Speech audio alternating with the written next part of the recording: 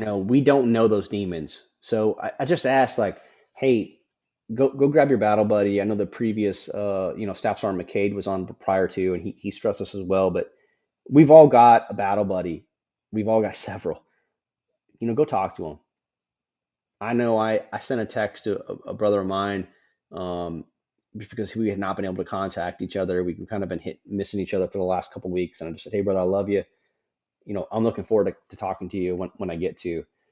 But man, it's just life's so short, and we've all been through different stressors in our lives, and um, we've all gotten that phone call, and for me to get that phone call today, really sucked, and I just stress like, hey, nothing's too bad that you can't live through it alone, and you're not gonna be at a place where those decisions, these irreversible decisions, need to be the solution to your problem, because they're not. So, um, hey, for what it's worth, I really appreciate what you did.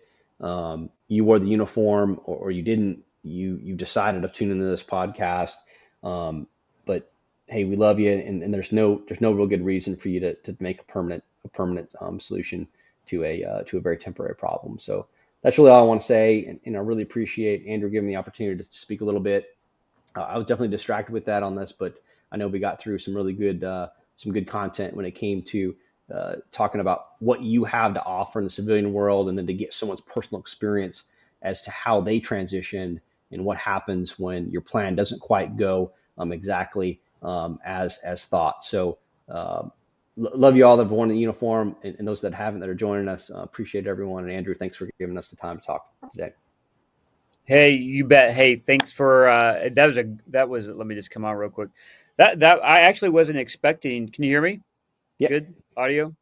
Okay. good. Uh I wasn't expecting that PowerPoint. That was amazing. I mean, I really want to actually follow up on that. That's some powerful information you gave, and thanks for bringing Reed on. It just really helps connect the dots, and really brings truth to the situation.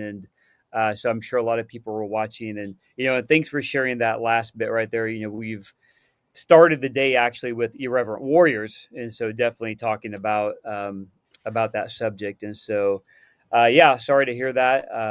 Yeah, and glad to hear the word love. Because we try to love all our brothers and sisters and those in uniform and out. So, but yeah, man, I'm looking forward to being out in Arizona. I'm not a big gun shooter. I'm sorry, but definitely, we can meet up, and I look forward to meeting you in person. So, thanks for being on the parade deck. If you guys want to learn more about Nishan and his business, gunfighter.com, which, wow, how did you get that domain for one? That's amazing.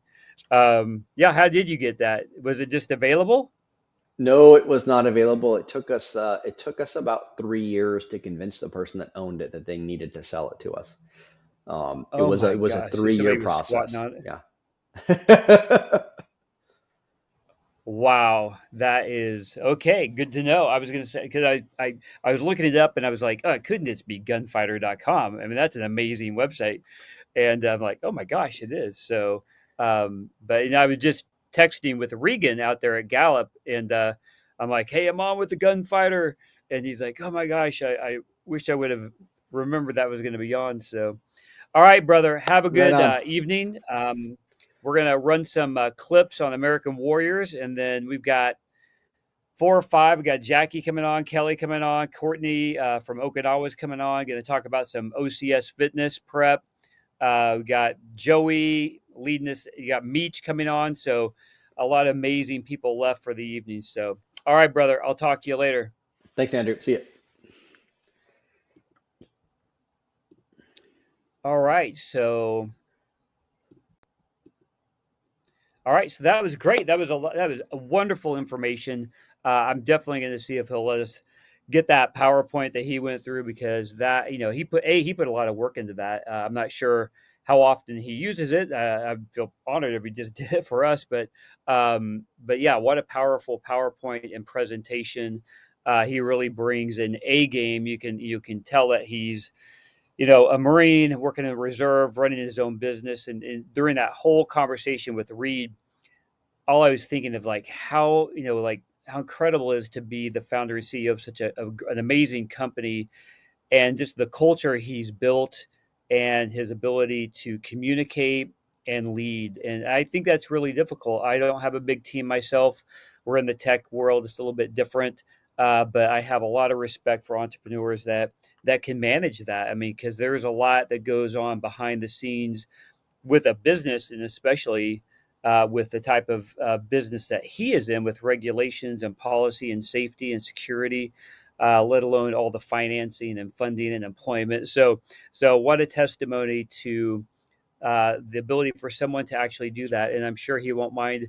Definitely, if you reach out to him with questions, if you're a business owner, I mean, man, reach out to him. He's probably got some nuggets for you. So, all right, we're gonna roll into. I got Jamie backstage, and she is gonna play. We've picked 3 amazing episodes of American Warriors, and we are gonna play those back to back. They're about 20 minutes a piece, and then we got Courtney coming on from.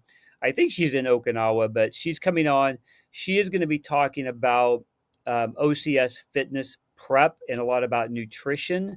And so she's got a lot of letters after her name. And so she's really important. So she knows what she's talking about.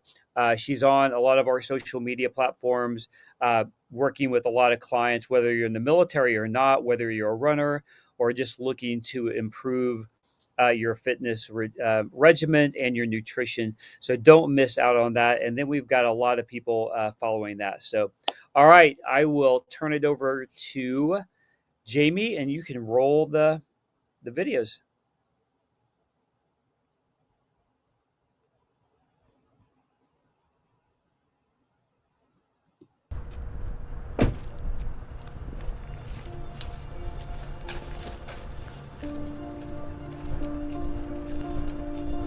During my career in the Marine Corps while I was in Okinawa, I started my martial arts training there and pretty much been with it since then.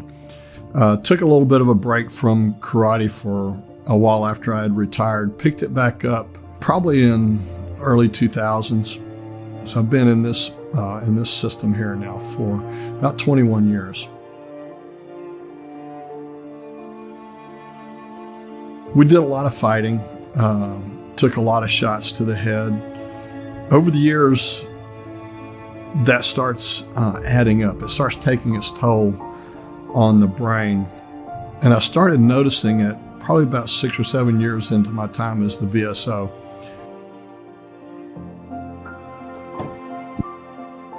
Before I got into what I'm doing now, I was the veteran service officer in Cherokee County for 9.5 years. And learning what I did in the Marine Corps about not quitting and like I would explain to people, I am not a gracious loser. So I just choose not to. And so I would tell all my vets that and what I did in the Marine Corps as an analyst helped me do a better job as a veteran service officer, because I could take and look at what we've got and where we want to be and draw that line to how to get there. I enjoyed what I did. I hated when I had to leave that job, but it kind of got me to where I am, today.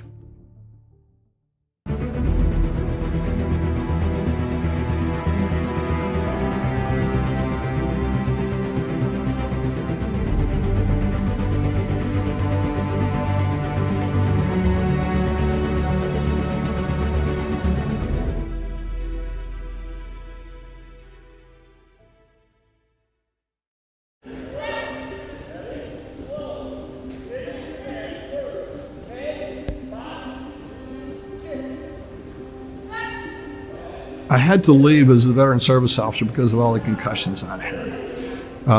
At least 6 or 8 as a kid growing up. I know 3 of them I lost consciousness over. And then in 20 years of fighting in martial arts, I've obviously had more concussions. I had reached a point to where I could no longer remember how to do my job. I kept having to ask my assistant how to do things that I learned in my first year as a veteran service officer. I couldn't remember people's names. I'd have to go back and look at all their stuff to see what we had done. My memory was just gone. I would be trying to hold a conversation with someone, and I would stop in mid-sentence and be done with the conversation because I didn't know anymore where I was going with it. When you realize you're losing your mind and there's nothing you can do about it, you kind of wonder what your future is going to be like. And I didn't see a very bright future for me at that point. So I retired in December of 17. In January of 2018, I got a text from a friend of mine told me about a seminar. So I went to this seminar and kind of sat there and listened to it. And most of it was just meaningless to me. It was boring. It didn't fit me in any way, shape, or form. And then they talked about at the last little bit of a study that they did with a group of Marines in the VA Medical Center in San Diego.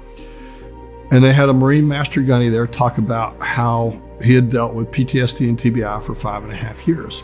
He was telling his story, and he had been blown up twice. He had PTSD and 2 TBIs, and he'd been dealing with them for about 5.5 years. Migraines because of the TBI, he'd get up at 2 o'clock in the morning, take his sumatriptan, try and go back to bed and get some rest. And most of the guys that have PTSD realize, you get maybe 2 or 3 hours of sleep a night, and that's about it. The rest of it's just trying to go to sleep.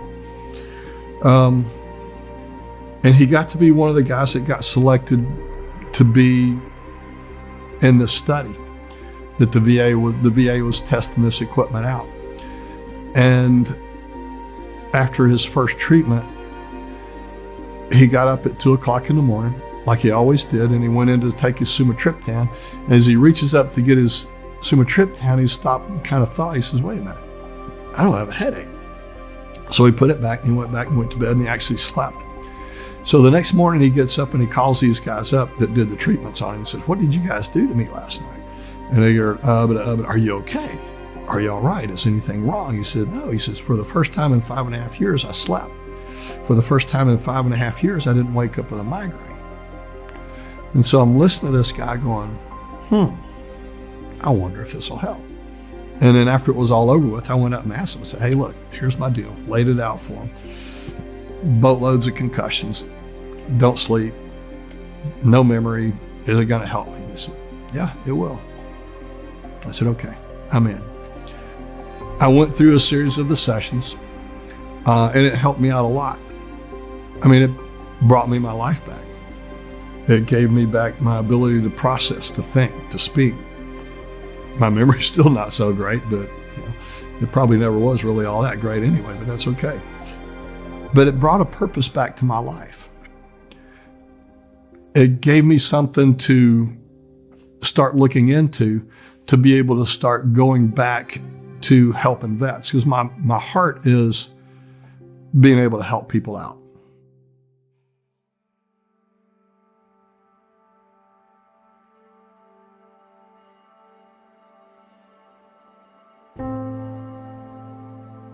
When people get PTSD, one of the things that's going on, and it's like so many of the combat vets, they're always operating at that fight or flight mode. And the hypothalamus in the brain is just spinning, dumping all these hormones into the body. For most of us, when something jumps out at us, we get that rush of adrenaline. We're ready to fight or run or whatever. And then after a couple of minutes, everything calms down. We're back to normal. These guys with PTSD, all these hormones are being dumped into their body all day, every day, 24 hours a day, 7 days a week. The body wasn't meant to handle all these hormones all the time. And so what those hormones do is they cause a lot of problems with the rest of the body. It can cause heart problems, cause liver, kidney, the insomnia, causes a lot of the same types of issues, problems with the heart, problems with the brain, problems with cognition. There's just so many areas of everyday life that gets adversely affected.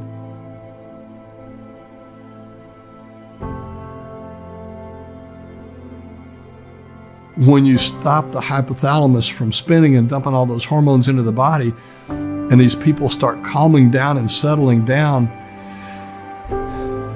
they just take a breath and they're like, wow, there is peace in the world, so to speak. or at least in between their ears, in their mind, they're finally able to relax. They're finally able to go through their daily life without worrying about everything that's going on around them. When's the next guy going to jump out from around the corner and try to shoot me? Or, when am I going to get abused again? Or, whatever their issue or their problem was, they don't have to worry about that anymore.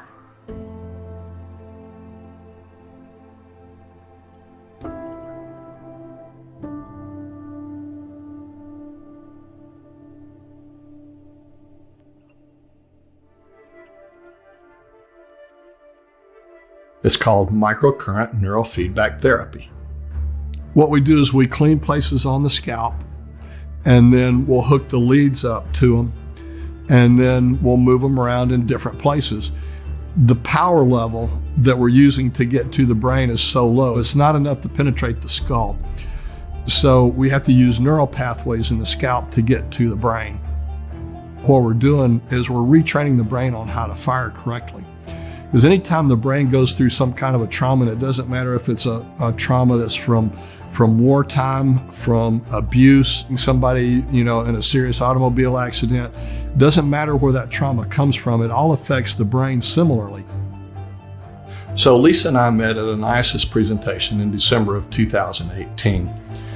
She had a reboot program and I had the IASIS equipment. And so we got to talking and decided that we could form our own company called Animcar Wellness. So we're part of the Camp V network of partners working together to help vets. So I'm Travis Gladhill, a retired Air Force veteran of 22 years. Did multiple deployments to both Iraq and Afghanistan. 2005, if I remember correctly. I was in Iraq, an IED went off in close proximity to a Humvee that I was in. Basically got knocked around a little bit. Fortunately enough, it was in close proximity, but not close enough to kill anyone. They call it concussive blast. It rocked the vehicles. It rocked everyone in the vehicle. Smacked the head around. Did notice after the deployment, I was having a lot of headaches. Lots of ringing in the ears, and got checked out. Sure enough, doc said that I probably had a concussion, from the blast, or possibly smacking my head against the inside of the Humvee. Didn't really start getting treatment for it until I met Dave, and then he offered this service. It definitely helped, especially with some of the ringing in the ears, with concentration. Still get the headaches, but it's a lot more manageable now. Once we bring the brain back into alignment and get it to where it's firing correctly, people can keep their anxiety and their depression. We can bring those levels down to a point where they can keep them under control and they can function in life. They don't have to worry about, what am I going to do when I go, to Walmart and go shopping, and something happens, am I going to blow up and I got to punch somebody out? Am I even going to be able to stand being around that many people? But it's amazing how the body and the brain were designed. Everything was designed to heal. And when we are given what we need to heal, the brain can heal. Even guys that have dealt with PTSD for 30, 40 plus years, we can help them to heal. My biggest and best accomplishment for me is being able to put a family back together. When you can take a veteran that can't be with his family, can't be with his wife, can't be with his kids, they're all afraid of him. They're all scared of him. And when you can turn that around and you can change his life, you can reduce his stress, you can reduce his anxiety, you can reduce his depression, you can get him away from suicidal ideations, and you can put that family unit back together, what more could you ask for than helping to repair a family?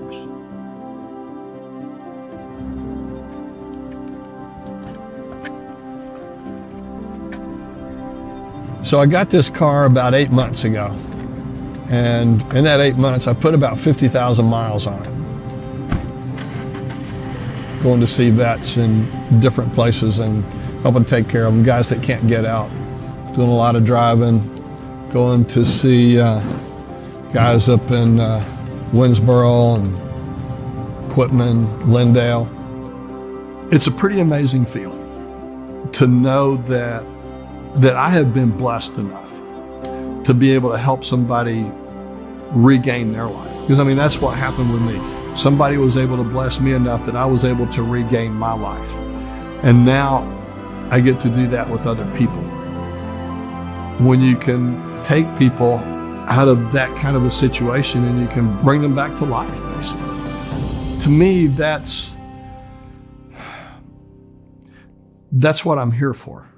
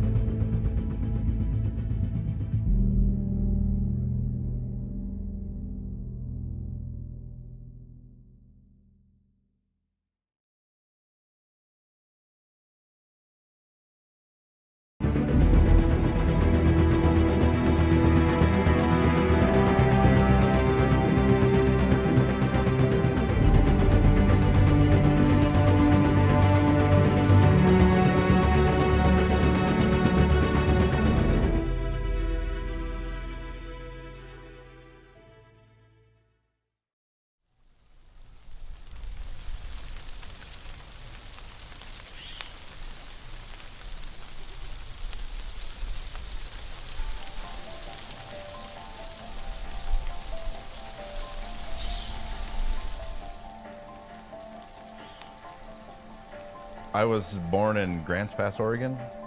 Small town, Southern Oregon. Grew up doing a lot of hunting, a lot of outdoor stuff. But I didn't really have like these wild ambitions of what I wanted to be when I grew up. I went out for every sport. I think I got cut off of every sports team in school. I learned how to take my limitations and try to figure out what was gonna, sports wasn't it. So I think it translated again into like prepping me mentally for doing something beyond that. When I found something that I was good at, I exploited it. And I think that was the Marines. Joined the Marines at 17, went in on the delayed entry program, and I turned 18 right before I went to boot camp. I joined the Marine Corps to be a grunt. That was what I signed up to do. That was my MOS from the start.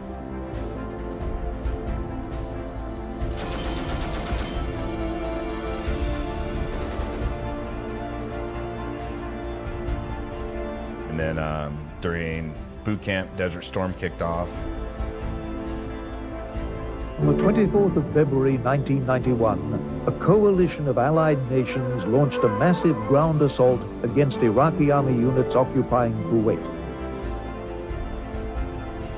Went to Marine combat training shortly thereafter that, and then I went to the School of Infantry. Then I got dropped to my unit, and then we deployed overseas.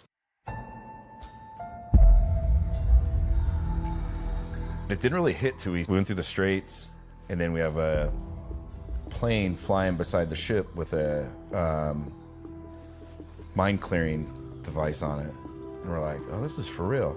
And then they start mounting the 50 cals on the sides of the ship. And we're like, wow, this is gonna be interesting. We land in Kuwait City, and it's just smashed. There's bullet holes everywhere in every building, boats on the side. It was a place where as the Iraqis were trying to leave Kuwait City, they just unleashed everything on them. A-10s, F-15s, everything. They were bombing the heck out of everything. Iraqi military units in Kuwait were crushed within a matter of days. Images of hundreds of burned-out vehicles littering the highway leading to Iraq provided partial evidence of the rout in the desert. You could sense death. You could feel it. This guy picked up a boot and shook it and a foot fell out. And you're like, wow, this is insane. We did like this big fire exercise at night. It's kind of like a big muscle flex, like, hey, there's more of us out here than are. Got up online and then just started opening up with all small arms and then grenades and then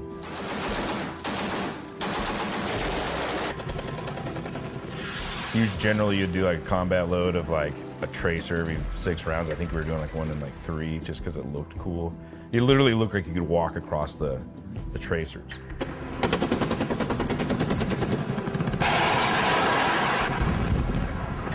There were some trucks and stuff that were out there that had been left behind, and I don't know if there was an attempt to come get some of their equipment, but that was what we were blowing up. It was incredible fun. And then we just ran back. It's like, let's go, let's get out of here. Little muscle flex, did a little show off that, you know, made it look like we just had thousands of guys out there when we had about 100.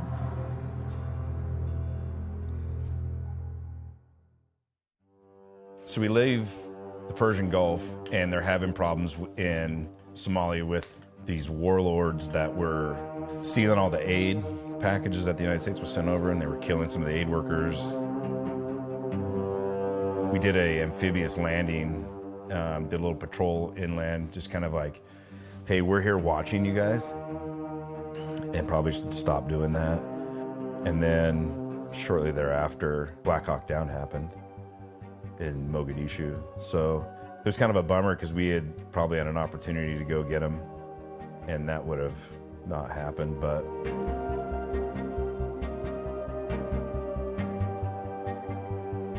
there was a lot going on in the world with Iraq, and there was a lot going on with the pirating.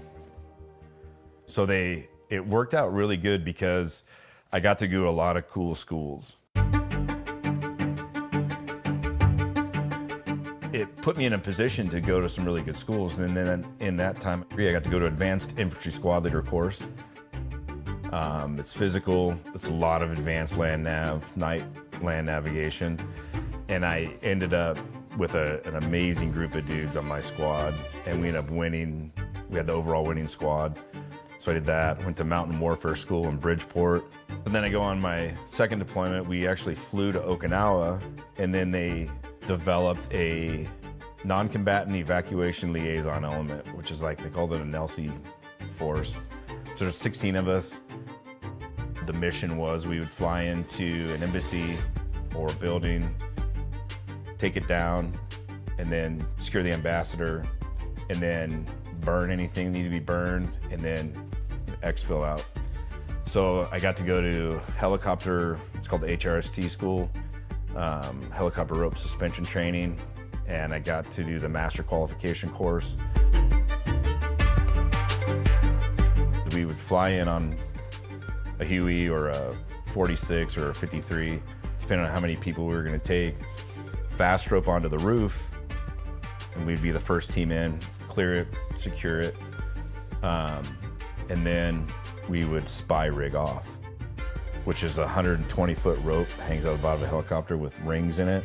You have a harness on, clip into it, and the helicopter takes off. Then you just fly underneath it. And so that's how we got out of there.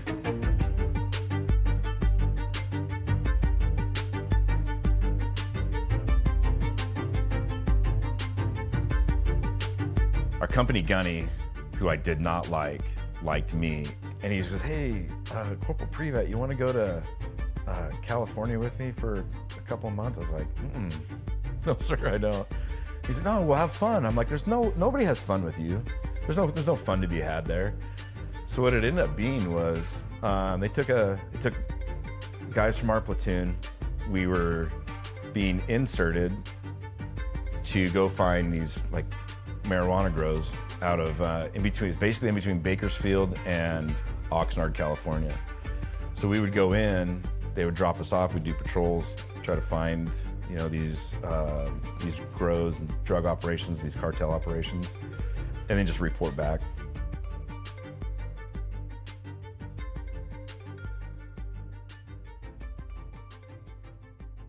I had an action-packed 4 years. It was I was super fortunate. They let me do a ton of stuff.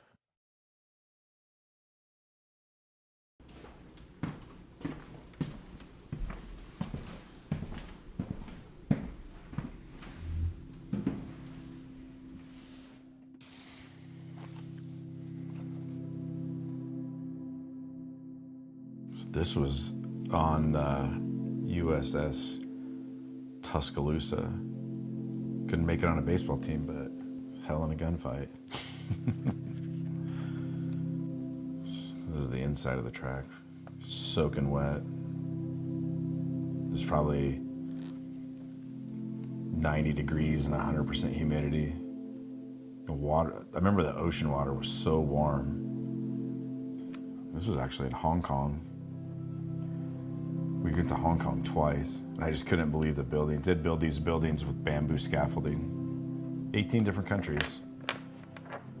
Went around the world 3 times, and I'd never been to New York. This was spy rigging, special patrol insertion and extraction. It's a CH-46 with a 120-foot rope, and you never got in the helicopter, you just flew below it. That's me on the bottom. Now having a son, I don't think I've ever shown him these. I don't want him to be interested in it yet. It's a lot of good times, but it can be bad too. You don't have to go to a war, a full-scale conflict to go and do really fun stuff. So in 1994, me and another guy got selected to be representatives from 1st Battalion, 1st Marines, 1st Marine Division. And we flew on a C-130 to Peleliu.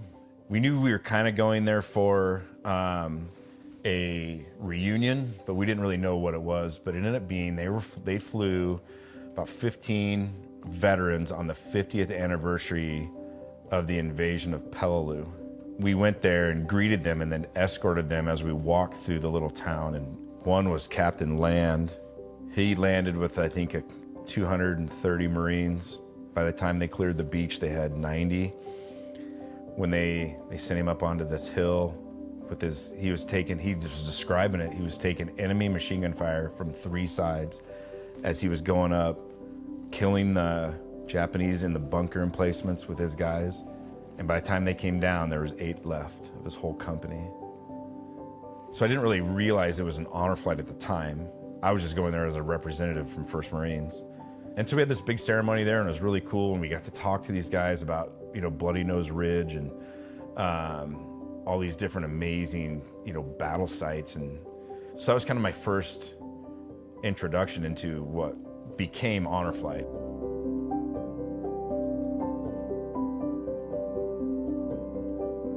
When I had heard about honor flight, I thought, man, that would be neat to go take World War II veterans to DC. So this was in May of 2015. I went on this honor flight with 50 World War II veterans. Went on another flight, it was better, did pretty good, and then both the people that originally had started it walked away. So I took it over. And then I've been running it with our team for the past 4 years.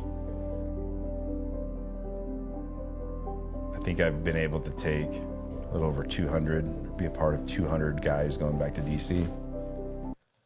It's pretty awesome.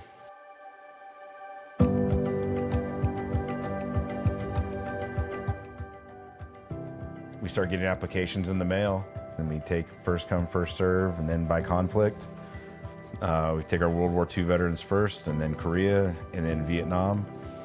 We call and we work rates with hotels back in DC, and we get a bus, and then we get the food, and we order the food, and then get all those kinds of like the big things done, and then we start picking off the small things. We get the bags, and we get the hand sanitizer and the masks and the candy. Then we contact all the schools in the area and ask them to write letters for a mail call. We used to sit here for hours, and we will stuff envelopes. We make sure everybody has letters to open on the flight home.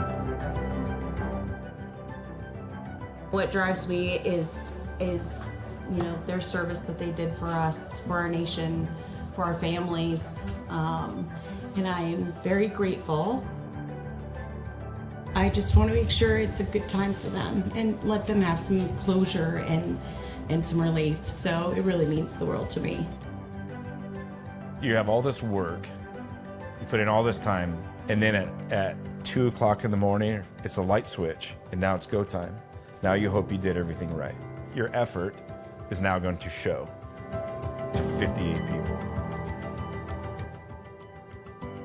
Have them come up there and do it, and then have them go back to the seat and grab the next set. Okay. But we want to get everybody sat.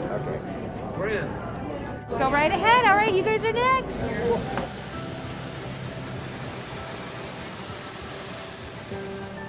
We'd like to thank you for flying with us today. And one last thank you to our special guests on board today. We do thank you for your service. We would like to welcome our honored flight, World War II, Korea, and Vietnam. If you can give them a warm welcome when they come up here, we'll appreciate it. Thank you.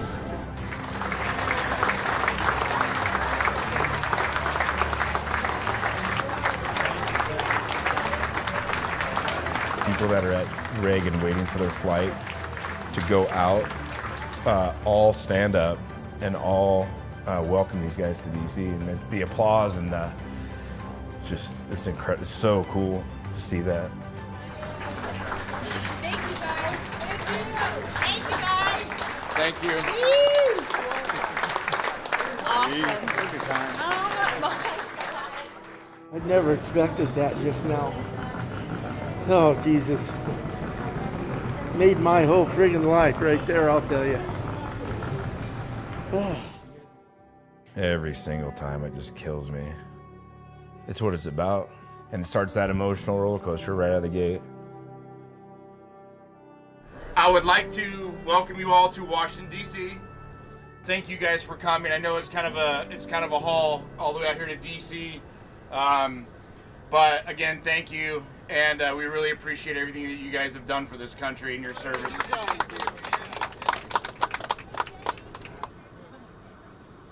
There's so much to see there, and we're only there for a short amount of time.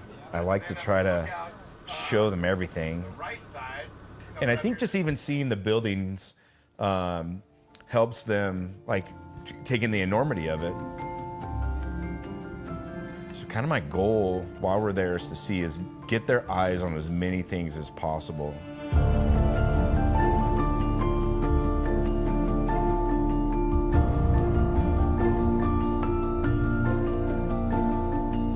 We come here because the Declaration of Independence and the Constitution, it's what they raise their right hand to support and defend.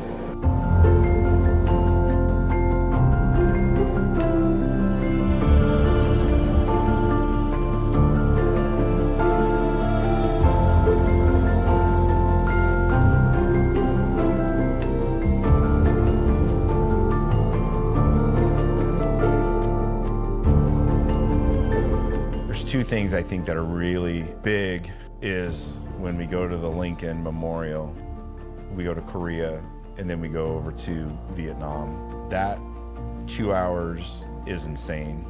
It's one of those events, it's one of those things that I think hits everybody. When you take these veterans to these places, and that was their conflict, how they see that, how they feel like they're being remembered, they're blown away.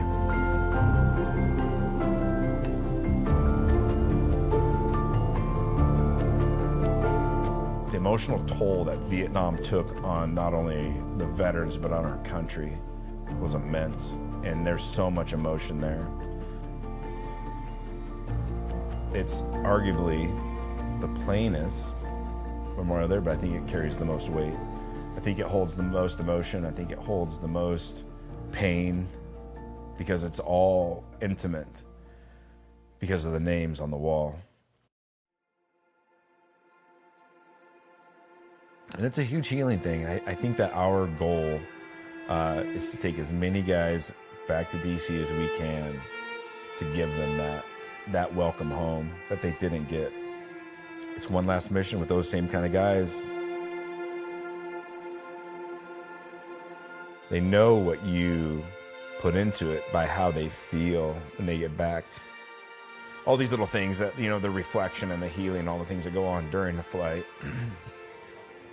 But when you get back, and you get the letters in the mail, they're like, that was awesome. It makes it all worth it.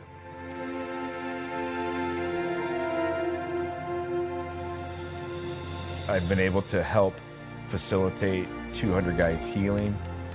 That's pretty big. That's a big accomplishment. And I'm proud of it. I am. But it's like the work's not done yet. Not everybody's got that feeling, and so you kind of want to keep going until they all feel that way, till they all get a welcome home.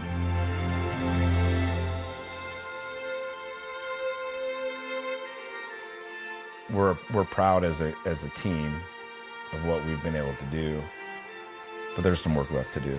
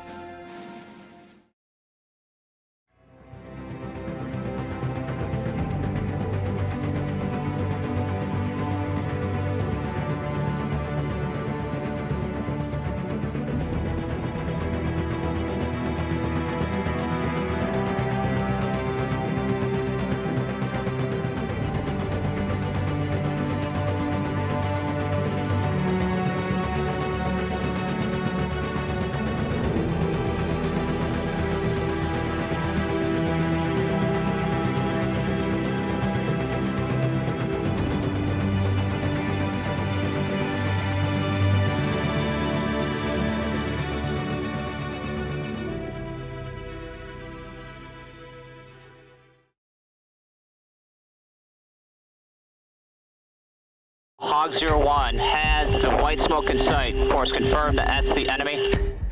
My targeting pod is set to infrared at the time, so everything is white hot. And I see a large flash, like a really bright flash in it, which typically means something very, very hot, like an explosion or something like that. And I immediately hover over the mic button on the throttle, expecting to hear somebody's about to start talking. What's we see you safe. I see you safe. Bring it in. Good copy. We're still taking fire. Smoke is being puffed. The JTAC comes on. He's like, hey, we got our front element. There's troops in contact right now. A barricaded shooter that just shot an RPG at him. Hog, be advised, we are still taking fire. Turned out what I saw, that bright flash I saw, was the motor from the rocket-propelled grenade coming out of that. Okay, do you see the building due south of the smoke, about 100 meters? That is our target. And so when he says that, I just come back with something to the effect of like, copy, I just saw a bright flash in the vicinity of building 151.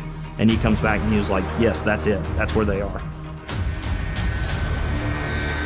Problem is the explosive ordnance technician that's with the ground team was injured in the blast, and at the time they were thinking it was bad. And now we have a U.S. casualty. So now my whole job in life is like protect the friendlies that are over there, protect the helicopters to get them there, and then take care of the initial threat. We're able to get the helicopter in, basically no issues. They get to a landing zone, and then as the team basically gets outside of that danger close range from the target, we're able to employ on the building. Hog 01 is in hot. That's clear. You're cleared high. Go high.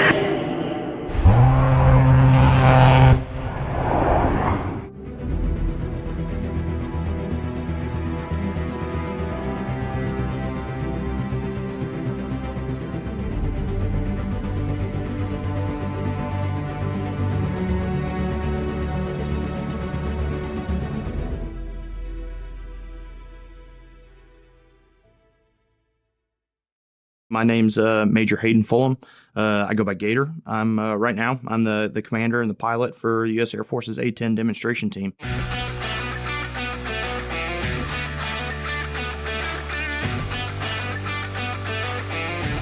Major Fulham is now positioning the A-10 for a pass down the show line. 5, 4, 3 feet. Heavy personnel in the open. At show center, no mark. Present. Northeast, 150 meters. Egress back to your hole. Remarks restricted. Southeast and northwest with guns. Hey, good afternoon, everybody. On behalf of the A-10 demo team, I'd like to say a huge thank you to all the great folks here at the Rose City Air Fest for being such amazing hosts to us. It's always a great time to be flying for you in Texas. So there's a deep, rich heritage of aviation with our family, and it's something that carries over to me and my younger brother, and something that makes us very proud to continue serving today. So some of my earliest memories as a child were listening to stories about Wayne and Roger, my two grandfathers, who were both fighter pilots in the Air Force and both served during Vietnam. Wayne was ultimately shot down and killed during the Vietnam War, and Roger was shot down a few months later and spent the remaining 5 years as a prisoner of war before he returned home. My biological grandfather, Wayne Fulham was his name. He was also an F-105 pilot during Vietnam and was a good friend of Roger's, who became my grandfather. And in November 1967, he was shot down and killed just north of Hanoi, flying an F-105. I believe it was his 34th mission. They were doing one of the Iron Hand missions as far as surface-to-air threats. That was some of the most heavily defended territory in the world at the time, so some of the most dangerous flying you could possibly do. He gets hit when they're over Kep. He tries to make it to the Gulf of Tonkin to punch out over the water because he knows that's best chance of survival is if you can get out over the water. There's naval assets out there. Basically, he's not able to make it out to the water, and he ejects, gets out of the airplane, and that's basically the last anyone's ever heard or seen from him. The other folks that are flying with him, they see he has a good parachute, they see his parachute go into the trees, and the story kind of stops there for a number of years. So then you fast forward, so once the Vietnamese was letting U.S. officials into the country to find the remains of service members, my grandfather Wayne, he was some of the earliest remains that were identified. They identified his remains in 1987, and his funeral was back home in January of 1988. So my mom was pregnant with me at his funeral that they did at the National Cemetery in Chattanooga. Probably my dad and his brothers may have a very different outlook and view on it, but to me it was, I shouldn't say celebrated. It wasn't like something that was celebrated, but it was something that we were very proud of, and something that it was something that they both believed heavily in, and that meant a lot, and that certainly carried over to us as well. Even as a young kid, I loved everything about the A-10. Kind of a goofy airplane, an ugly airplane that carries a big gun in the front of it. Like I thought that kind of spoke to me and appealed to me. And so I was fortunate enough to get selected to fly the A-10 out of pilot training. I went to my first assignment at Moody Air Force Base, flying in the 75th Fighter Squadron, which is the A-10s of the 23rd Fighter Group that have the shark teeth on the front of them and have all the lineage back to the American Volunteer Group, flying P-40s with the shark teeth on them. So a lot of really cool squadron heritage there, and getting to fly A-10s with teeth on them doesn't get much cooler than that. Within about a month of showing up to the squadron, we deployed to southern Turkey and for Operation Inherent Resolve, and we're fighting ISIS in northern Iraq and northern Syria for 6 months. Once we got there, we didn't waste any time. I think between getting in country and my first combat sortie, I think I was only there 2 days or something like that, and I started flying pretty much right away. It was a really dynamic situation going on over there. ISIS had really taken a stronghold in northern Iraq and northern Syria, and they had claimed Raqqa as basically their world capital. Turkey at the time was a pretty volatile and dangerous place, but with the wild thing was when we first got there, folks that were permanently stationed there at Incirlik, the U.S. forces that were permanently stationed there, still had their families there. So like while we're in tan flight suits and got bombs hanging on our jets every day and full loaded guns and all the things that you associate with combat, when we go to the chow hall on base to eat, well, you see like moms with their double strollers and kids and pushing them around base, which was a really wild experience because we're living on an Air Force base. Like it's got a commissary, it's got a BX, and it's got families there, and you see kids running around riding their scooters down the sidewalk, but we just happen to go to the other side of the base and then go fly combat missions every day. So it was a weird dynamic to be like, to have that odd shift and think like within a 1 hour flight of where we're sitting right now, like you have some of the most evil people on earth doing some of the most grotesque things, and this is a really weird parallel. And in the 6 months we were there, it went from that to turning into more of a deployed environment. All the families were sent home, and then you'd go to the chow hall, and now there's the big concrete T-walls like barricaded around the chow hall, and you'd see it looked a little more like a forward operating location and less like a stateside military base. You train and you work so hard to get proficient in the airplane so that you can protect the folks on the ground that you're there to protect. And here you are, here I am getting to do it as a brand spanking new lieutenant in a fighter squadron. So in a lot of ways it was really gratifying and really kind of self-fulfilling time. And I say that kind of sparingly, because there's nothing really that gratifying about like going to combat and dropping bombs on people or anything like that. But when you're helping the right people, it feels good at the end of the day for sure. So ended up getting about 500 combat hours in that first deployment, and a little over, I don't remember exactly, a little over 60 combat missions in the 6 months that I was there. 154, you are clear top. Here they come again!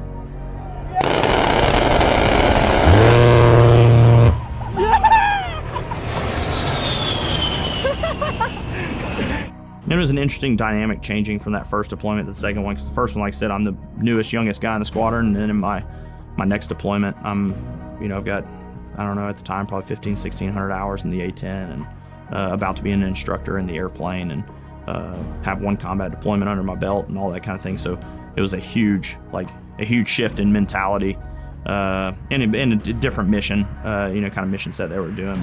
But it's interesting to like go back and think about that first one, the first deployment, and how green I really was and how much I was learning. Not to say I wasn't continually learning on the second one, but the second one I came in with a whole different bag of tricks and bag of experience that paid dividends. Yeah. One of the most memorable missions from that second deployment, like once we're in Afghanistan, like I said, now I'm got a little more experience in the airplane, a little more comfortable, and certainly more comfortable being in a deployed environment. But so my younger brother flies the A-10 as well. We're in the same squadron, and we actually deployed together to Afghanistan, and I've flown combat missions with my little brother as my wingman, which is pretty unique, pretty remarkable. And at the time, his wife also flies the A-10. All three of us were in the same squadron at the time, and we all three deployed to Afghanistan together in the same squadron, which is pretty remarkable time. I hadn't heard anybody tell me of other times they knew of that happening. And so we ended up flying together a handful of times, and I was pretty nervous the first time we flew together, because I was like, man, this is, not only am I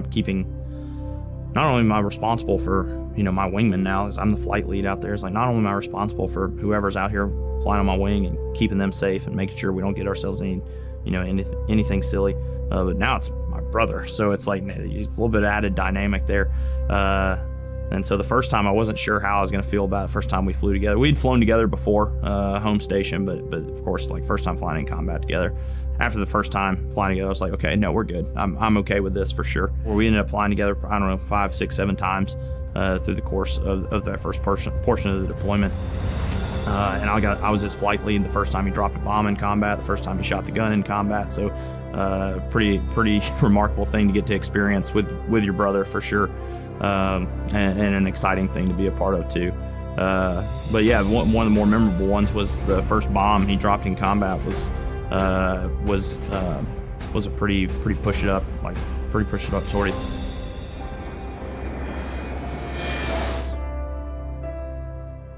We were supporting some folks just north of Kandahar, supporting a team from the 2nd Ranger Battalion, and they're going to be clearing through this village. And so we were there for just after they had been infilled by the helicopters. They were already on the ground by the time we show up. The way these Afghan villages are built up, it's just a complex mess down there. And all the buildings look exactly the same, and so it can be kind of difficult to keep track of where everyone's at. And then early on in the sortie, they no joke, start taking fire from this big tree line. A controller on the ground speaks to us, gives us all the information we need to prosecute an attack on a target. The way that kind of our tactics were set up and the way I had briefed that the game plan was going to be was my brother, he was my number 2, and he was going to be our primary bomb dropper. So my job was to dope out whatever the situation was going to be, and then he's my hired gun. I'm going to translate all the information that he needs to put it in his jet so he can effectively put the weapon where it needs to go. I said something to the effect of like, all right, man, here's your time to shine. Because I'm the one using like the trucker comment, not using very good brevity in the airplane. He just comes back with a real sharp toot, which is the response I would expect from him. So I was like, okay, good. He's got his mind in the right place. We have eyes on this tree line really, really quick. We can't see any of the muzzle flashes or anything like that. This is during the daytime, so we can't see anything, but I described the tree line that they talked me onto. I said, hey, this is what I'm seeing, and they confirm really quick, yeah, you're on the right spot. What we want to put is we want to put 2 bombs on each side of each side of that tree line. And so he rolls in, puts 2 bombs exactly where they needed to be.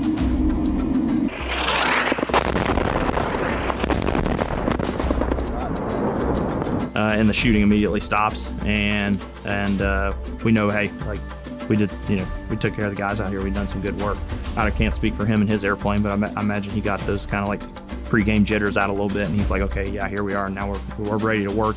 And then we fast forward a couple hours. We've been to the tanker, I know, at least once by this time.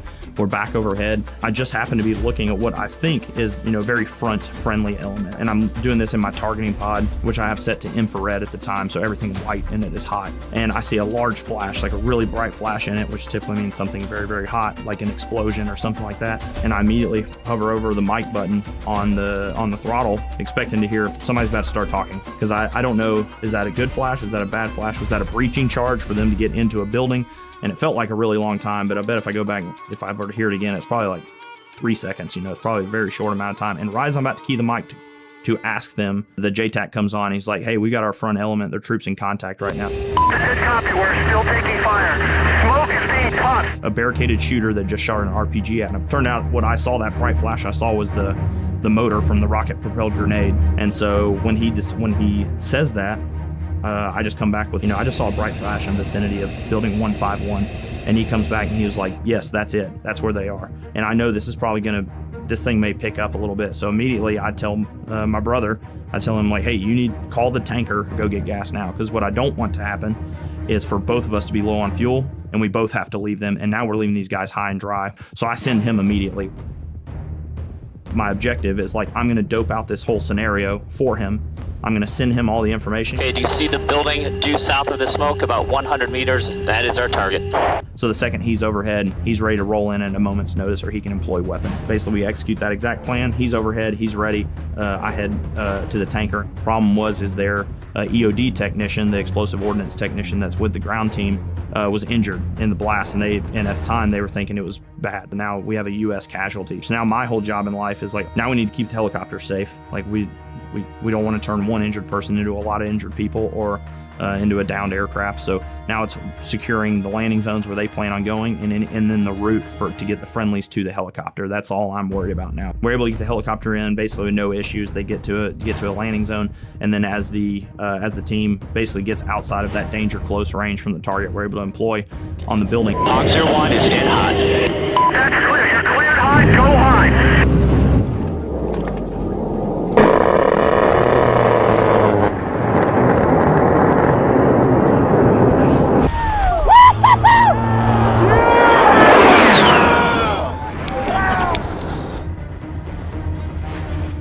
Eventually get the EOD tech onto the helicopter. But by that night, he was in Germany and was in surgery in a hospital in Germany. And we ultimately got the word a couple days later that he made it and he was going to recover fine.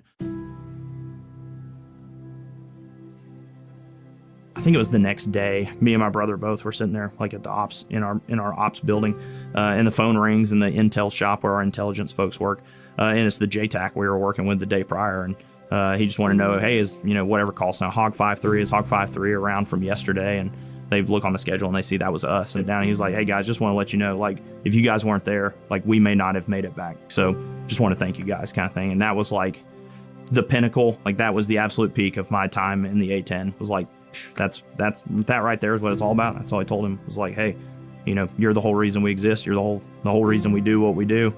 you see an old saying at a lot of A-10 squadrons. It says the mission is the 18-year-old on the ground with a rifle. Everything else is support, and we view ourselves that way. But that was a full circle moment for sure. And then the fact that I got to do that with my younger brother on my wing, that was a pretty wild time.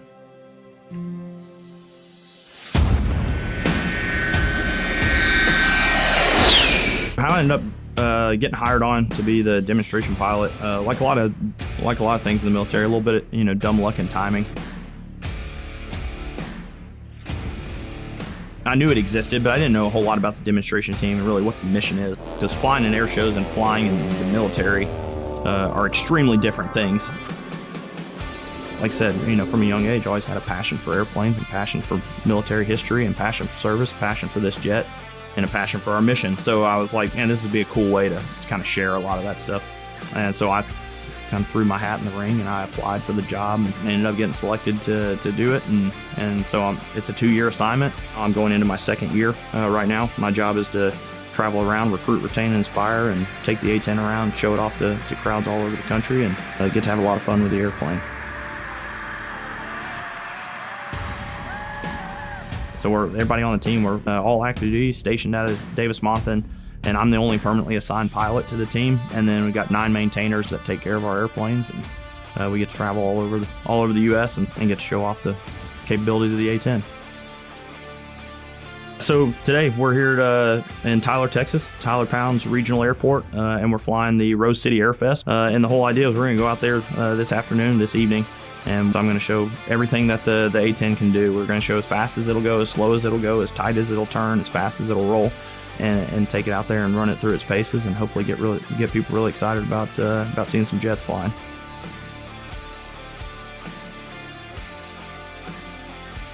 Wayne and Roger, my 2 grandfathers, they're with me, and I feel it every single time I go up the ladder of that airplane. Every time I walk up to it and I see that thing, it's pretty powerful. It's pretty impactful. And today I'm going to get to go out and I'm going to get to go up the ladder and I get to fly the A-10. And that's a remarkable thing, and I don't take it for granted. In my book, doesn't get much cooler than that. So I take a lot of pride in being able to do that, and a lot of pride in the family being able to kind of carry on a little bit of that Air Force heritage and that lineage, which is a pretty exciting thing to do.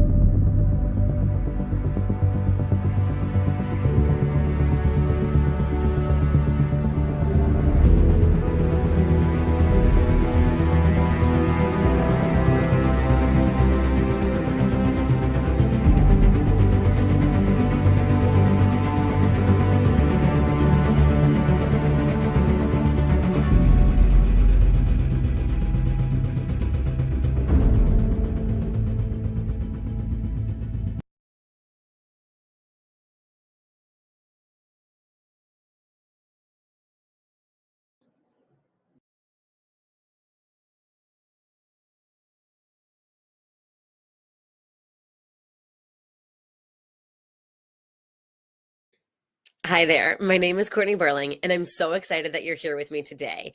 I'm going to be walking you through a short training on how to properly lose weight or gain weight to help you meet the military standards. Now, you might be wondering where all of my information is coming from. There's a lot of nutrition information on the internet, and some of it might not be super accurate, but I want to assure you, you are in good hands. I have a bachelor's and a master's degree in dietetics. I studied at the University of Cincinnati, and I did my internship at the Cleveland Clinic, and I have been practicing as a sports dietitian for over 10 years. Not only am I a dietitian, but I also ran track and cross country at the University of Cincinnati. And I continue to coach runners every single day because it is truly my passion. Aside from being a dietitian and a running coach and helping candidates prepare for OCS, I am also a military spouse myself, currently stationed in Okinawa, Japan, to support my husband, who is active duty Marine Corps. So anyways, let's go ahead and jump into this training. If you have questions or want to leave me some feedback, you can always catch me on Instagram at eatwell.runbetter. All right, let's go.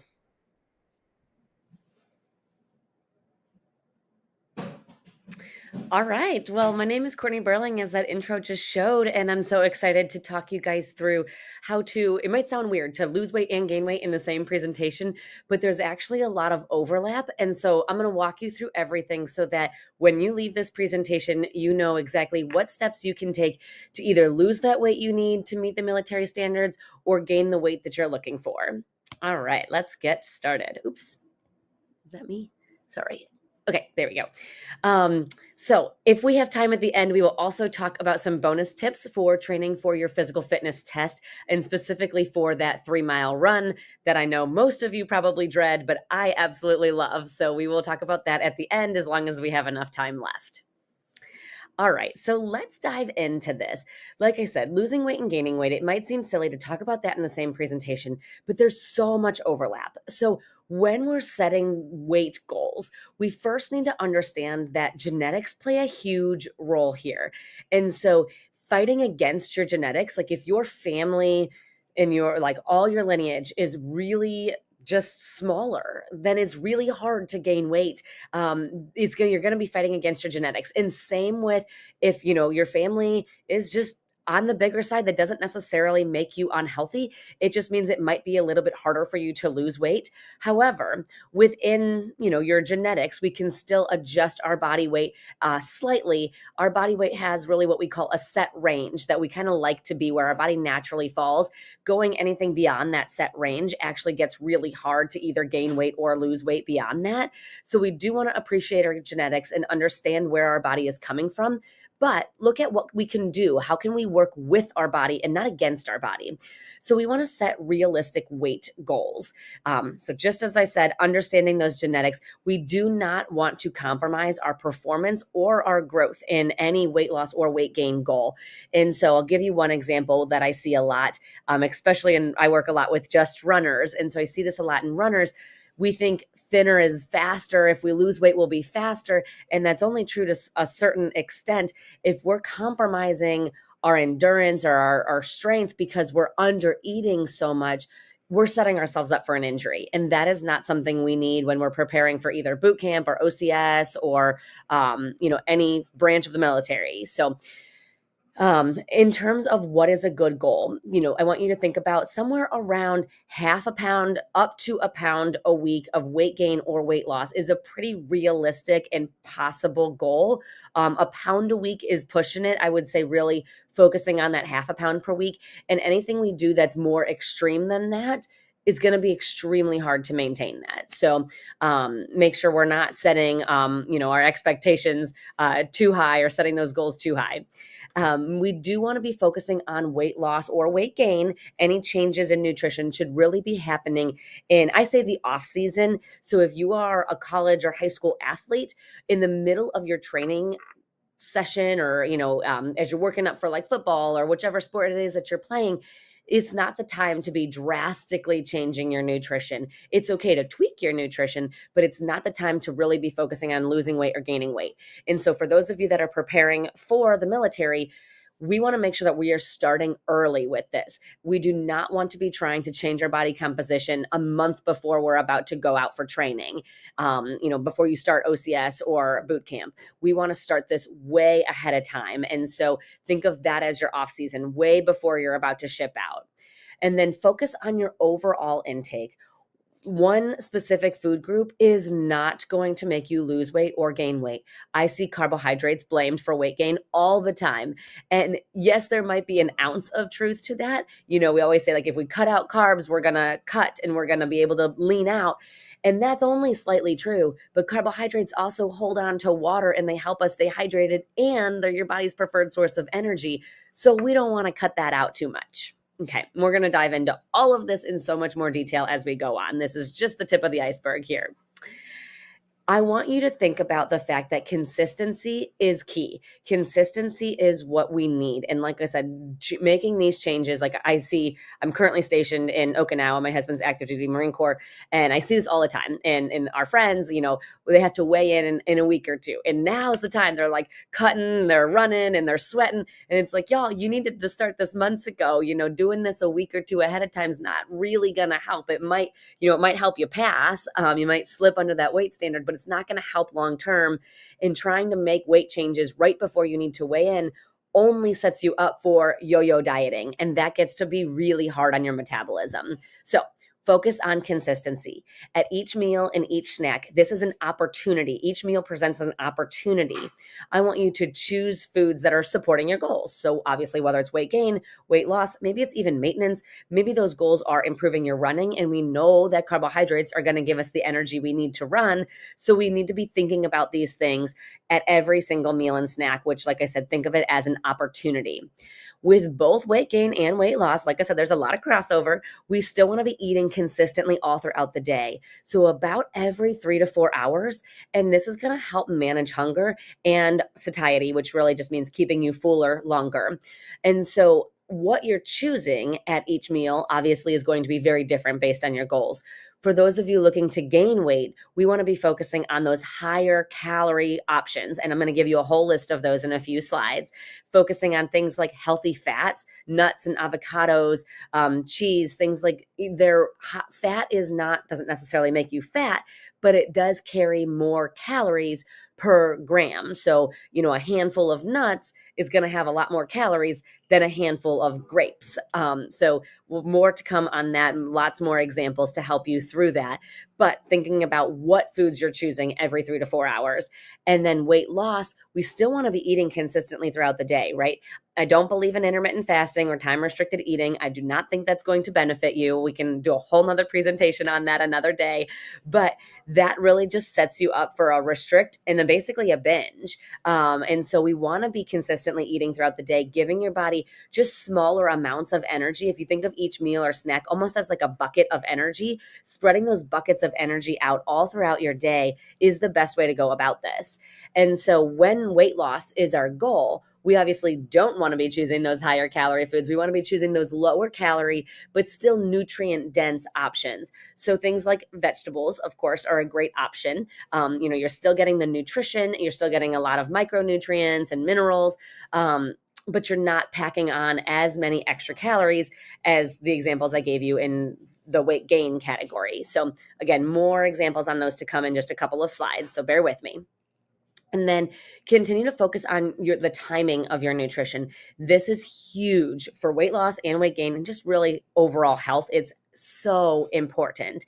So what I want you to do is I want you to avoid exercising on an empty stomach. I know so many people that don't eat before they run, and then maybe they don't eat after they run or they work out, and they're holding out, especially for my intermittent fasters, they're trying to hold out as long as they possibly can so that, you know, they are eating technically less calories. But what they're missing is putting your nutrition around your workout is the best possible place to be putting that nutrition. Eating before your workouts, especially those morning workouts, is so important. That's going to give you the energy you need to power through that workout. You're actually going to be able to work out longer and at a higher intensity, hence more fitness and possible more weight gain, more weight loss, muscle gain, weight loss. And so we really want to be focusing on eating before that workout. Again, post-workout, super important. Consider this a window of opportunity. This is when your body wants to absorb nutrition. Your body wants to rebuild muscle, repair muscle, right? When we work out, we're actually putting micro tears in our muscles. And so if we don't eat afterwards, those muscles are staying broken down longer. So eating carbohydrates and protein immediately after those workouts is really going to help your body recover, repair, and help you feel fuller, so that later in the day, you're not getting to evening and that hunger's not hitting you all of a sudden and you're, going to either binge eat or just like way overeat at dinner. We're putting that energy around our workout when our body most wants it and needs it. So I hope that's helpful. It's a real crash course in pre and post run nutrition, which again, I could do a whole nother hour talk on, but I'll spare y'all from that. So when it comes to weight gain and weight loss, we really want to be thinking about planning ahead. And it doesn't necessarily need to be this fancy meal prep that you see on Instagram. You don't need all the fancy containers unless you really want those. But I just want you to sit down on, whatever day of the week you're going to go grocery shopping and make a little outline. It doesn't have to be exact. You don't have to have fancy recipes, but just make an outline for the week. Give me a ballpark. What are you going to eat this week? Like, have an idea, even if it's like, you're going to do takeout, or you're going to order something this night. That's okay. But have a plan so that when that day rolls around, you're not just looking in the fridge. And let's say weight gain is your goal. Maybe you don't have a lot of food in your fridge. That's not going to help you. So we need to make sure that we're planning ahead. And same with weight loss. We want to make sure that we have the right foods coming in and that we're setting ourselves up and we're not just waiting until we're hungry and eating whatever comes across our eyes as we get hungry. So plan ahead, make that outline, and go to the grocery store. Even if you are single and living alone, I know what that's like. My husband's gone all the time, but still plan ahead, make those meals. It's gonna pay off. Make that list when you go grocery shopping. I know I make a list and I forget it almost every time. It's okay. If you write it down, you're probably going to remember it, even if you don't remember to take the list. So go shopping. I know that sounds like such simple advice, but I work with so many people who just avoid going to the grocery store. I mean, more so obviously during COVID. But, when we are just relying on takeout or quick food options, that's all right for a while, but it's not going to benefit your performance. So make that grocery list, have at least a loose plan. If you are in college, then maybe you're eating at the dining hall, or maybe you have really limited cooking options. You maybe don't have a stovetop. You're left with a mini fridge and a microwave. We can make do with all of this, but check the dining hall, see what's on the menu. A lot of dining halls will post, or they have the same foods all week long, at least there's a salad bar and a sandwich bar, and, they probably rotate through your pastas, but have some ideas so that when you go there, and this is the same that goes for a restaurant. So if you're not in college and you just go to restaurants, same rules apply here. Know what's being offered, know what's on the menu, so that when you get there, your appetite doesn't just take over. You can really make a sound decision before you even get there and have an idea of what you're going to be choosing. All right, so let's dive into more specifics here. I promised you this was coming, so let's talk about it. I love these. They're called athlete plates, and I did not create these. I wish I did, but they were created by the U.S. Olympic Committee. And so you can find them on their website if you want to see the whole big PDF version. But if you are somebody who is an athlete looking to still lose weight without harming your performance, then this is what's important. And this might seem very general and vague maybe, but I don't love talking a lot of macronutrients or calories, because that makes us more food obsessed and actually create more nutrition issues down the line. So I love these plates because they are generic, and that's why I like them. So when we're looking for weight loss, we want to think about filling half of our plate or half of our meal should really be, I say color, but fruit or vegetable, ideally more vegetables. Obviously in the morning, I don't expect you to have a salad. If you want that, you go for it, but I don't expect it. But at lunch and dinner, that's a great time to make half of your plate a vegetable. And then if you look in the one on the left-hand side, bottom corner, you're going to see protein. We want to keep those proteins lean and either baked or grilled. This is where we want to stay away from fried, but we still need that good lean protein source. So things like chicken and fish. You can still do beef, but just watch the the cuts, look for more of a 90-10 versus an 80-20. And we want that protein to be at least 4 to 5 ounces. So it's really not that much. I feel like Americans typically overeat on protein. It's about the size of a deck of cards or so, is about 3 to 4 ounces. So you can think about the size of a deck of cards, maybe a little bit more.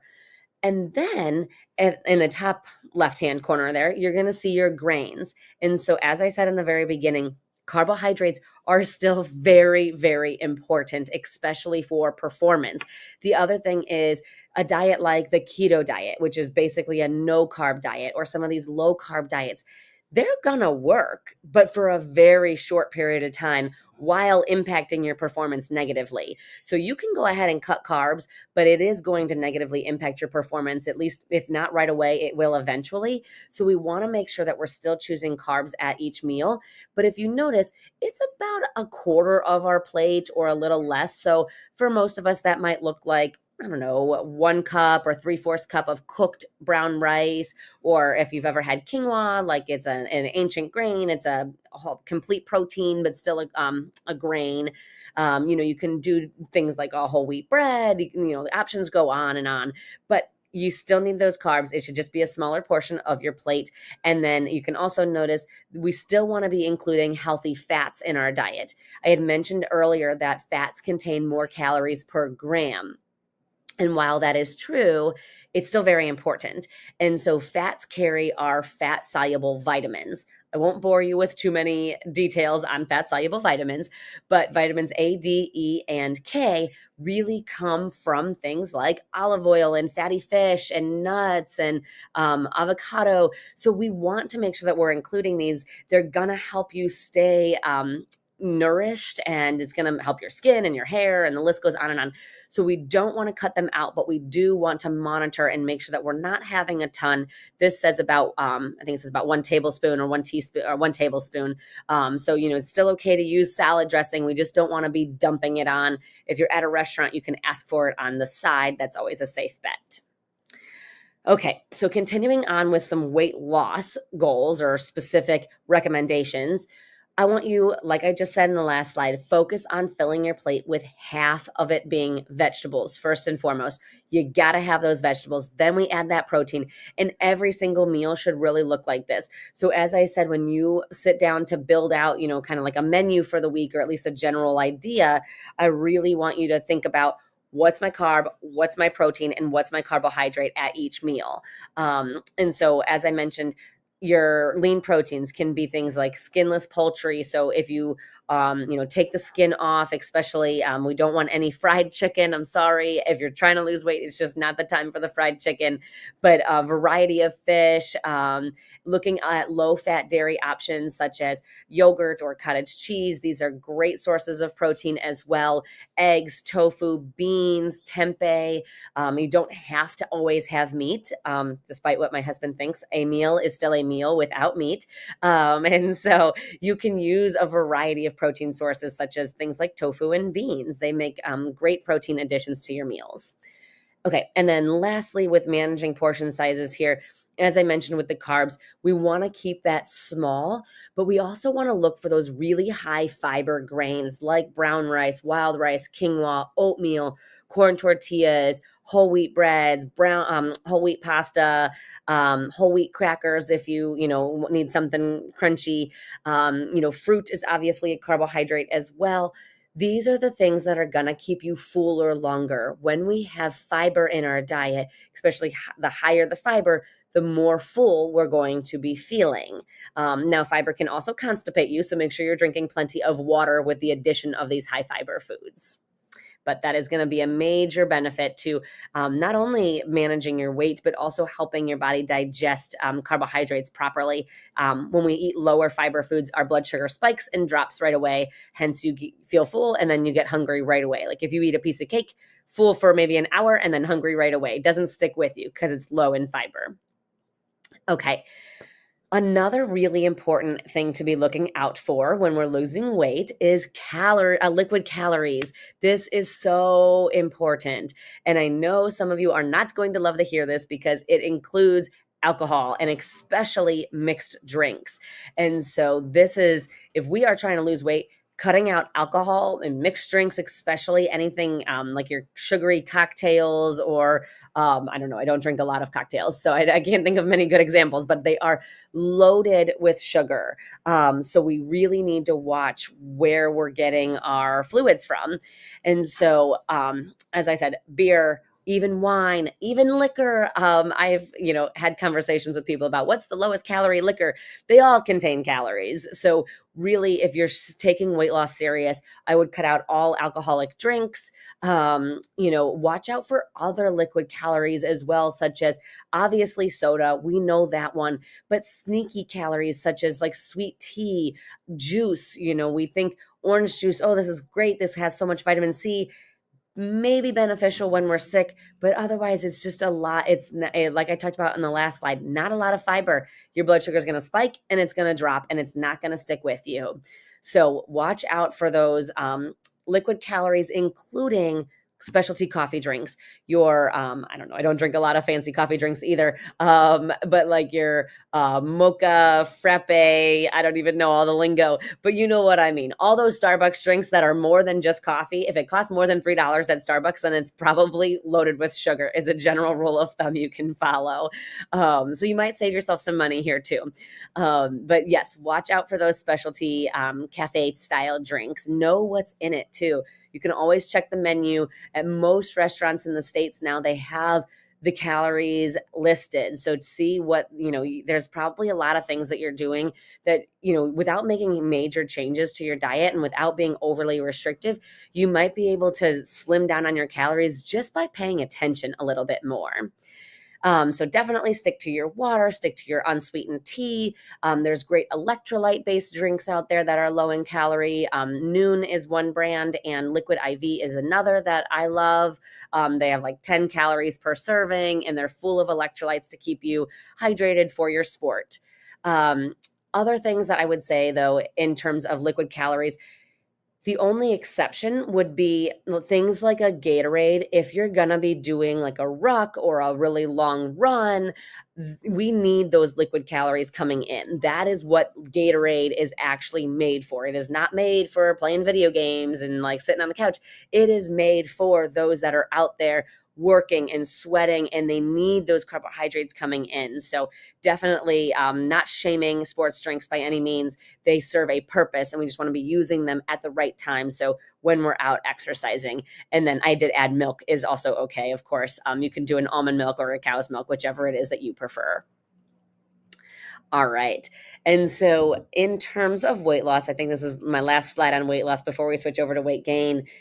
Think about what you're doing during the meal. And that might sound really silly, but try to eat mindfully. Try to eliminate the distractions around you. If you have the TV on, shut the TV off. If you're on your phone, put your phone down. If you're eating in the car, try to wait till you get somewhere.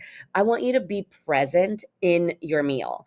And when you're present in your meal, the food usually tastes better, but you also notice when you're starting to feel full. And so it avoids that getting so far into your meal and then all of a sudden you're stuffed and you kind of regret having eaten so much. So we want to be checking in with ourselves all throughout the meal. Again, we don't need to restrict. We don't need to leave the meal hungry, but we just don't want to leave the meal feeling overly full. You should always feel like I could eat a little more, but I feel comfortably full. Like if we were on a scale from 1 to 10 and 10 being Thanksgiving stuffed, you really want to think about walking away from that meal when you're at like a 7 or so, like pretty satisfied. But eating slowly is definitely going to help you determine that. Like I said, if we wait too long, if you go back to the very beginning of this presentation, when I talked about eating every 3 to 4 hours, the reason we want to be doing that, even when we're trying to lose weight, is because if we wait too long, then we're more inclined to just eat and eat and eat the food that's in front of us. So what we really want to do is if we're eating every 3 to 4 hours, eat slowly. Think about the meal, make proper choices as we just talked about, build that healthy plate, give yourself time to sit down and enjoy that meal. And like I said, avoid those distractions, check in with yourself. I've often heard dietitians say, put your fork down in between bites or, you can do that if you want to. I'm not going to make that a rule or anything, but, just make sure you're checking in with yourself throughout this meal. How's this meal making me feel? Am I even enjoying this meal right now? What else is going on around me? How full am I? Just be mindful, check in with yourself. All right. And so my last tips for you on weight loss, as I said in the beginning, do not, please, this is so important, so I'm going to say it probably at least one more time in this presentation, please do not cut out whole food groups. Please don't demonize carbohydrates. If you are training for the military, you are an athlete in my book. And so we need to treat you as such. And so we need those carbohydrates coming in. Carbohydrates fuel your brain on a day-to-day basis. They fuel your body, and then they fuel your exercise. So we still need them even when we're trying to lose weight. They are not the main source of weight gain. If you overeat on them, which carbohydrates are very easy to overeat on, then that's where we can run into some problems. But if we're being mindful and we're choosing those higher fiber carbs, then they're great. So just keep all those tips in mind as you start to build out your meals. We talked a little bit about healthy fats, and I just want to remind you that healthy fats do also help keep you fuller longer. Very similar to fiber, fat plays a similar role in keeping you full. So choose those healthy fats. So instead of things like butter or fried foods or I don't know, even cheese has more saturated fat in it, but choosing more of those unsaturated fats that are better for our heart, like nuts and seeds and avocado and olive oil, these are going to help you stay full and satisfied and bring all of those fat soluble vitamins that we talked about in so that you're staying properly nourished. And then last but not least, like I mentioned, when you're dining out or dining at the dining hall, definitely check those nutrition facts label because, as most of you probably are aware, when you dine out, the portion sizes are huge, especially in America. And I get to say that because I live in Japan now and I get to see, we often joke, when we go out for coffee, I'm like, I need to order 2 coffees to get like an American's like normal size. And so in America, especially the portion sizes are quite large. So when that meal comes, either cut it in half, plan to eat half, and then, you can assess and maybe eat the other half if you're still hungry. You can swap your French fries for a side salad. Definitely order that, no calorie drink such as water, and just go ahead and hydrate yourself. But definitely choose those grilled, baked, roasted, broiled, steamed, those types of options. Those are the key words we're really looking for when we go to a restaurant. So definitely avoiding those fried foods, which I know. And I'm not saying never. And actually, one more thing that I don't have on these slides are I don't believe in cheat days. And while that might come as a surprise to you, cheat days mean you're doing something wrong. And we aren't doing anything wrong here. It's just the way we're eating. And I hate to sound like a commercial of like, we're doing this as a lifestyle change, but it really is. There's no food that's considered completely off limits here. There are, you can have a variety of food still and still lose weight. You can still have dessert. You can still have your fried food. It's just a matter of how often are we doing this. But I do not want you to feel deprived. I do not want you to end up having a cheat day because that does end up messing up weight loss. And that adds you back into that almost like a restrict binge cycle, which gets to be very difficult on our metabolism. So all foods can fit. Just think about more in moderation. There's nothing that is considered wrong or off limits. And I really have to stress that because I do work with a lot of people that have developed disordered eating habits from years of dieting. So we don't want to restrict to the point where we feel deprived. All right. And then here are my snacks to help you support weight loss. So if you're watching this and you want to take a screenshot or take a quick picture of this slide I think is really helpful in terms of ideas. And so I'm not going to read all of them out here. You guys can read them. But just a variety of things. And I really want you to be thinking about pairing a carbohydrate with a protein or a vegetable with a fat. So a good example obviously is like a handful of baby carrots with some hummus. Another one, obviously, celery and hummus. I love veggies and hummus. I think that's a great snack. You could do, let's see, what's another good one? The low-fat Greek yogurt. I think that's a great option. You get your protein, and depending on the type of yogurt, there's most likely going to be some carbs in there. So there's so many different varieties that you can do here. But really think about, like I said, getting in some protein and some nutrients with your snacks. We don't want just empty snacks. Like potato chips are fine sometimes, but that's not going to really keep you full or satisfied in the long term. All right. So that was all weight loss. Okay. So if you are in the weight loss category, and like I said, I would really only focus on weight loss if you need it for the military standards, the weight standards that exist. If you just want to lose weight, I would just be very cautious in terms of how is this going to impact my training. Don't let it go so far that it does start to impact your training.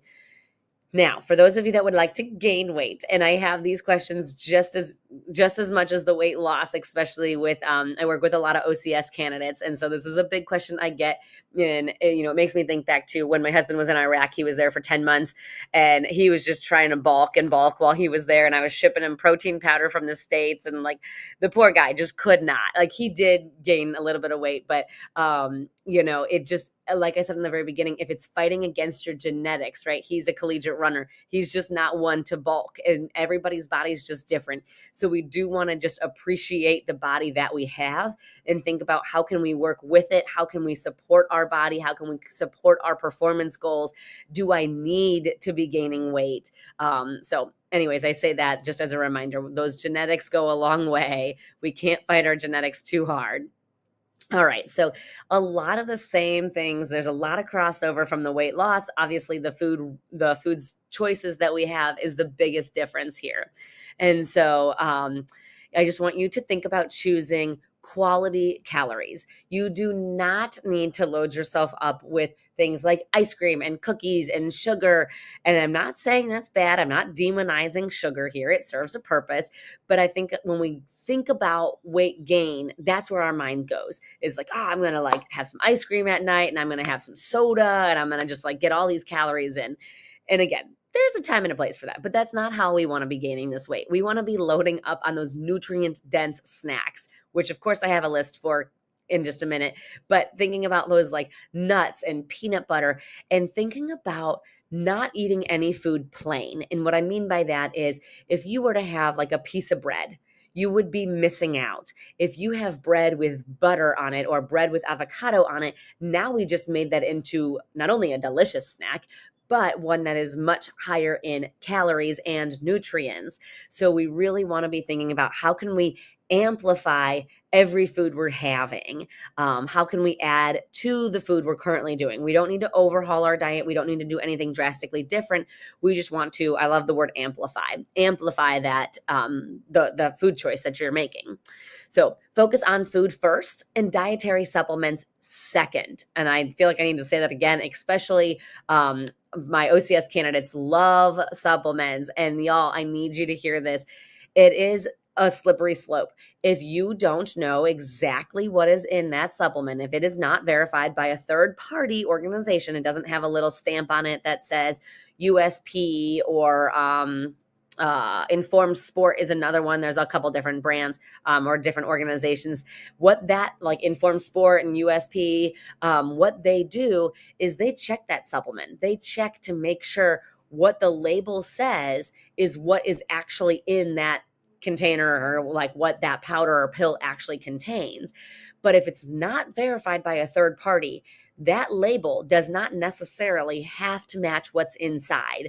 And so while it's going to be probably along the same lines, if it's protein powder, it's probably still going to be a protein powder, but there can be traces of metal. There can be illegal drugs. I mean, things that might make you pop on a drug test. And so we need to be very, very careful with supplements. And the other thing in terms of supplements, especially for those preparing for either a combat deployment or OCS, boot camp, anything of that sort, even if you're just planning to go to the field for, a small deployment or an exercise, if your supplement, especially your pre-workouts, contain a lot of caffeine, this is going to be a problem. When you get to OCS and boot camp, there is no caffeine. And so a lot of my candidates work on decreasing their caffeine intake prior to going so that they don't end up with a caffeine withdrawal headache and they aren't relying on that caffeine. I bring this up because so many people that are trying to gain weight use a lot of supplements. And so we need to be very choosy about our supplements. I would hate to see this weight gain goal either leave you, with a caffeine addiction, or worse, like I said, containing a substance that you were unaware that was in there. So be very, very choosy with your supplements. Make sure that it is verified by a third party. And most importantly, focus on food first. That is really the way. If you are falling for all of this advertisement, I mean, there are so many things out there that's like labeled like something gain, or, you know, like so many things advertising muscle gain. And truly the right way to gain muscle and or weight, obviously we want that weight to be muscle, but is really focusing on timing of nutrition, like we talked about, your workouts, and overall good quality nutrition coming in. There is not one supplement that's going to be the game changer for you, at least not in the long term, without impacting like so many supplements. I could go on about supplements and I'll try to wrap this up, but so many supplements can be fine in a short period of time. And a lot of studies aren't done with a long-term view. They're done, you know, in like cohorts of like 3 months. They looked at this, you know, people taking a supplement. And so we know some supplements are safe for short periods of time, but when we start taking supplements for a long period of time, we don't always know how that's going to affect things like our liver, especially massive amounts of protein can affect the kidneys. So anyways, I'm going to step down off of my supplement soapbox here. And I just want you to realize food first is always going to be your best option. Okay. One major tip for you, so if you've learned nothing yet, this is a good one, so start paying attention. Include a bedtime snack. And I'm not saying that eating before bed will make you gain weight. I don't want that to be the narrative here. But studies have shown that consuming a casein-based protein, which is found in casein protein, which is in milk or dairy products. They also make a casein protein if you don't like milk or dairy products. But if you can consume a casein-based protein prior to going to bed, it helps you keep your muscle mass on overnight. It helps keep those muscles fueled overnight and basically minimizes muscle breakdown. So that's a great thing to be having right before bed. This can be either in like a little smoothie. You can mix up some yogurt and some fruit. You can do, just a glass of milk. You can, I love the Greek yogurt option. That's probably one of my favorites, or cottage cheese if you like that. So lots of different options, but having that snack before bed is a great way to help you keep that muscle mass on overnight. And so other examples, cereal and milk. I mentioned the cheese and crackers earlier. That's a great snack, especially right before bed, because it contains that casein. All right. And so we looked at the plate, the athlete plate, for weight loss, but what about for weight gain? How does it differ? You don't have to do anything drastically different, like I said. So if you are somebody who maybe you live with somebody else, maybe you have a family, or you live with some roommates and you guys all eat the same, you don't have to do anything crazy different. You don't need a special diet. All you have to do is monitor your portion sizes. Then think about, when I say portion sizes, I don't just mean the amount of food on your plate, but the way your food is actually plated. And so if you see on this plate, I wish I kind of had a side-by-side of the weight loss and weight gain plate, the major differences here are actually the protein stays the same for the most part. Your color on your plate, your vegetables, decreases just a little bit, but that makes more room for carbohydrates. So our carbohydrates increase, color decreases just a little bit in order to create more room for those carbs. And then we still have those healthy fats. And so obviously the amounts of foods are going to be a little bit higher for our weight gain versus our weight loss category, but really decreasing those vegetables makes a very big difference. I'm so sorry. I'm going to jump up and shut the door. Somebody's cutting the grass.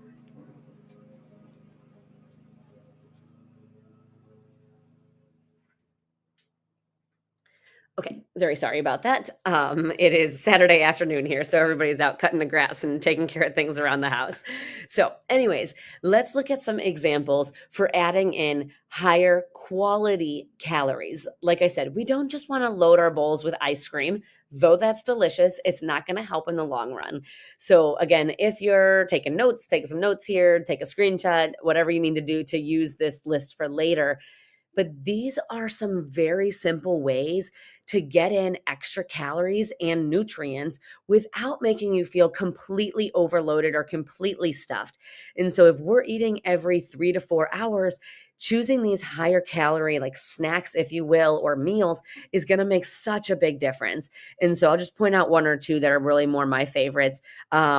well, you can see, and I just noticed this on my list here, the baby carrots and the hummus are on both lists. And you might be thinking, well, that doesn't make sense, but it does. The portion size of the hummus doubled. It was 2 tablespoons on the weight loss because that's still a great snack. It's a great snack for everybody. It's just a matter of portion sizes again.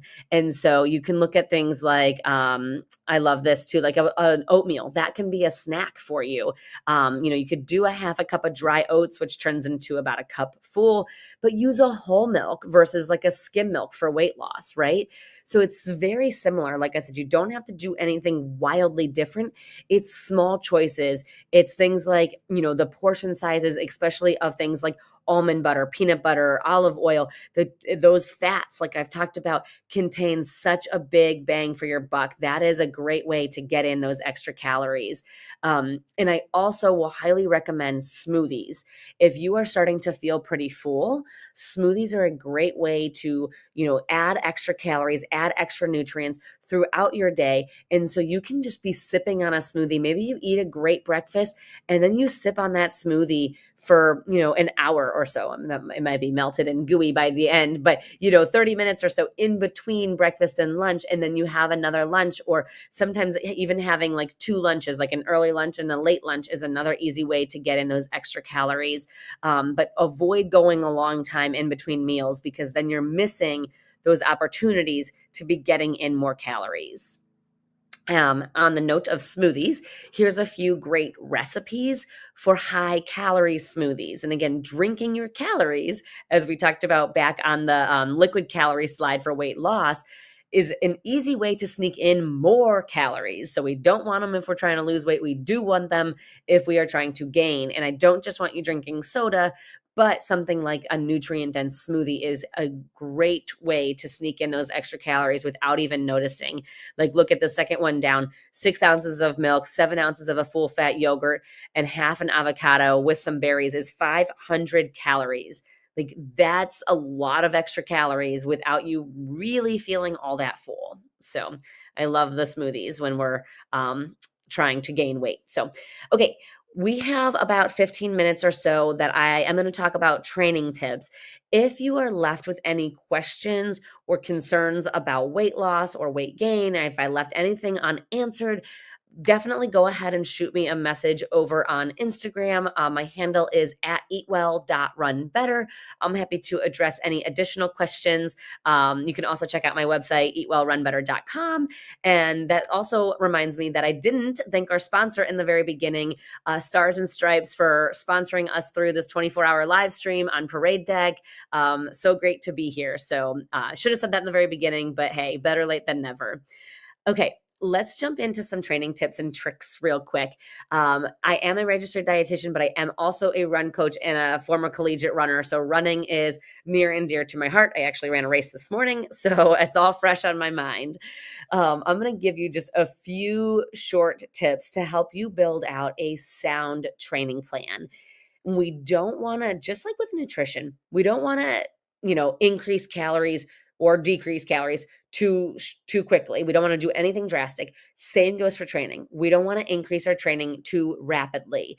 And when we do increase our training very rapidly, we end up not feeling so good. You might end up with things like shin splints or muscle breakdown that leads to injury. So the name of the game, if you go back to my nutrition slides, consistency is key. I know I say it all the time, but it's true. We cannot wait till the last minute.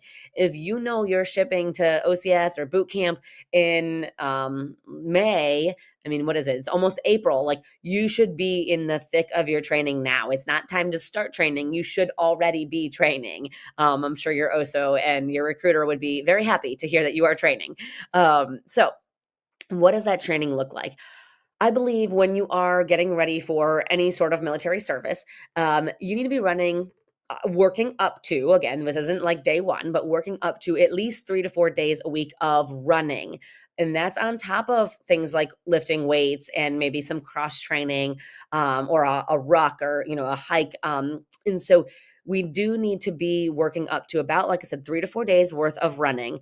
That slow build in mileage is what is going to keep you feeling healthy. It's going to keep those shin splints at bay. So Plan to have at least one rest day a week. So maybe this in the beginning for you looks like 3 days of running, 2 days of lifting, 1 day of a ruck, and then 1 day of rest. Or maybe in the very beginning, it's 2 rest days. But the plan is that we work our way up.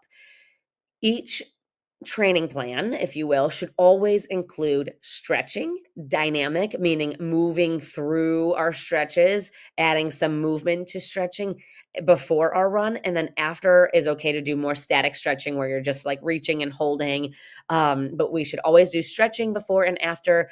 Core exercises, hip strengthening, especially for female runners. It's important for everybody, but even more important for female runners because our hips are real stabilizers. That's where we get a lot of our power. But weak core and weak hips really lead to a lot of injuries. So we do want to make sure that we are, really taking care of our bodies in that sense. And then you need to know, and this might sound like basic knowledge, but you need to know what your PFT goal is. What is your current time and what is your goal time? And I don't want your like A goal. Like if you're running 25 minutes right now and your A goal is 18 minutes, like that's great. Keep that goal written down somewhere. But what's our next goal? Maybe it's to go from 25 to 23 or to 22 minutes. And then take that goal and let's say it's 21 minutes. Maybe your goal is a 21-minute 3-mile time, which would be great. Divide that by 3. What is your mile pace? And we need to know these numbers because this is going to help our training. And so what is your mile goal pace? If you're running 21-minute 3-mile, you want to be running 7-minute miles. And that might sound really silly to some of you. Like, of course I thought about that, but I think a lot of runners don't think about that. So it's really important to know what is our mile goal pace? What is our average pace that we're aiming for? Because that's going to help you break it down when we look at the 3 different types of runs I'm going to talk about.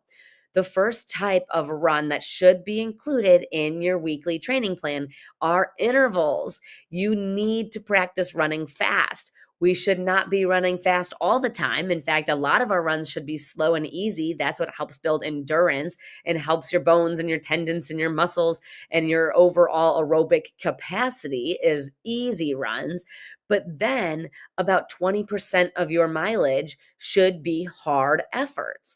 And so we can't expect to be fast if we're not running fast. So we need to make sure that we are doing some intervals. And so when we're doing intervals, I'm talking about distances of 400 meters up to a mile.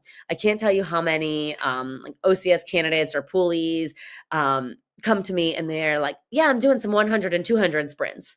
I'm like, okay, well, that's great, but that's not going to help your 3-mile time. Like it's going to help your speed and your power. So it's not wrong, but it's not going to help your 3-mile time. And so we really need to be focusing more on this distance, 400 up to a mile for intervals. And then when you're running these intervals, let's say, for example, you did 8 by 400 meters. So 8 times you're running 400 meters. There needs to be a break, obviously, in between. So you would run 400 meters. Maybe that takes you, a minute and 40 seconds or so, minute 50 seconds. I think that's 7-minute pace off the top of my head. Then you want to rest for about 1 minute. You want to be resting either a 1-to-1 work to rest ratio. So if you run for 2 minutes hard, you rest for 2 minutes, or as you get better, then you rest for half the time. You run hard for something like 2 minutes and you rest for 1 minute. And as you get even better, then that rest can become what we call an active recovery. You go from standing still or grabbing your knees and trying to catch your breath. You go from that to a slow jog in between your intervals. And that's when you know you're really starting to improve, is when your heart rate's coming down back to normal while you're still moving through that active recovery. So again, what this could look like, I give you the example of 8 by 400 meters. So again, that might take you 2 minutes or so to run the 400, and then you recover for about a minute. You could do 3 by 1 mile. If your goal, if your race pace or your PFT goal is that 7-minute per mile, then running 3 by 1 mile at 7-minute pace with a 3-minute recovery jog in between is a great plan. So anyways, that's enough on intervals, but we need to practice running fast. We need to practice running PFT pace, not all the time, not every day, but on these hard run days, on these interval days. Last 2 types of runs I just want to touch on, and then I will wrap up here. are things like a tempo run. And so you've maybe never even heard that word before. It's a real running term. And don't let it confuse you. It just really means more of like a threshold pace. Like, how fast can you run without being in complete oxygen debt?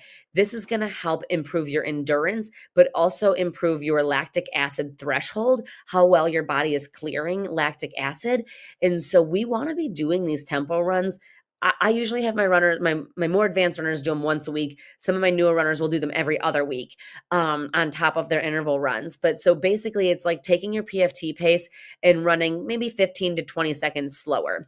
So the example we've been using is a 21-minute PFT, 7 minutes a mile. So you might want to run, 2 to 3 miles at tempo pace, which would be, 7:20 or 7:30 in this example. So you're not running easy, but you're not running all out PFT pace. You're running in that kind of like gray zone right in between. And that's what really helps build your endurance. And again, that lactic acid threshold, how quickly your body is clearing out that lactic acid. And so as you become a more advanced runner, it's great to do, a 1 or 2 mile warm up, do a 3 mile tempo run. So almost at your PFT pace, but not all out, because that all out effort should be reserved for PFT day, but running, a hard, like a 7 or 8 out of 10 effort, and then cooling down for 1 or 2 miles. That would be a fantastic workout. So again, that can be done about once a week. And then the last run, and then, like I said, we will pretty much be wrapping up, is the long run, or like I like to call it, an endurance day. It might not always be a long run, depending on how your body handles increase in mileage, but this should be done at an easy pace. As I talked about earlier in the slides here, easy efforts don't make you slow. They allow your body to grow. And so, the equation for really getting better at running is rest plus stress equals growth. And so we need to have these easy runs and take these rest days. And then we need to stress our bodies with interval runs and tempo runs and hard lifts. And that's how we get faster. So it's okay to make these long runs as slow as your body needs. I don't give my runners a pace. I give them an effort, because that effort is going to be different every single day. And so, if you didn't sleep as good, or maybe you didn't hydrate, or the weather's incredibly humid like it is here in Okinawa, that pace is going to be different, and that's okay. We need to honor that, but it should be nice and slow. We want to focus on time on our feet. That's what, I can speak to OCS because I know I was with my husband through OCS. We haven't been through boot camp, so I can't speak so much to boot camp, but it's about time on your feet. You are on your feet a lot, and you are walking a lot and running a lot. And so getting comfortable with being on your feet all the time is gonna be a huge help for you. And so I would, again, easy, starting out with lower mileage. If you are a brand new runner, this might even be a walk run for you in the beginning. You might aim for 45 to 60 minutes of run 1 minute, walk 1 minute, and build your way up from there. My more advanced runners, the runners that I've been coaching for, 3 months or so, they're running, probably around 6 to 8 miles, depending on their past, and some of them were former high school runners, or they all have different goals, but so around 60 to 90 minutes though, if you prefer to run by minutes versus miles. Sometimes it's a nice change up, but practicing being on your feet. If running long is just not in the cards for you, maybe there's an injury or you really just hate it, I would still recommend it, but you can also do a long hike, being on your feet. Or some of my athletes will do a longer run, like maybe a 5 to 6 mile run, and then straight into an hour-long hike. So they're getting 2 hours of time on their feet back to back. And that is great training for OCS specifically. I'm sure boot camp as well. So practicing being on your feet for long periods of time with the proper nutrition, of course. So, okay. That is it. That is all that I have for y'all. So if you have any other questions, you are interested in run coaching, especially after hearing some of those tips on preparing for your fitness test. But if you are training for OCS, training for boot camp, or you are in the military trying to meet those weight standards or PFT standards, don't be shy to reach out. Again, you can find me on Instagram at eatwell.runbetter. You can email me, CourtneyBurling@gmail.com. Or, of course, you can find me on my website, which is just eatwellrunbetter.com. So, again, I just want to thank Andrew and Stars and Stripes and Parade Deck for having us all here.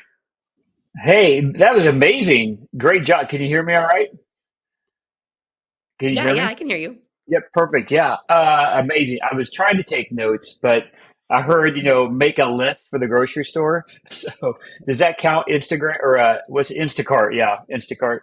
Oh, So, yeah, that counts. We just don't have that here, so I forget that exists. oh, that's true. Yeah. So, but then at the end, it always reminds you, like, oh, would you like this? Would you like to add this? Based upon your shopping habits, how about this gallon of ice cream? So Well, yes, throw that in there.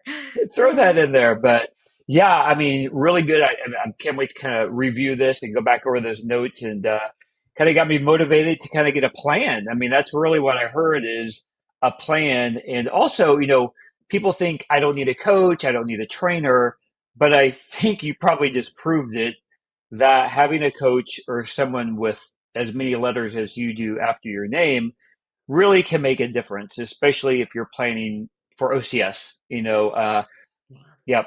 So when I went to OCS, I didn't have that plan. I just went. And it was just just like gutting it out. There was not any, like, oh, I better, I think I thought about like, oh, I need to be able to run 3 miles. I was prior enlisted, so I kind of knew, but yeah, if I really wanted to get that 21 minutes or that 18 minutes, then definitely using a program like yours would be amazing. Yeah, thanks, So, Andrew. I know so many people and a lot of people can go to OCS and just like live on a prayer and like gut it yeah, out. But others really like it just depends. Like, it makes me think of like when I was a student, like I was that student that had to really study to get the straight A's. And then there's others that can just wing it and get the straight A's. So it kind of depends I on know it. what kind of athlete you are. And I'm sure you get into a lot of the mental part of it as well. Maybe you mentioned that and I missed it, but along with your nutrition and your physical being, because I know a candidate that went, he was all excited. I mean, he was like a poster of a Marine. Like he already looked like he could just put the blues on. But he had dropped out because of more of the mental stuff. He Mm. he focused so much on the like perceivably I can do the tough stuff, but it was more of the mental that really kind of challenged him. So again, having that plan and being prepared really helps. So, but hey, Yeah. And I think too, when you have a plan, that helps the mental game because you're like, I planned for this, I prepared for this, and I trained for this. And yep, that makes a huge yep. difference. And just being confident in yourself going in makes a big difference. I mean, I was never there myself, but I feel like I lived through it when Brian went. So Oh yeah, yeah. So, but hey, thank you for being on the pre deck. Thank you for taking this midnight hour here. Like it was easy for you me. tipped us over. Yeah, You it was tipped us 1 p.m. over. here. So no problem. Yeah. Thanks for having me. And I hope you guys have a great rest of the 24-hour live stream. Yeah, all right. We'll see you later. And just exit out of the browser. So don't hit that big red button. Do not hit the big red button in the corner. Okay. It'll Sounds shut good. us all down. All Oh, right, geez. Courtney. Thanks. Okay, I bye, know. Andrew. Bye. All right. So there we go. That was great information um, from Courtney. I hope you enjoyed that. Obviously you can go back and watch this again. It's going to be on all of our YouTube's going to be on LinkedIn. It's going to be everywhere. And so it's going to be over there on Stars and Stripes. So, what you just heard from Courtney, I won't put a dollar amount on it, but that was worth a lot of money. Like if you're actually to pay someone to get all of that information. So I hope, you took notes, like she said, took some screenshots.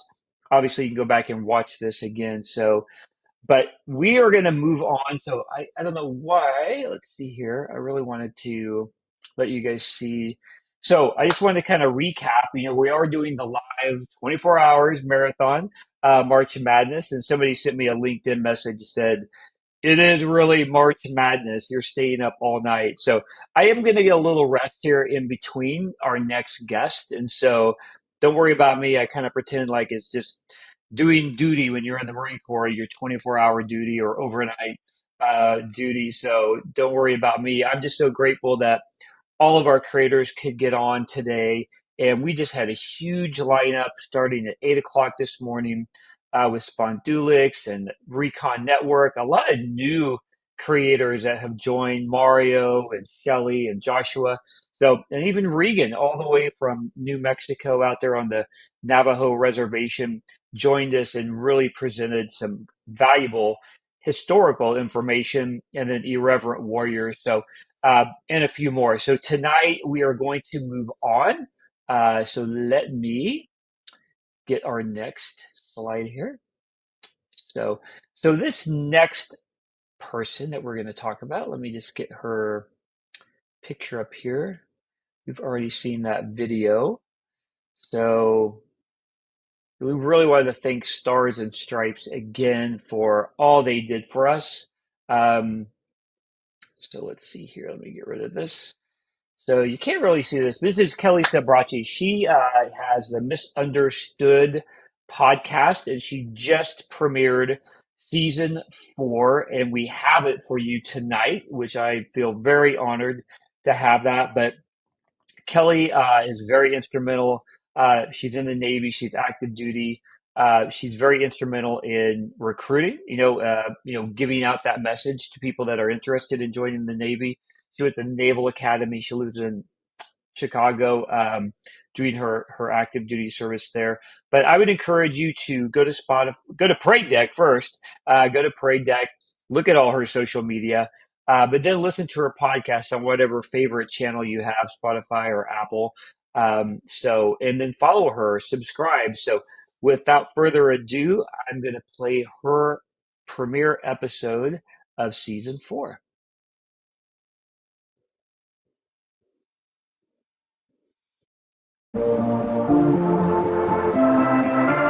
You're listening to Misunderstood Podcast, where we are setting the record straight on all things misunderstood. I'm your host, Kelly Hall Sabraki, pageant runner-up, model, speaker, wife, and U.S. Navy lieutenant. I may have never won a Miss USA title, but I am the queen of being misunderstood. Welcome to the show, guys. What is up, world? This is season 4. Welcome, guys. Welcome, new listeners. Welcome, returning listeners. Welcome, Misunderstood fam. I am so honored to be here. You have no idea what this means to me. Just today, I was reflecting on this journey. This podcast journey has been crazy. I started this podcast right after Miss California USA in January of 2020. I circled back with my thoughts. I mean, I didn't win. I didn't win Miss California USA, and I had this big plan to go travel across the country and speak in schools and go to high schools and universities and speak about everything that I speak to you guys every single episode. And then I didn't win. And so I thought, how can I continue to impact, inspire, and get my message out and create the biggest ripple I can? And my mental management coach, Heather Sumlin, who's been on the podcast before, she'll be on it again. She was like, what? Make a podcast. Why do you have to wait for these opportunities to come to your door? Build the door yourself and walk through it. And I was like, yes, let's take the reins. And that's exactly what I did. I was like, okay, I'm going to stop waiting to be featured on people's podcasts. I'm going to stop waiting for invitations to speak. I'm going to stop waiting for a crown to be put on my head so I can go out into the world and make a big difference. I'm going to start doing it myself. I'm going to put myself in the driver's seat. And that's where Misunderstood was born. And then COVID happened, and I had so much more time to focus on it and really just build the plane as I flew it. And one of my mentors, Brandy Voth, who's also been on the show, she was like, look, Kelly, every day that you don't put out your podcast is a day that someone who needed to hear your message isn't. and you're preventing them from hearing the words that God's putting on your heart. So just do it. It's not going to be perfect. Your podcast cover may not be what you want, or your audio may not be perfect, or the technology may not be exactly right, but just do it. Just use your voice. And I was like, you're right. And so I just started. I started recording episodes on my phone, and I had no idea what I was doing. And then I did a photo shoot on the balcony of my Long Beach apartment with Austin in the middle of COVID. And that's how I created my first ever podcast cover art. Like, I truly have just been having the time of my life creating this. And not much has changed, except for I have an amazing team at Hatch who's producing my episodes. And other than that, I have outsourced some awesome designers for my podcast cover art, but I'm still recording this episode in my tiny little apartment, in my tiny little bedroom on a Wednesday night, in between work, in between hectic craziness. And I'm doing it because I love it and because I'm here for you guys. And, you know, I went out, took the liberty to just define what being misunderstood means. And according to Google, misunderstood is incorrectly understood or interpreted, not appreciated or given sympathetic understanding. That's exactly how I feel. I am still the queen of being misunderstood. But here's the thing. I have found that being misunderstood is kind of a superpower. I kind of love it. And it was initially, this clever title that Heather and I came up with when we were going over branding for my podcast initially. She was like, you're constantly explaining yourself, and you're explaining why you're doing pageants, or why you're doing modeling, or why femininity gives you confidence, or why it's important for women to do both. Or she's like, you're always kind of on this like defensive mode, and you're just so frequently misunderstood. And she was like, that's it. You're the queen of being misunderstood. And I ran with it. And this podcast has been all about all things misunderstood, people, persons, concepts, things, whatever. Like, that's what I wanted to dive into. But it's turned into so much more. And more recently, I've had to really reflect, because I've been challenged on a whole other level that I wasn't anticipating. And at first, I'll be honest, I have tried to record this premiere episode 3 times. This is my 4th time recording a premiere episode, and each time I could tell I was coming from an angle of defense. Like, I was defending myself. I was defending my name and my brand and my platform. And I recorded an hour-long tell-all of rumors and assumptions and what really happened at the Super Bowl. I just recorded this last week, and I listened to it over the last couple days. And I thought, this podcast is all about, yes, being misunderstood, but it's also an extension of how God is using me. And it's tangible tips, tangible things that you as listeners can take away and apply to your everyday life. And I didn't want to release an episode that was just me setting the record straight on rumors and assumptions and all of the chaos that's been happening over the last 8 weeks. Like, although maybe the tea was piping hot, that's cool. And I love, we all love some good tea, but it's not really what you needed to hear. And it's not really what I needed to be sharing. So I'm circling back tonight as I'm recording this premiere episode on why being misunderstood is really a superpower. And in a matter of about 3 seconds, I reflected on this and I thought, Why is being misunderstood a superpower? Oh, it's because it causes so much reflection, and you really start to embrace your purpose. And it lastly, like, it builds resiliency. There is so much power in each of those things, and being misunderstood is amplifying all of them. Like, it's not a bad thing that I'm so misunderstood. It's not a bad thing that there are so many rumors circulating about me. It's not a bad thing that there's so many assumptions made about what I'm doing, because all of that is working together to build a better me. It truly is. Like, people reflect and they think, oh, like, there's this rumor. Oh, like, people don't get what I'm doing. People don't get me. They don't get my passions. They don't get my hobbies. They don't get my personality. Like, there are so many assumptions being made about me and what I'm doing and who I am. People sit there and they stress about it and they stress about it instead of thinking, wait a second, let's remove all of that noise.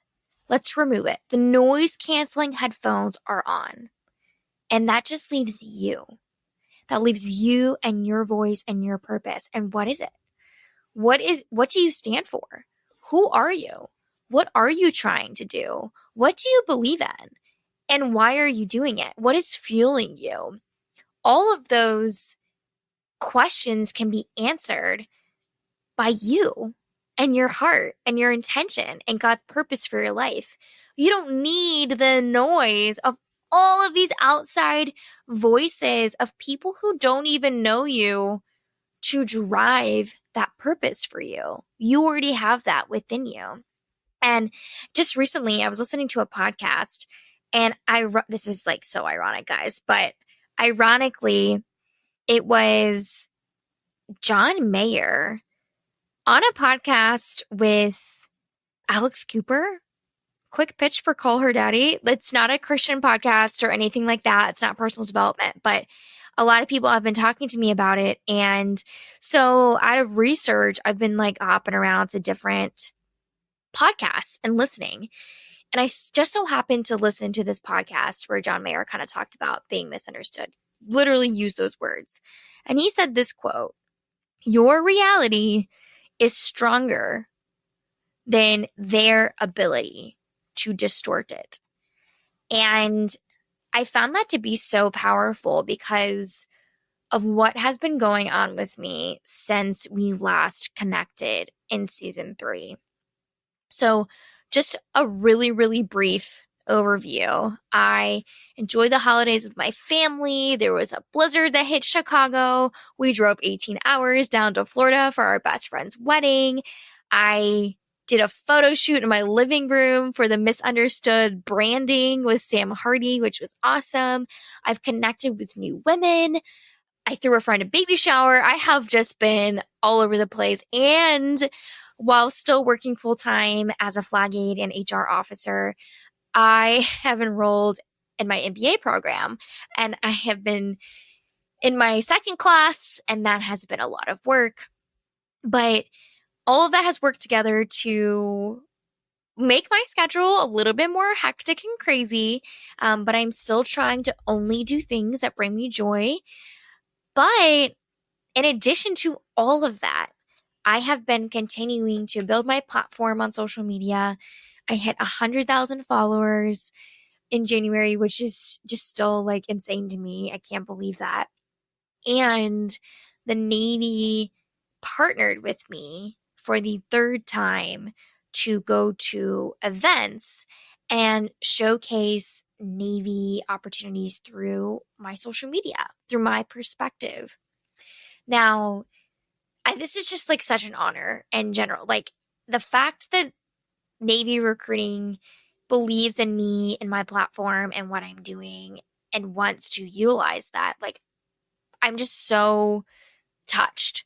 I'm so touched that they find value in that. Like, that's just so validating.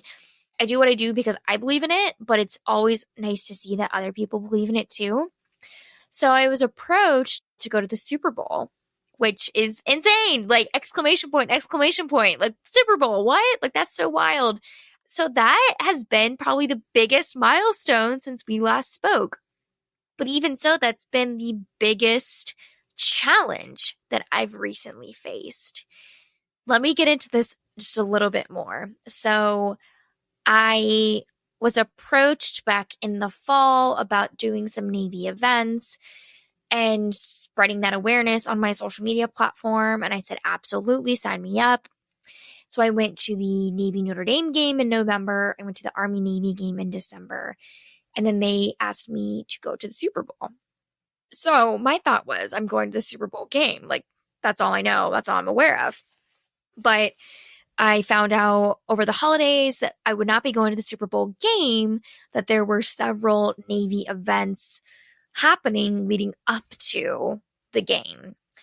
And, there was a all-female flyover that happened. The Navy had a huge, incredible Super Bowl experience at the NFL Experience there in Phoenix, in downtown Scottsdale, or downtown Phoenix rather, at the convention center. Like, there were just all these like big Navy events. So they asked me to go there and capture it, create content. And I was like, heck yeah, sign me up. So yeah, was I a little bummed I wasn't going to the game? Sure.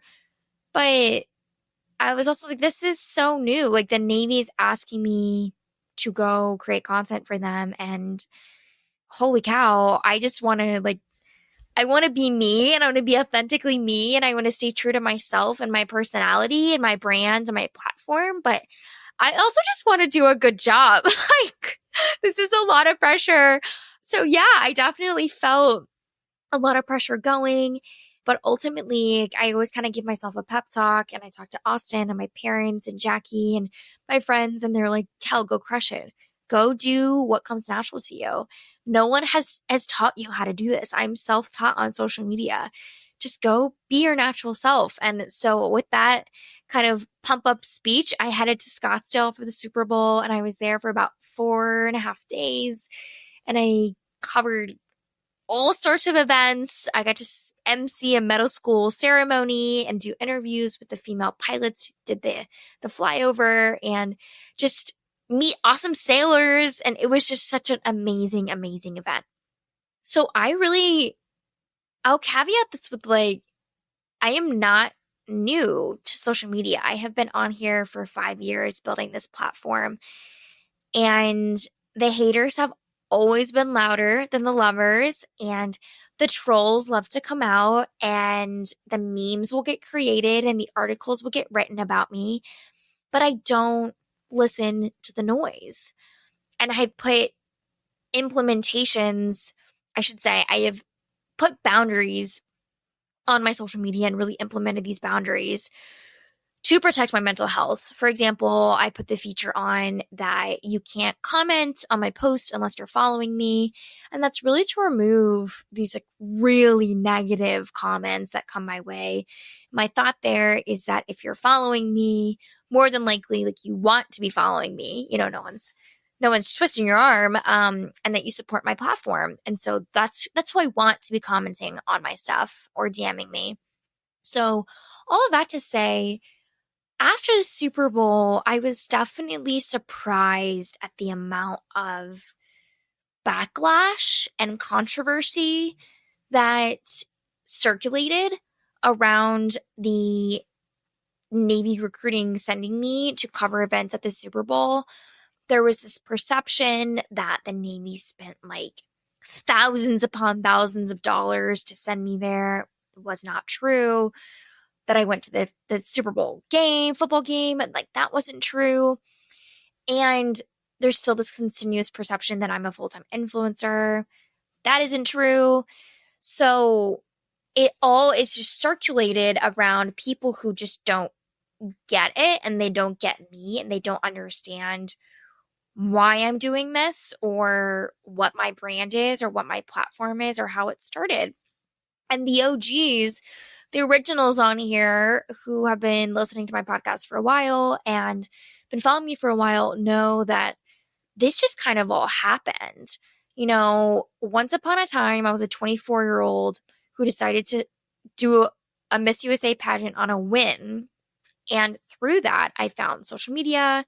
I started speaking out about doing both, being in a pageant while serving in the military. And everything since has been stemmed from that. Like, I had no idea that my platform would grow from 300 followers at 24 to 100,000 at 30. I had no idea that women truly related to my platform, that they were trying to find a way to do both in their life, to be a mom and an entrepreneur, or a pageant queen and an engineer, or a doctor and a model, or a wife and a business owner. Like, all these women were trying to figure out how to do both and trying to shatter those stereotypes. And if I could be that guiding light, I wanted to be. I wanted to help. And that's where this has all continued. But to circle back to the Super Bowl, there has just been about a month of controversy and negativity and memes and articles and people pulling me aside at work and people calling me to see if I'm okay. And through all of that, as frustrating as it might be, because I just want to focus on the positive, guys. Like, I just want to focus on why I'm doing this. Like, I am not going to let the noise of the naysayers affect my voice or my heart or the purpose that God has placed in me. I'm not. They're not my target audience. The naysayers and the trolls and the negative people, they're not my target audience. My audience is all of those who are looking to be inspired, who are seeking impact, and who want to figure out a way to potentially do both in their life. Maybe they're scared to be their authentic self. Maybe they're scared to go into a male-dominated field. Maybe they don't know even how to start feeling like a transparent leader. Those are all just little tools and tips I want to give along the way. So back to my original point of being misunderstood kind of being my superpower. First, I mentioned it causes reflection. You know, the amount of hate that has recently come my way for my podcast, for my social media, for what I'm doing. People are like, oh, it's makeup. It's about makeup. Like, what?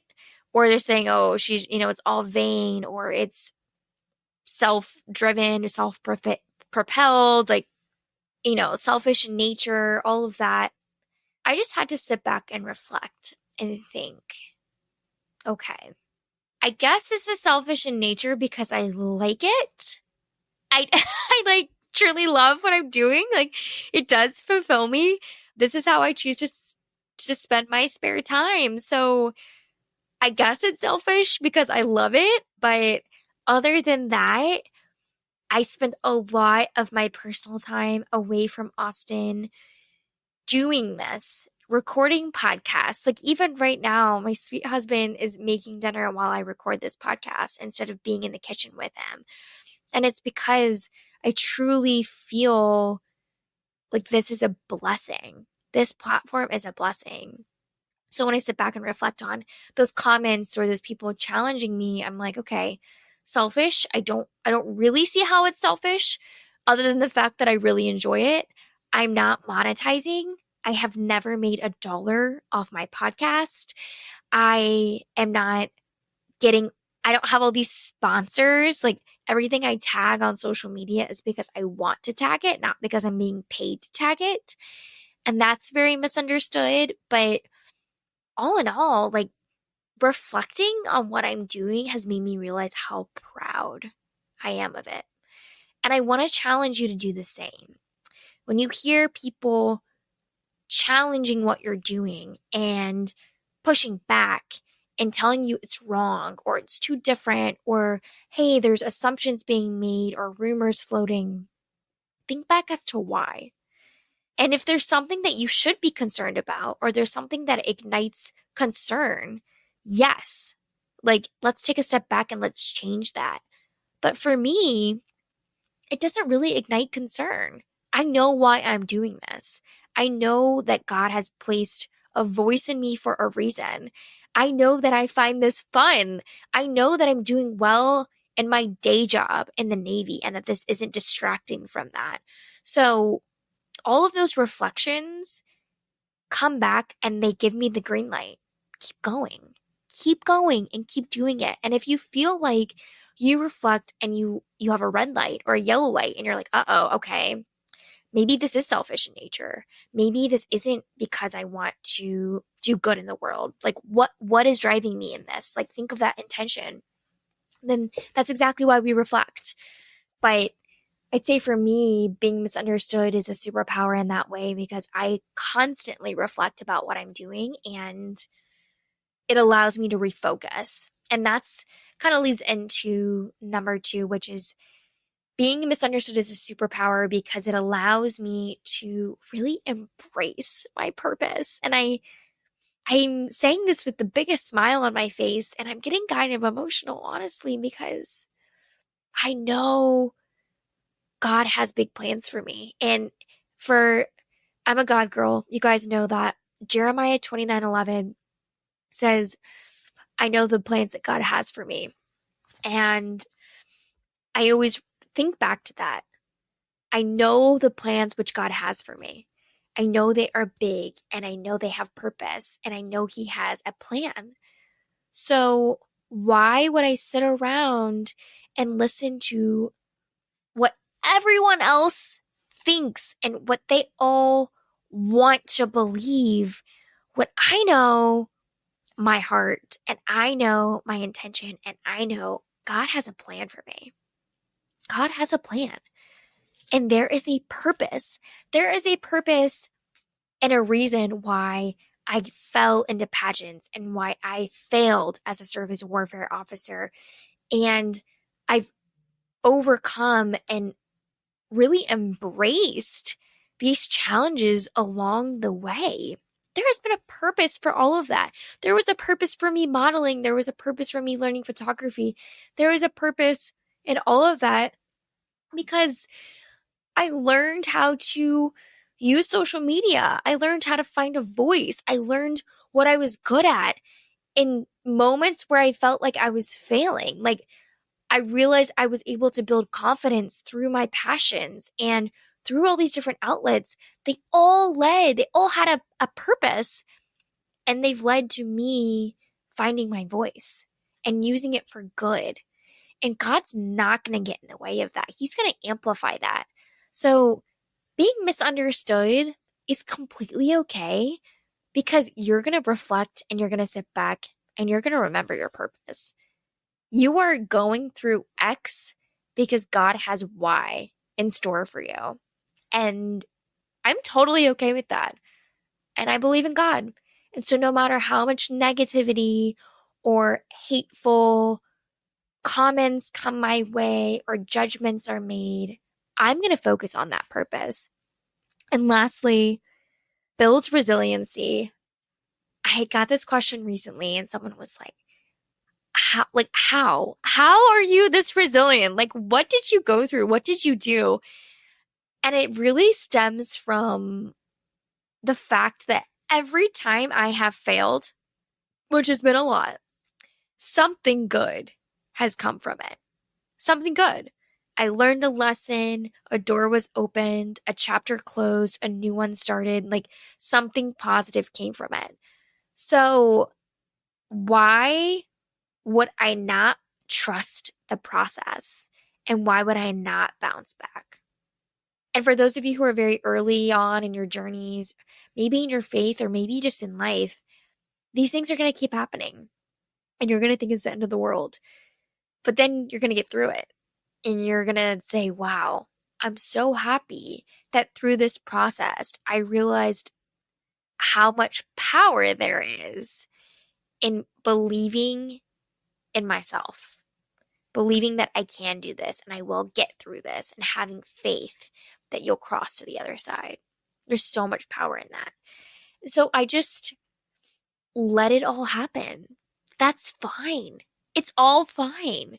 I am okay with being misunderstood because it is leading me to be more clear about my own purpose in life.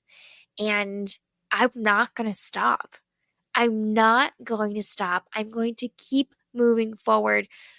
And I challenge all of you to embrace being misunderstood. Embrace the journey of what your differences are and what they're creating, what the path that it's creating for you. This journey I am on, none of it, me going to the Super Bowl, me being in the Navy, me marrying Austin, me competing in Miss California, like all of these things would have never happened had I not trusted that there was something in me that was different than the person next to me. And if I said yes to these opportunities, there's an opportunity to amplify those differences. Because life is way too short to sit back and be the same as everyone else. To sit back and listen to the noise. To sit back and believe in the assumptions they're making about you, but they don't even know you. All that matters, you know you. You know your heart. You know your purpose. You know what's driving you. Channel that. Focus on it. And push through. Because you've got a superpower. And it's being misunderstood. Guys, I'm so excited for season 4. So freaking pumped. I am so happy I re-recorded this episode because although we love a good tell-all, we love addressing the rumors, we love spilling the tea, this podcast, this platform is about uplifting and it's about inspiring. And for all of you out there who are thinking, I can't get through this, I promise you can. For all of you out there thinking, people just don't get me, good. I'm glad they don't, because that means you stick out.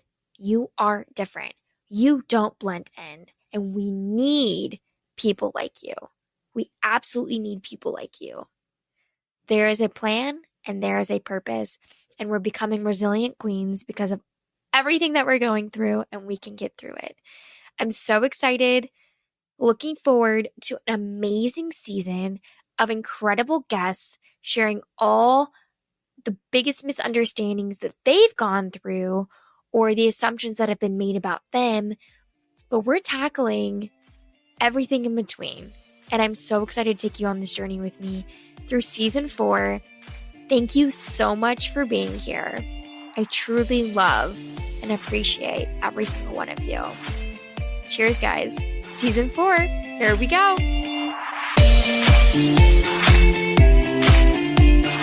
What is up, world? This is Kelly Hall Sabraki, your misunderstood, and I am here with another installment of Questions with Kelly.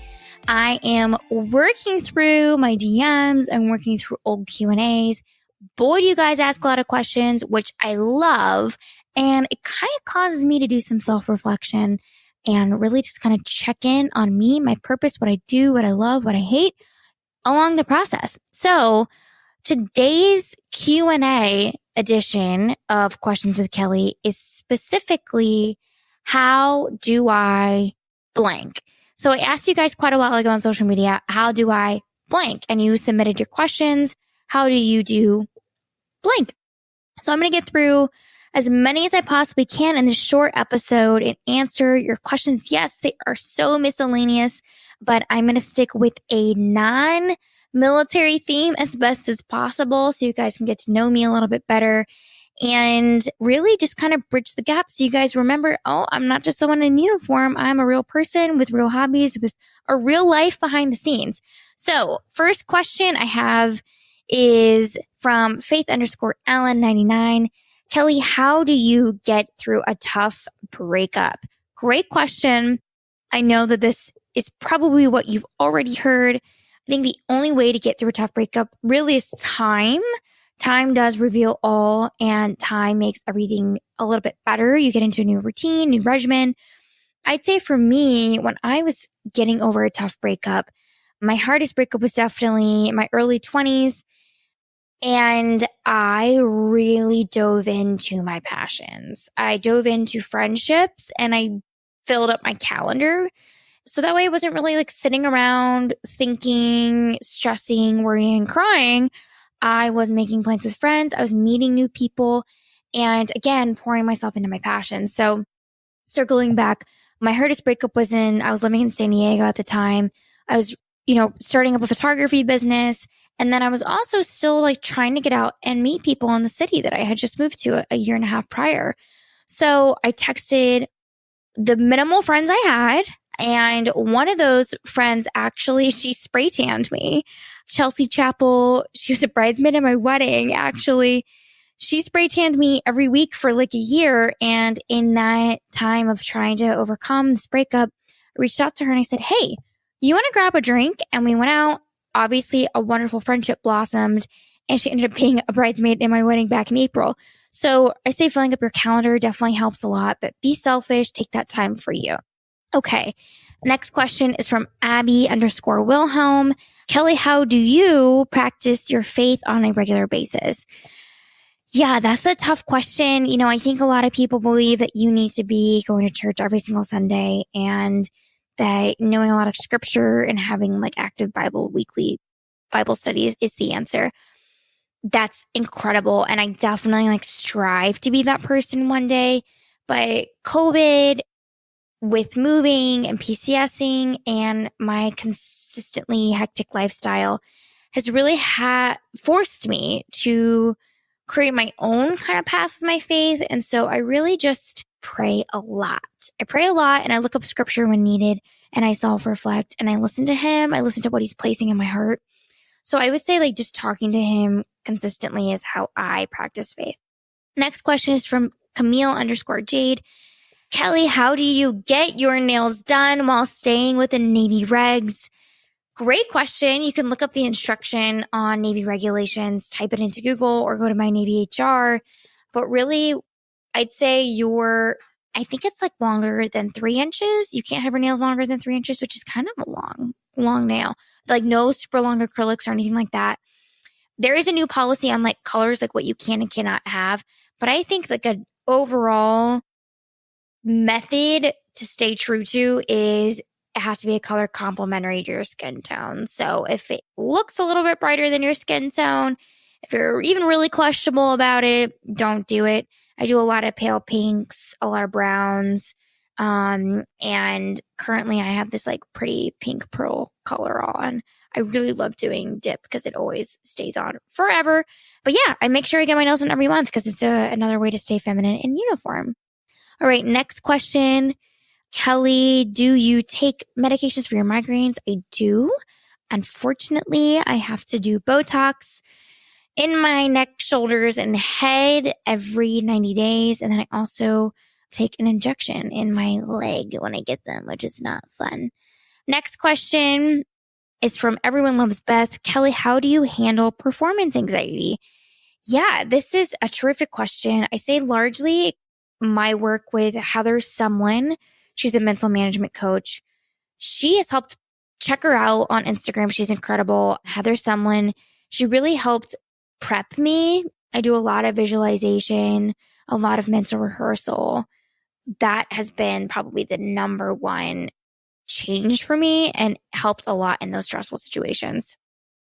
Next question is from Angela XO. Kelly, how do you manage being in the military and being an influencer? Would love to be able to do the same. Yeah, I really just do it for fun. And I think I've told you guys a million times over, if you're spending your extra time, like I hope you love your job, but sometimes your passions aren't what put food on the table, right? Like you have all these passions, do them because they bring joy to your heart, not necessarily because they bring money to your bank account. Put that on a t-shirt, right? Like I love being an influencer because it came by accident. I just started showing up to social media, speaking my truth, really pouring my heart into my captions. It was very therapeutic for me. So that's why, like in my spare time, my time commuting, if I'm sitting on a plane, if I'm sitting on the couch, I get inspiration randomly in the shower and I grab my phone and I write down a caption. Like, that's fun for me. So it's really in my spare time. And then my full-time job fuels me in other ways. I definitely feel like I'm constantly challenged as a leader, constantly in my job. And that also spills over to my social media because the lessons I learned in my everyday job, I show up and I teach you guys about. Okay, let's see. Oh, you guys have a lot of breakup questions. That makes me really sad. I'm not going to say your name. Your last name looks like, I'll just say from Kiki. How do you get over the person you thought was the one? Here's the thing. If they are the one, they will show up for you and they will continue to show up for you. And it will be transparent that they are the person for you. And I know that sometimes you have to drift apart before you come together, and there's those love stories. But I will say that I thought there was a person that was supposed to be my person. Took years to get over, and then I met Austin, and I'd never looked back. Because when I met Austin, it was the easiest decision of my life. He was the person for me. Nothing has been easier in my life than committing myself to Austin. It fit like the perfect puzzle piece. And that's how it is whenever you find the right person. So hold out, have faith, and pray. Speaking of which, next question, how do you pray? From Lewis Line 123. I talk to him like he's my mother. I talk to him like he's my friend. I talk to him like I am talking to a girlfriend over brunch. Like, I just say, hey, God, I am really curious about this. I'm worried about this. I'm stressed about this. Like, please just place peace in my heart and clarity in my path because of XYZ. And that's how I talk to him. And it's nothing crazy. It's nothing fancy. I don't recite anything. And it really, every single time I get done, I felt like I released something. And it's how I've strengthened my relationship to him. Okay, next question from Chuck_Cindy. Mace, how do you juggle all of your activities? Prioritization. Number one, I prioritize my time first with my career.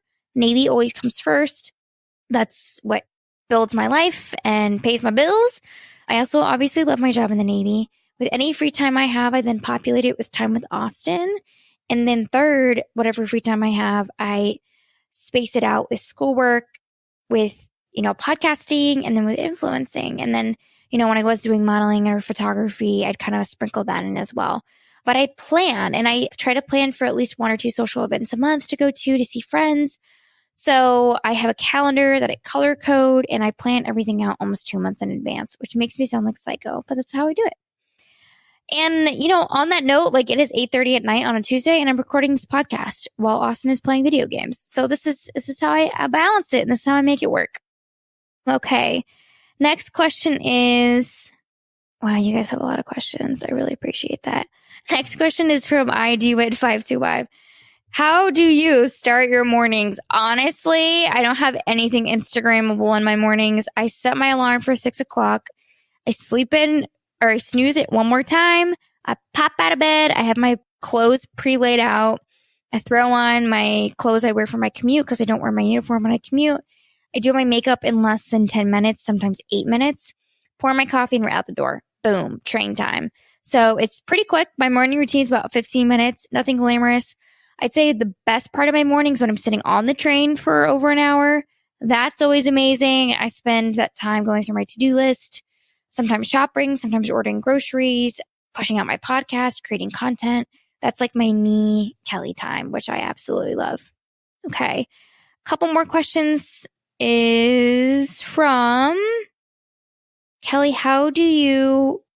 This is from, I think, Soa Life. I think this question, it says work stress when you get home. I think it like, how do I relieve or like diminish that work stress when I get home? I leave it behind me. I know it sounds so easy, but like I have that hour commute, which is my decompression time. And then when I get home, I really don't talk about work. I'll talk about work with Austin first 10 minutes when I leave the office. I'll call him on my way to the train. But, really like keep those emotions at the door when you walk in, make it your time, make it your space, and make it about you. Okay, last 2 questions. It's from Hey, it's Liv. Kelly, how do you stay motivated in the gym fitness? Oh, girl, I have been struggling with that. This is not a good question for me right now. Full disclosure, it is December and I have not worked out since August. I know, cringe city, USA. But when I talked about prioritization, I used to be able to prioritize Navy, Austin, gym, passions. Like gym came as a routine part. Now with my work schedule, gym has definitely fallen off the wayside. And that's because I started my MBA program. So any free time I have in the mornings or in the evenings, I commit to working on one of those things and then also trying to show up for you guys on the podcast. So this has been a hard season for me, but I also want to give myself grace that it's okay.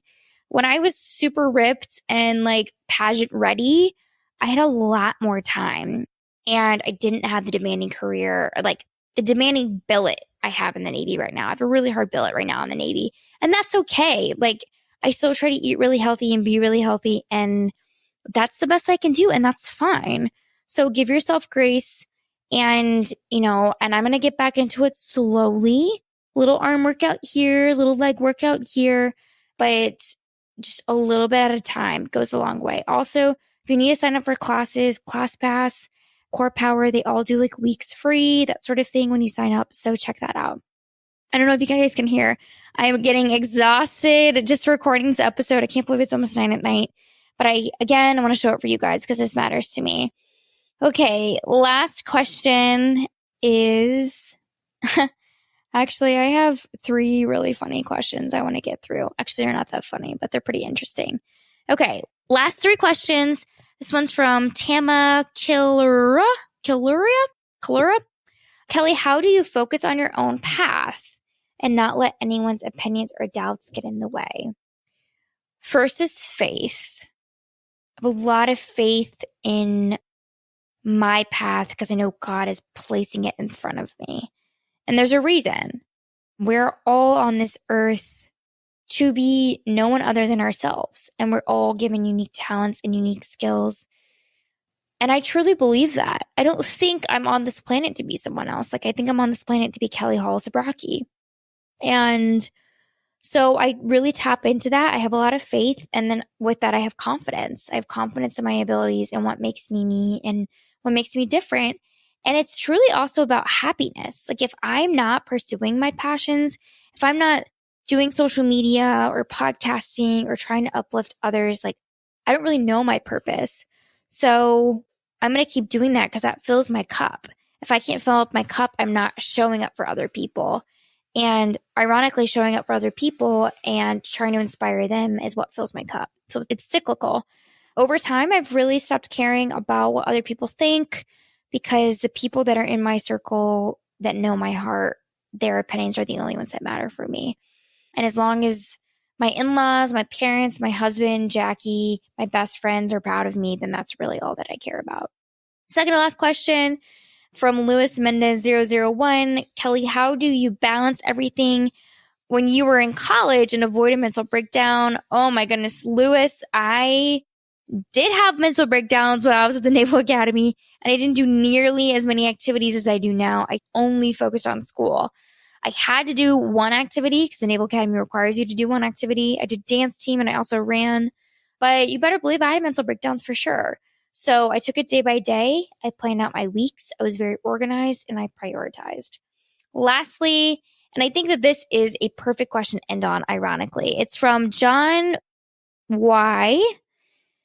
And the question is, Kelly, how do you have so much time to post on here and go places if you're an officer? And I'm going to handle that by saying no matter who you are, whether you're an officer, you're an enlisted, you're a CEO, you're the president, everyone needs to prioritize self-care, period. You cannot show up for other people if you are not taking care of yourself. You are going to drain yourself out. You're going to lose your fire. Your light is going to be dim. There is just no way. So you have to self-care with the things that matter to you, like I just said. I prioritize trips, long weekends, visiting friends, spending time with friends, doing the things that matter to me. It makes me a better person, makes me a nicer person, it makes me remember why I do what I do, and ultimately makes me a better leader because I reset that battery every single time I take time for myself. It's not selfish. So, like I said, I don't care who it is. Take time off. Take off Friday. Take a day to go get your hair done. Communicate with the people around you. Communicate with your spouse. Communicate with your boss. And remember that it's not selfish to put yourself first. You have to do that in order to stay afloat, and then also ultimately to put others before you as well. So on that note, I hope you guys like the special edition of Questions with Kelly. How do you / how do I, because I am Kelly, I loved your questions and I always love hearing from you guys. Feel free to slide into my DMs at kelly.zabrocki on social media and comment. I would love to hear what you guys loved about this episode. If you guys love Questions with Kelly, I love showing up for you guys. You guys are all amazing. Thank you. And I hope we eradicated some of your misunderstandings on this episode.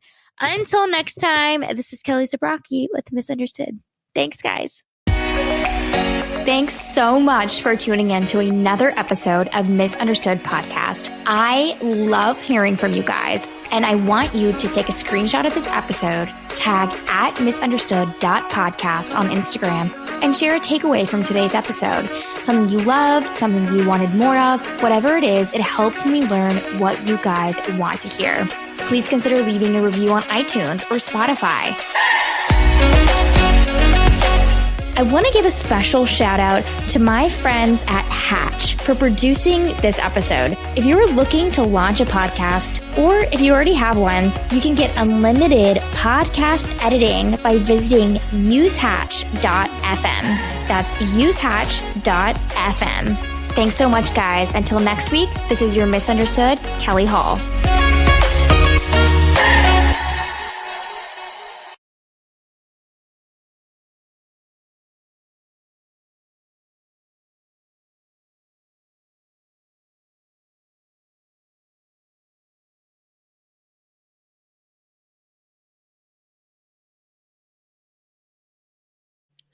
Welcome, everyone, to another episode of The More You Give. I'm your host, Jackie Barnum. Today's episode is brought to you by VetTix. VetTix is an organization that provides sports tickets, entertainment tickets to shows for veterans and service members. Go check out their website at vettix.org. That's VETTIX.org.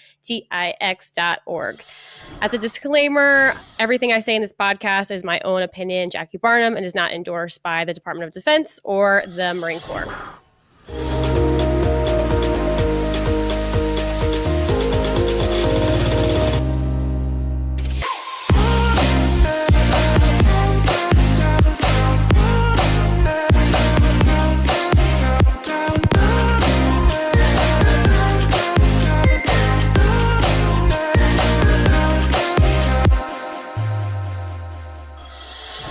Okay, so I am super excited about today's episode. Upon the idea of even starting this podcast, it was honestly inspired by this guest. We have Ryan Manion, who is the president of the Travis Manion Foundation. And even just going on your website, it's like there's so many more things, has written books, does public speaking events, does just so many things. So I have been looking forward to this for so long, and I cannot wait to talk to you. So thank you so much, Ryan, for being on this show today. Yeah, I'm happy to. I want to honestly talk about first because I haven't met you in person, but I feel like I know you. And I straight up slid into your DMs a year ago because I just happened to be looking on Instagram and I saw Ryan Manion started following you. And I was like, my jaw dropped and I was like, oh my gosh, I got so excited. I think I texted a few people about it. And then I messaged you and I just was like, Ryan, I am so honored that you're following me. Please let me know if you ever need. I just was because I've known who you are for a long time. been involved in Travis Manion events at the Naval Academy and whatnot. And so I've known who you are from afar. And then I just was like total fangirling over you. But then what was cool was that you messaged me back immediately, and you're like, oh, I'm actually a huge fan of yours. And I just was like, let me just faint over here. So that was just sliding into your DMs just worked. Well, I have to tell you, you were my daughter is such a huge fan of yours. And I've shared with you that my daughter, is the Naval Academy is somewhere that she's thinking about going. And, I was born into a military family. My dad's a colonel in the Marine Corps. My brother was a Marine. I've been surrounded by Marines, hence my children have been surrounded by Marines. But I will say my kids have not been exposed to many, if at all, female Marines. And so, this idea when we would talk to Maggie about the military, my oldest daughter, she couldn't even picture herself in the Marine Corps because she identified it as like a very male-driven industry. Marines are men. And when she started following you, she all of a sudden began to see herself in Marine shoes. And so I thank you for that because, you think that growing up in a household that's filled with Marines, she would identify with that, but it wasn't until she found you that she started to see like, oh, I can see myself in these shoes now. So, or these little heels. So I thank you for that. And she's a big fan of yours. And like I said, I'm a big fan of yours as well. That means so much to me. I know, I feel like when I was her age, like there was no one to look at, and I feel like, cause Instagram was so new. I think I like made my Instagram when I was at the Naval Academy. So, it's just, having someone to be like, oh, I actually like can see myself doing those things. So I love that I've connected with her and connected to you through all that. So it's just so awesome. The first thing I want to talk about with you is kind of speaking of Maggie and, the next generation. You have a podcast called The Resilient Life that talks about resilience, and me being a company officer at the Naval Academy Prep School, dealing with, 18, 19, 20-year-old kids, kind of, they're adults, but they're just leaving home or going through that transition, and teaching that age group resilience. How do you what advice can you give, or how do you start instilling resilience in that age group, or even, kids younger? Well, it's interesting because through the work of the Travis Manion Foundation, I'll tell you a little backstory. When we started the Travis Manion Foundation, one of our main objectives was, of course, to provide support to returning veterans and families of the fallen. But our original mission statement also had, our original mission statement was provide support to returning veterans and families of the fallen, and to play a role in creating the next generation of leaders. And I will tell you, when we put that mission statement together, we didn't know what that meant, but we just knew that somehow we wanted to play in that space. We knew how important it was for young kids who are making these decisions about what the rest of their lives look like. And, today we actually train veterans to mentor youth and talk to youth about character and resilience and what it means to live a life of service. And, I don't feel so far removed from like when I was in high school, like these things, that small things can seem like the end of the world, right? I look at my kids now, I've got 2 teenage daughters, and, it's all about putting things in perspective for them.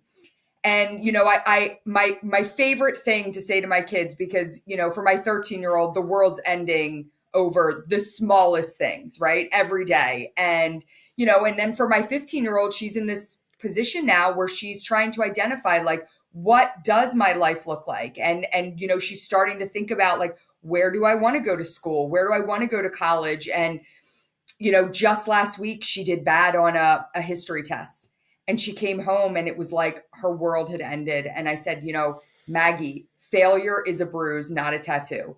That is one of my favorite sayings, but it's also a value at the Travis Manion Foundation. It's one of our values. And I think it's so important for not just kids, but for everybody to understand that like life is a series of ebbs and flows, right? And we can't allow one small failure to define us. And if we are kind of attuned to this idea that our life is these peaks and valleys, it makes like the difficult times easier to digest. And it's always what I'm saying. I'm like, listen, you did poorly on this test. Well, guess what? That gives you the opportunity to do well next time. And it's about knowing that no matter how low you get, you have to know that you can always work your way out. And if you can kind of stick with that mindset, it's obviously much easier said than done. But if you can stick to that mindset, it makes things so much more palatable in this like journey of life. You know, we know that like we're in a low, but we're always going to come up from there. And we just have to keep practicing that and believing in that. And, you know, resiliency is like, you've got to practice it. It's not something where you can just be like, I'm going to be resilient. Like, oh, I'm going to be resilient. You have to actually practice the art of resilience. And you practice it when you have to be resilient, right? And so you have to remind yourselves in those times where you're challenged, where you're dealing with adversity, you have to remind yourself that like this is, you know, one page in a book, and you can turn that page very quickly and you can work yourself into the next chapter.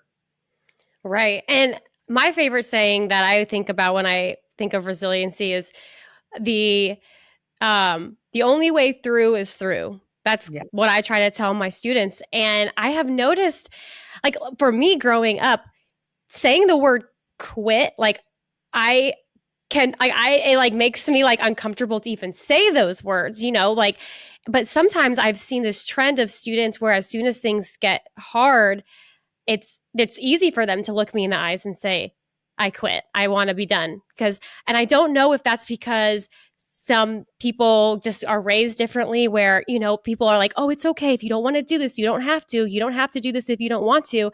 And if you kind of instill that in their minds and they actually get to the Naval Academy or Naval Academy Prep School or boot camp or OCS or whatever, and they're actually faced with like a no kidding challenge, they don't know how to push through. It's just they're used to just saying like, well, I'm uncomfortable, so I don't want to do this anymore. Yeah. And I think, you know, I mean, listen, as a parent, you never want to see your kids struggling. You never want to see your kids like dealing with anything uncomfortable. But every time my kids do deal with something uncomfortable or challenging, I'm grateful for that because I know that's preparing them for what comes next in life. And, you know, if you're going to be kind of coddled, and we talk about this with character, like the end of the day, you know, you can be a straight A student, you can be an all-American athlete, but if no one's teaching you how to be like a good person, you know, you can still be a jerk and be a straight A student and an all-American athlete. And guess what? Guess what's most important out of those three things? Being a good person, right? Doing the right thing.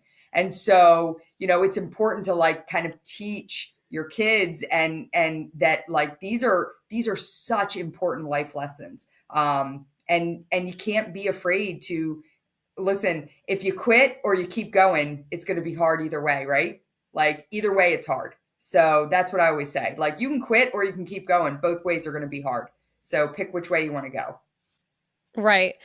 And I think an interesting thing too with resilience is that there's kind of like a fine line that I'm not a parent, but I like to think of myself as a parent sometimes to my students, but like we watch them and we see them, you know, struggling and we need them to struggle. We can't, like you said, we can't coddle them all the time. We can't always, you know, catch them, and they need to learn through failure sometimes. But then how do you know when to intervene, and how do you know exactly, you know, because they could fall and then they could really, really keep falling. And I'm just curious, like what your thoughts are on when's that point where you're like, okay, they actually need this person needs some help now.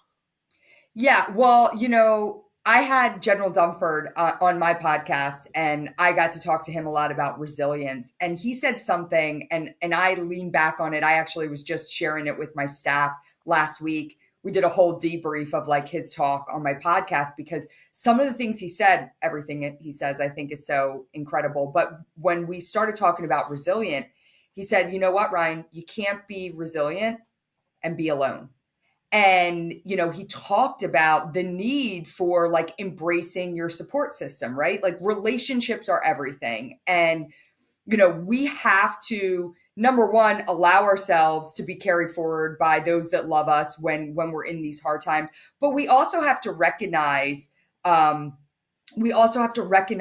we need to reach out and say, hey, I'm going to be here to lift you up and help you through this time. And there's nothing wrong, number one, with asking for help. And there's nothing wrong with offering help. You know, that's not giving the easy way out to your kids or your students. That's just saying like, hey, this is the place you're in and I'm going to help you get through to the next step. So, you know, I think it's always okay to say, you know, what can I do to help you get through this phase?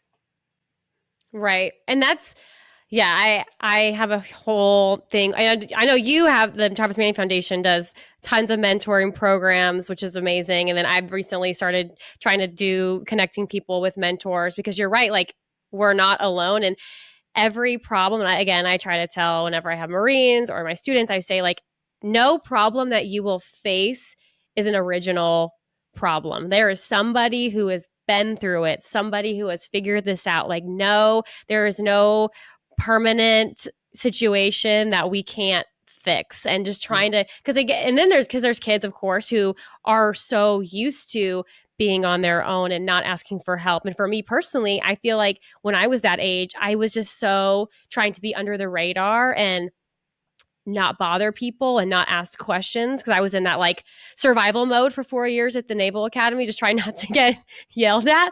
But I think I did myself a disservice by not reaching out to people for more help, because I really did feel very alone for a long time. Even as when I commissioned, it's only really until recently where I'm like, okay, there's like people around here that can help me.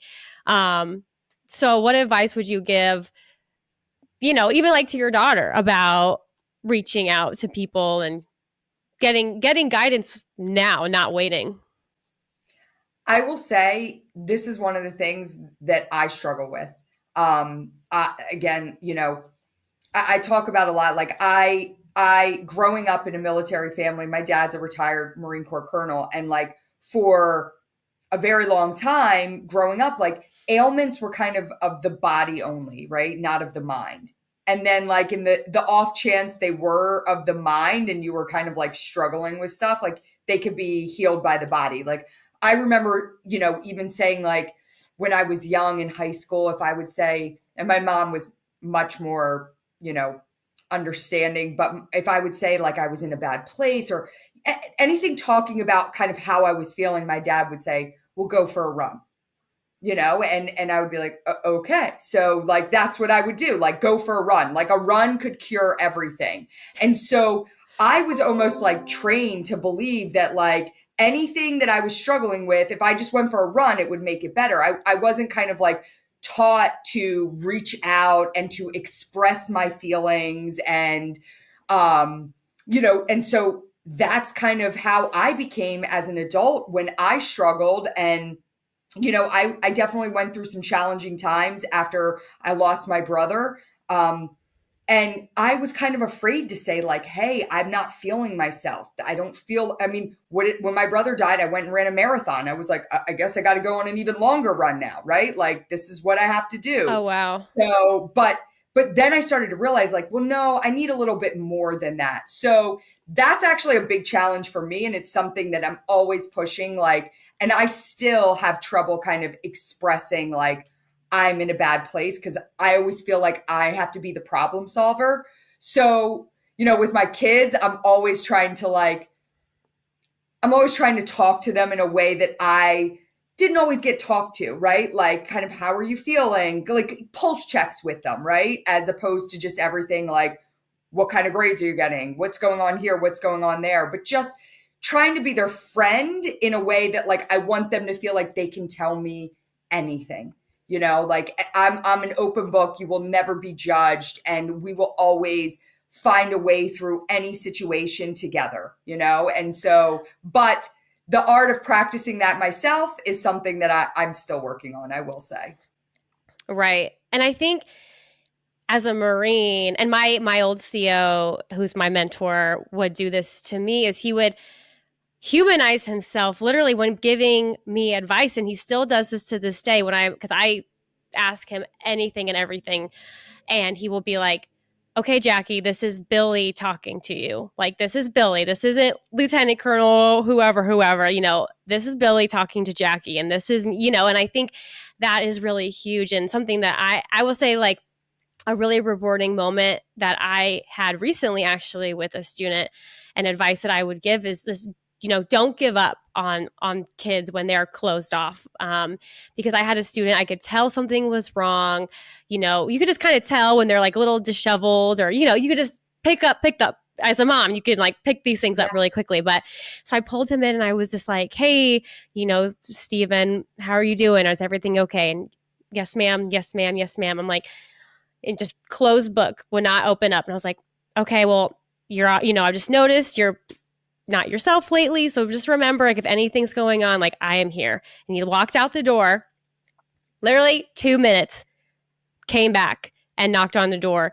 And he said, ma'am, I actually like really appreciate you asking. Can I actually tell you what's going on now? And I just was like, yes, please. Of course. You know, it takes that little bit of like, you know, that trust. You got to build some trust first. But I was like, so when he came back, I was like, oh, yes. Okay. Like, and I could tell as soon as he got that off his chest and I, you know, gave him some advice and let him just speak, you know, he physically like looked like a little bit of a weight was lifted off his shoulders. Because I think a lot of these kids, again, like going through that transition in life, signing up to serve their country, going to the Naval Academy. So like mentally they're like preparing to be adults. So they think they have to deal with all these things on their own, and they just don't. And I hear so often where I ask, like, why didn't you tell anybody about this? Like, we could have helped you so long ago. And in their minds, I don't know where this comes from, and I want to break this cycle, but I've heard a few times where they say, well, you know, like when I ask for help, that's weak. And I just Yeah, and I think that's unfortunately still a little bit of the culture that exists in the military. I think there's been big strides taken to overcome that, but it is. I mean, you can say 1,000 times over, tell us how you're feeling, but you know, to say like I'm struggling, all of a sudden it's like, well, we're preparing you to be America's, you know, leading fighting force. Like you can't, you know, so it's a double-edged sword. So I totally get the idea of, you know, these prep kids and Naval Academy students and, you know, kids going through OCS, they don't want to say that they're having an issue, you know, because all of a sudden that singles them out as like, hey, you know, that kid's kind of going through something. Whereas, frankly, right now, I think it puts you in a state of strength, because it's like, hey, I have the strength to come out and say, like, this is what I'm dealing with, and I'm ready to tackle it head on, you know? Right. And especially when these kids, this age, that are my students, I've noticed it's that age where, you know, that loss is first time for them. So a lot of, you know, losing of an aunt or a parent or a grandparent, and that's the first time that they're dealing with this and having to kind of help them navigate that grief.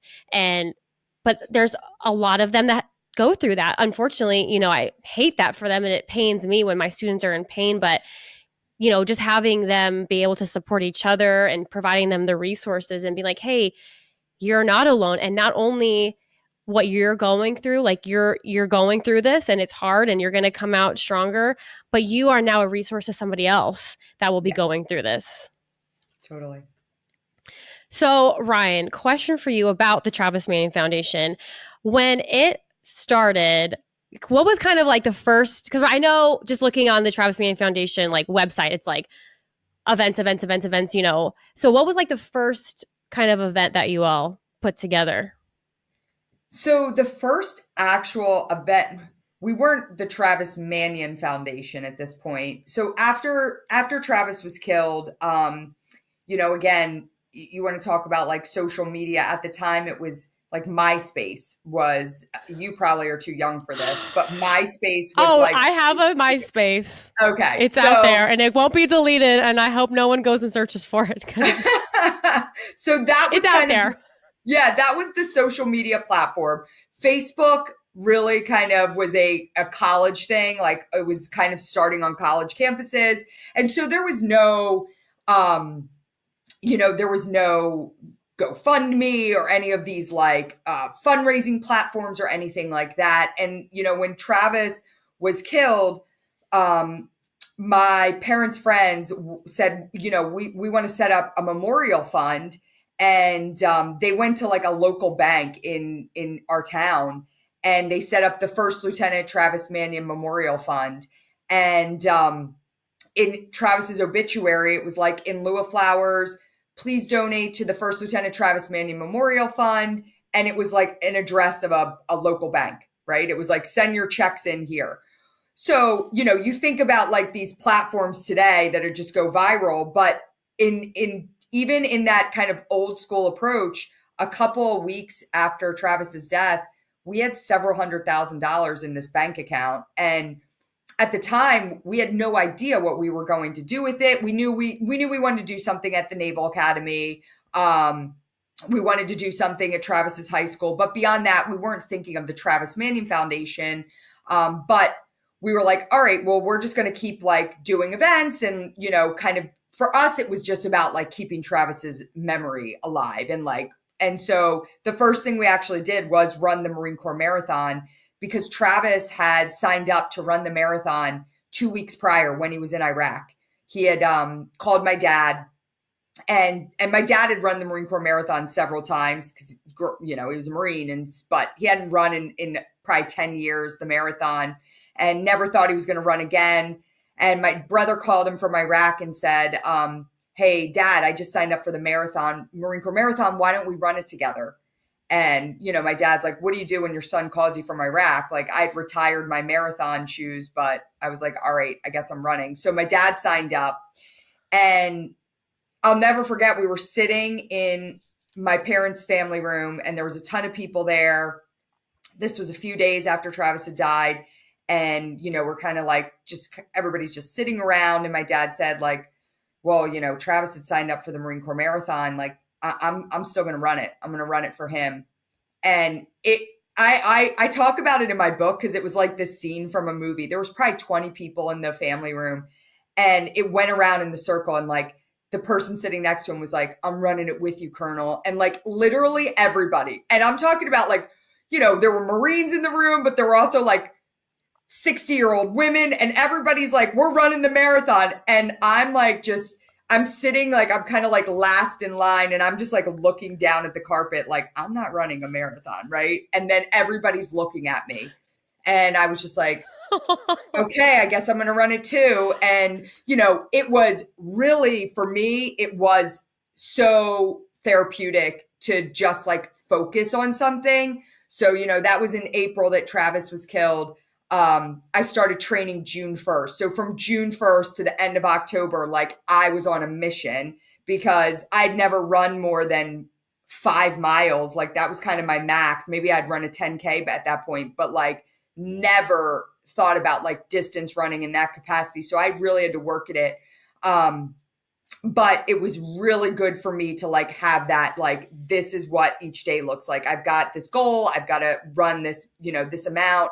But we had probably about 60 people run the marathon with us that first year. And I'm talking like, out of those 60 people, 58 of them were like first time marathon runners. So it was quite interesting, but we all crossed the finish line together. We raised more money for the First Lieutenant Travis Manion, fund at the time, and Memorial Fund. And now, you know, that event has grown. We're one of the largest charity partners with the Marine Corps Marathon, and we have hundreds of people that run with us every year. And so it's kind of interesting to like look back, you know, that first year we were in the Marriott down in DC. And I mean, we had Travis, we had different people speak about Travis at that dinner. One of them being Brendan Looney, who was Travis's roommate at the academy, and he ran the marathon for Travis. He ran next to my dad that year in 2007, and then he would unfortunately be killed a few years later in Afghanistan. But like, it was a really personal event. So, you know, now we have people that just sign up because they want a charity slot, and we have a low fundraising amount, so they join us. But I love the idea that they're like joining into this thing that started in such like an intimate grassroots way. So it's special. I've done the marathon a couple other times, but I go down there every year just to cheer everyone on. I will have to admit I have never run a marathon, and now I feel like this is I'm always like waiting for like a sign to run a marathon, and I'm like, oh geez, now maybe this is my sign to run a marathon. The Marine Corps marathon too. I know. I feel like I'm not like a real Marine until I've run that. But one day, I feel like it's always like raining or snowing or just really horrible conditions, which is like what we thrive on as Marines. I mean, the last time I ran it was in 2019, and it was torrentially downpouring for like the first 10 miles where we were at Haynes Point, and I was running in like a foot of water, and I was like, I can't believe that I'm running in this. And I was praying for the rain to stop, and it did. And it stopped around like mile 15, but it stopped, and it got so sunny and it was so steamy that like steam was coming up off the asphalt, and it was so hot that I was praying I was like, start raining again. So yes, oh my gosh.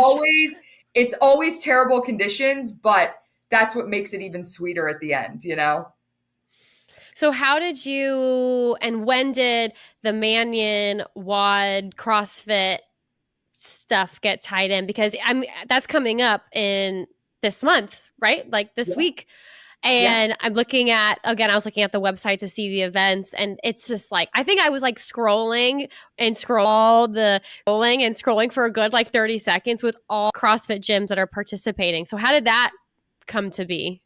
So the Manion WOD is a hero WOD through CrossFit. And if you're part of the CrossFit community, like hero WODs are, WOD is workout of the day, right? Like every day you get a WOD. And so these hero WODs are named after fallen service members, but they're actually pretty particular, where they only make hero WODs after fallen service members that they can show proof that they participated in CrossFit. I mean, it's very interesting thing that they do. But so the Manion WOD, actually, there was a Marine that went to the academy and wrestled with Travis. And when he got out of the Marine Corps, he went to work for CrossFit.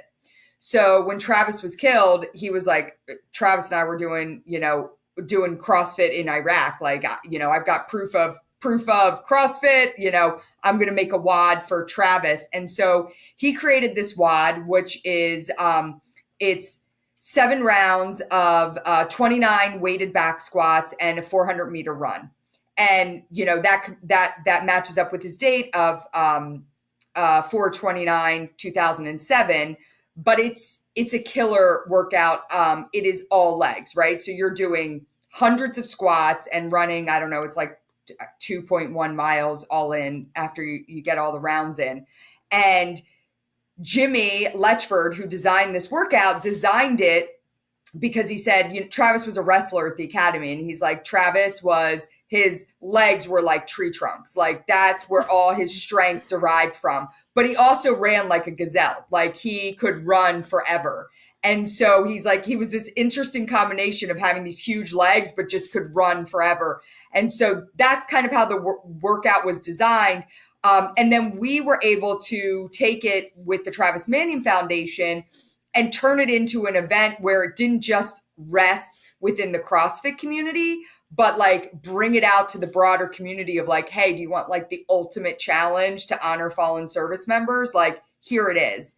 And so, yeah, we've got hundreds of gyms, and then you can sign up individually too. Like we have thousands of people that just sign up, and you can do the WOD anywhere, which is a great thing.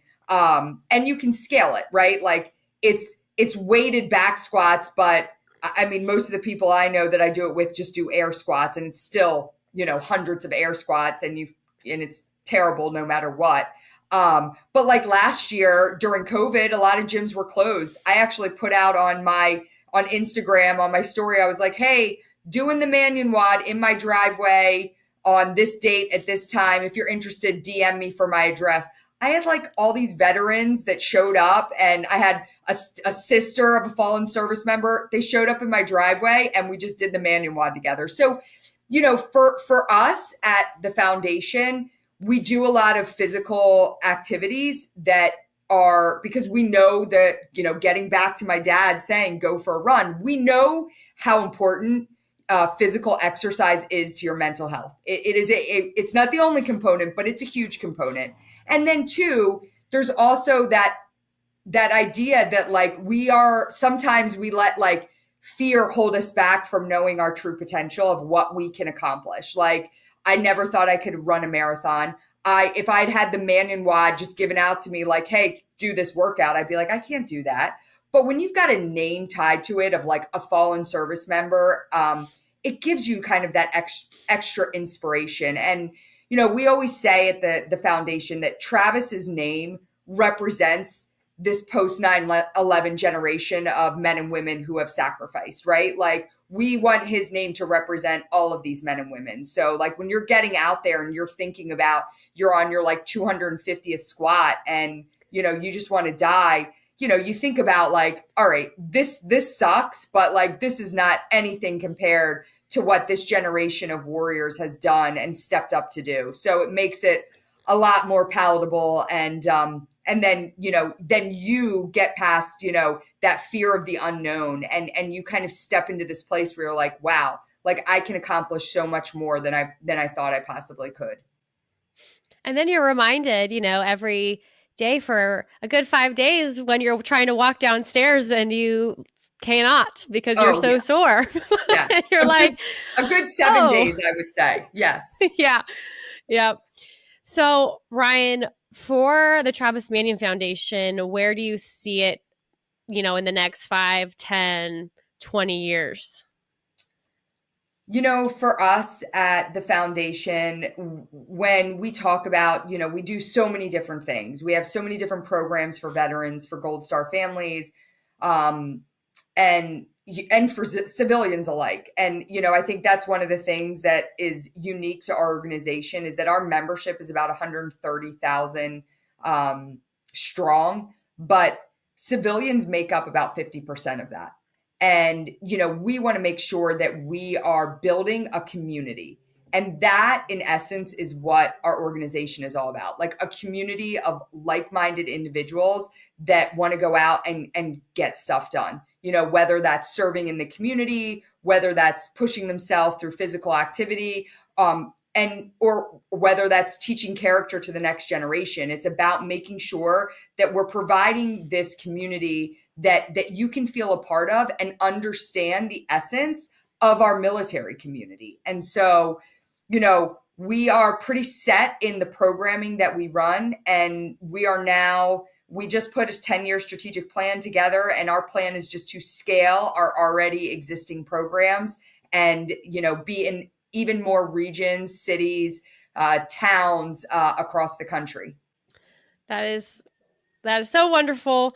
My last question for you is, for you specifically, what is your favorite Travis Manion Foundation event? Because you do, I get the emails, always asking for, for volunteers for this. And then like you do refugee helping and you do the mentoring thing. There's so many ways to get involved. So what's your personal favorite? For me, I think that the work we do through our character program is not only my favorite, but it's also has the most impact. We have worked with over 500,000 kids across the country to date. Last year, over 50,000. And this idea that, number one, we can give veterans a continued way to serve because, you're still in the uniform. When you take that uniform off, your desire to serve isn't going to go away. And that's what we see from our men and women that are leaving active duty is they're still looking for ways that they can have an impact, that they can give back. And when they're not given that opportunity to continue serving, that's where they run into problems with mental health decline.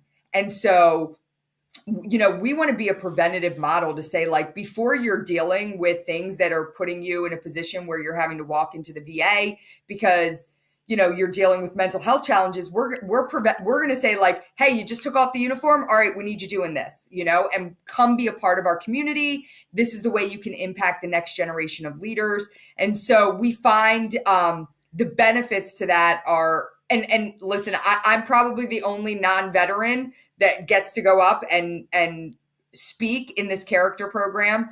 I'm leaving tomorrow to head to the Annapolis and give a brief to the second class midshipmen, which is my favorite thing to do every year. I speak at Travis's high school every year. I speak at summer seminar at the Naval Academy every year.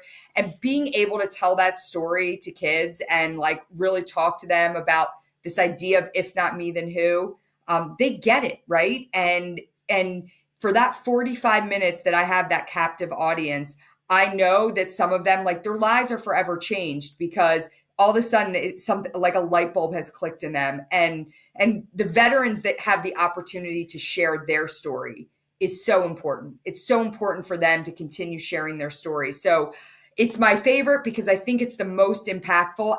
And frankly, I think, it's the most important to our society as a whole. We have to keep playing a role in creating men and women of character. And I can think of no better group to do that than our men and women who served in uniform, to take that uniform off and to go work with these kids and show them what service is all about, regardless of if they serve in the military, right? It's just about teaching them, like, you can be a servant leader in your own backyard. And this is the path that I chose, but this is ultimately all the different ways that you can go out and serve. And it's just so rewarding to see the change that's happening with the youth and the continued service with our military community.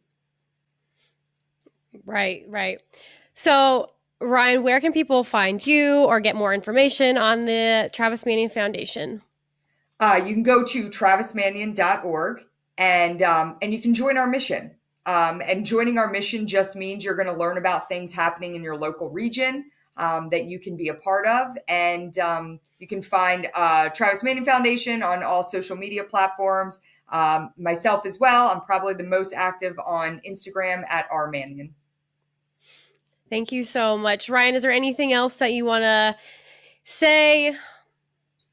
No, I mean, thanks so much for having me on. And, again, thank you, Jackie. I think that I was just showing my dad your Instagram. I was telling him yesterday I was going on with you. And I said, this is who Maggie met with on Zoom, and they talked. And, I just love the idea that there are strong females, young females that are kind of showing a different face to what it means to serve in the military. And you do it in such a great way. So keep doing what you're doing.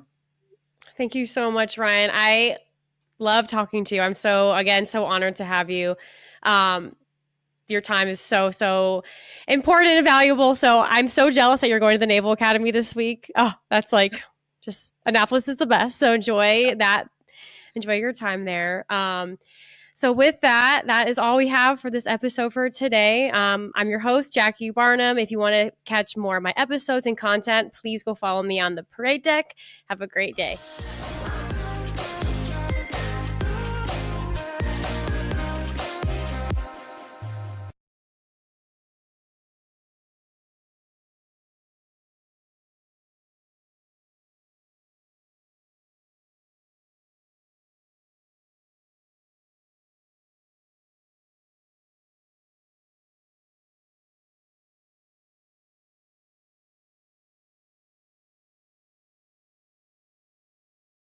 We swung around. We came in danger close right over the top of these guys and engaged with the building that the Taliban were in. And we came in and as a crew, we blasted that door off its hinges and engaged the Taliban that were in there. The Green Berets, and I can't ever talk enough about how heroic these guys were every time I ran across them in Afghanistan, jumped up immediately and assaulted the building.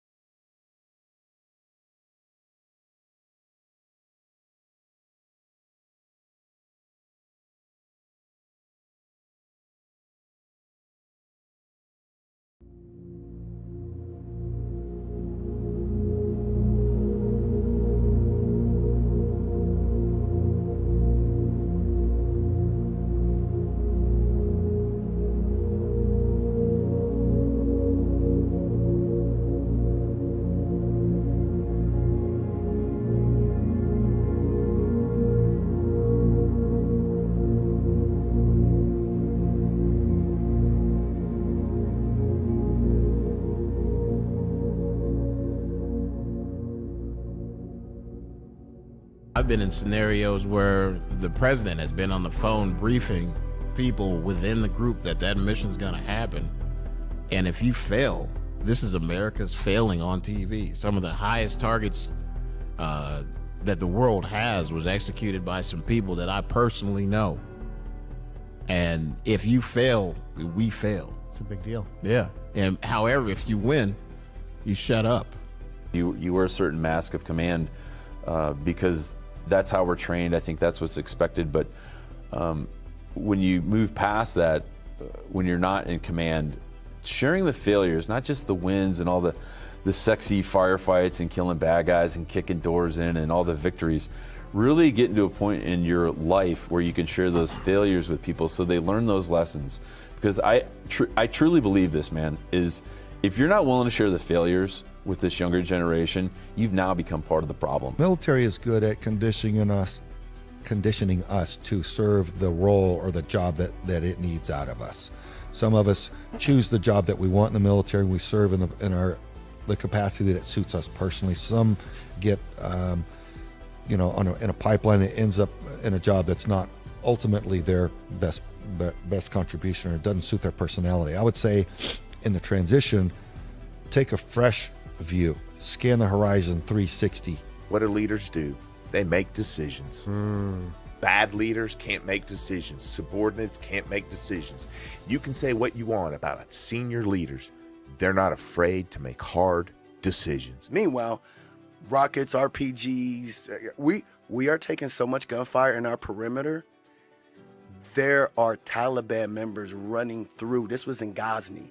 There are members of the Taliban running through our base, literally shooting at U.S. soldiers. Yeah. And you got a call from your wife. Wife, my phone rang. I said, hello. She said, babe. I said, hey, what's up, mama? She said, your mom just passed. I said, okay. I'll call you later. She was like, all right. This episode is sponsored by Tiffany & Bosco. High-stakes disputes demand high-impact trial attorneys.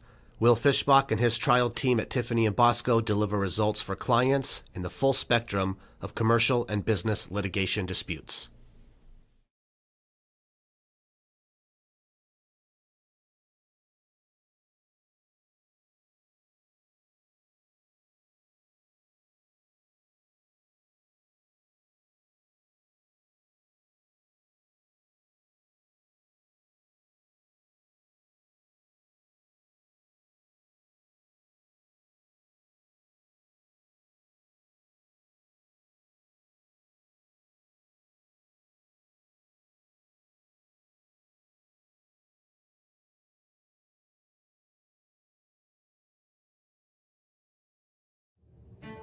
Get in the courtroom pretty quickly as an Army JAG. I had my first murder case within 3 months. Iron Triangle, there's an island in this canal that has bad guys on it. A couple of detainees are rounded up, 3 of them. And the soldiers at some point said, just kill these guys, let's just waste them. The rules of engagement are not a suicide pact. I mean, the second you have a reasonable belief that either you or your unit are in danger, you absolutely positively deploy lethal force. The rumor mill starts going that what happened to that family out there at TCP2 was that Army soldiers did it. I want to be the best attorney I can be for my clients, and I also want to be the best leader I can in the community. And those two things are not inconsistent. By virtue of what I do in the community, I'm better able to serve my clients. So, my day job is I'm a litigation partner at a law firm called Tiffany & Bosco. It's almost a little over 50 years old. I'm a trial attorney, meaning I take cases to trial. And I have the military to thank for giving me the breadth of experience to know how to take a case to trial and actually get up in front of a jury and truly try a case. The military, it's paternalistic. I mean, especially if you're a young enlisted soldier, you're told where to live, what to eat, what to wear.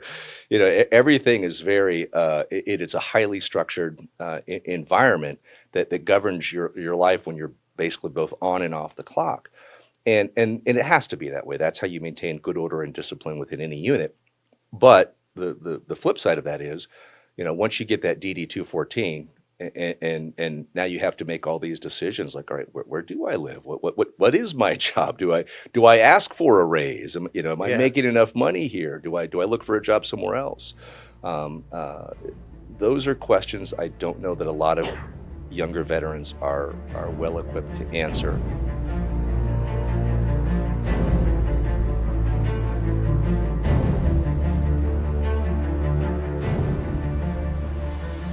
And I found this in my 12, 13 years of entrepreneurship as a full-time entrepreneur, full-time business owner. And I've hired MBAs literally, and I've hired people with no college degree that have 20 years experience.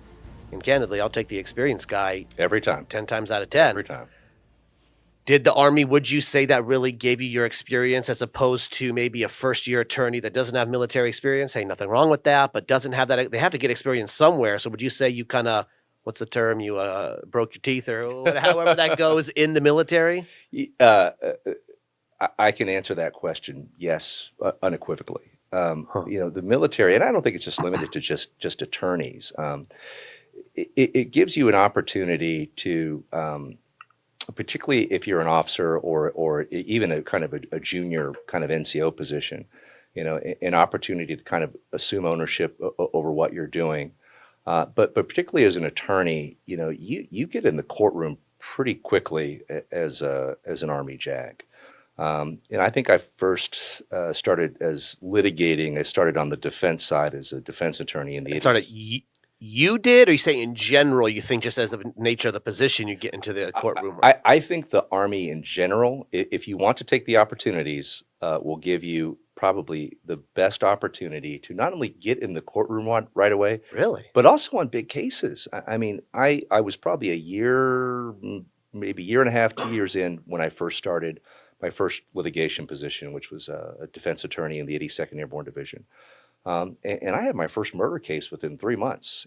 And typically in your county attorney's office, or your DA's office, you're going to start with the petty crimes, the drug crimes, the property crimes, and then you kind of work your way up to the homicide division. That's kind of like the pinnacle of a career. Interesting. I did not know that. Yeah, on the JAG side, you could. Is it because there's more crimes, less attorneys? What's the equation there?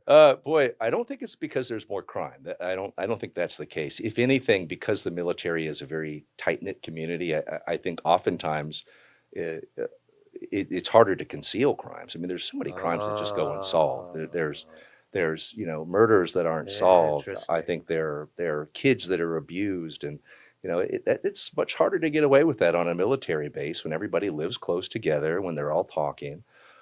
So there's that aspect of it, but I think it's just the way the Army and the military in general approaches leadership. Is it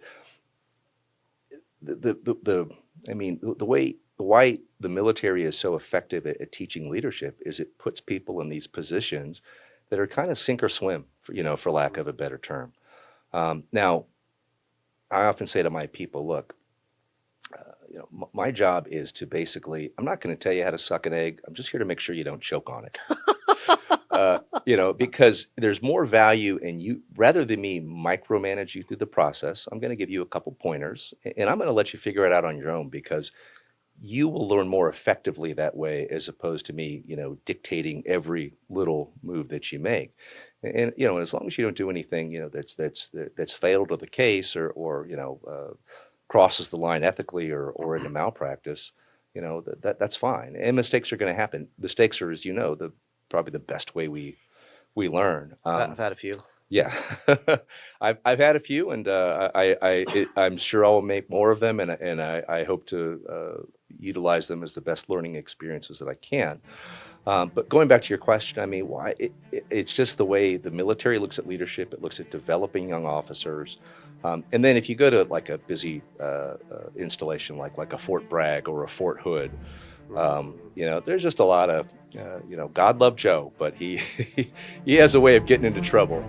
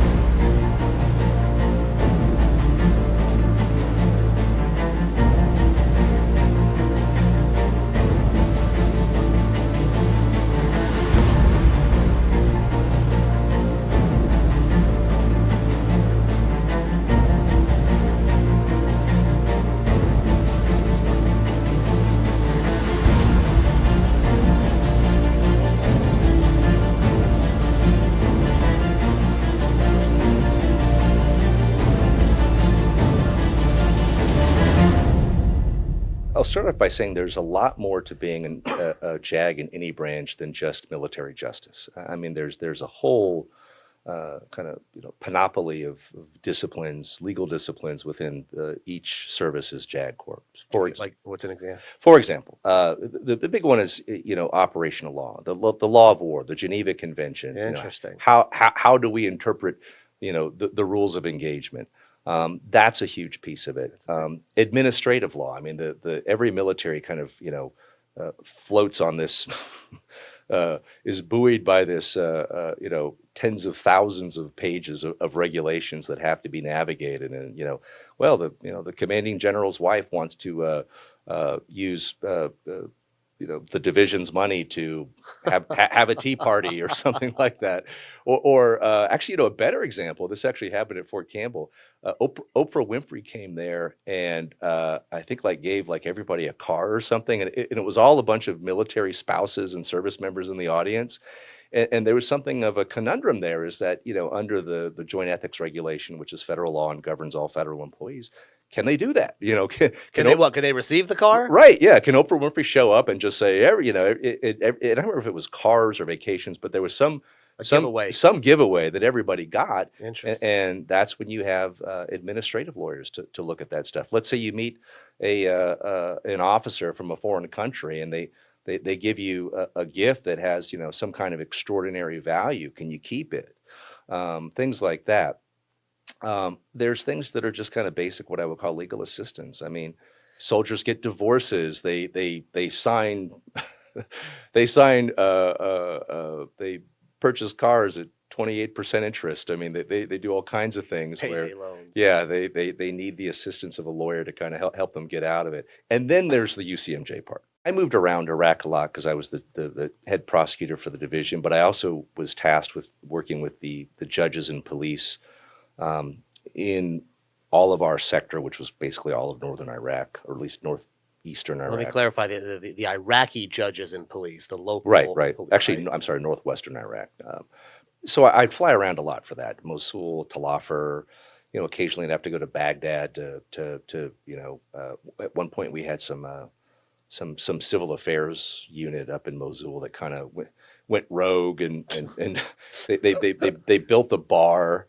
And then they were having the privates were going in there, getting into liquor, dancing on the bar, and I had to go down and interview the general in charge of the civil affairs unit and go down to Baghdad and say, sir, what's going on up there? But primarily I was in Cobb Speicher, which is just outside of Tikrit, Saddam's hometown, and I would sometimes see this, young female lieutenant, tall, brunette, gorgeous. Yeah. I'd see her in the mess hall, and I could tell by virtue of her shoulder patch that she was in one of the medical units.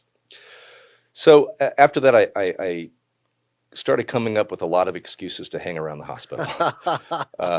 And ultimately, what happened was there was a case where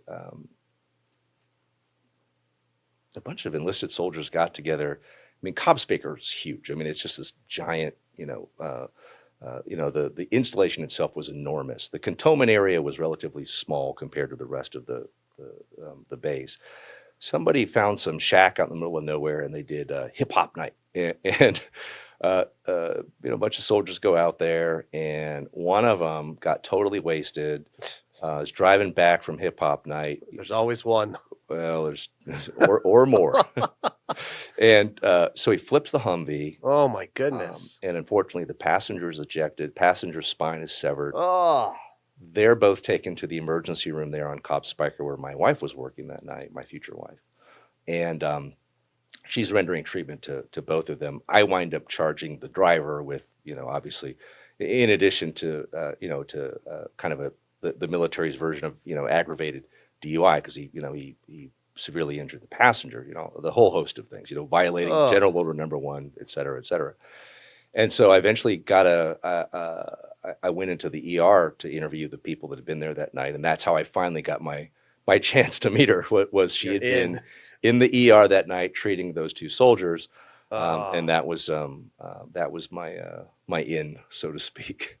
I did read a story, and you correct me on all the details because I will definitely mess it up, but a story where she had to actually treat a combatant. Right. And I mean, two things. One, tell me if that falls under law of a Geneva Convention or something of treating combatants. And two, I think that's a testimony to who we are as America. Because what other country, what other military would treat their enemy, would spend our resources, our time to try to save your life if you're the enemy? It's a short list with one name on it, and it's the United States of America. Wow.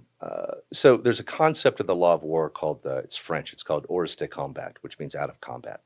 And you know, the best analogy is, you know, either you're in the boxing ring or you're out. And you're out of combat if you're severely wounded to the extent where you're no longer a combatant, really, you know.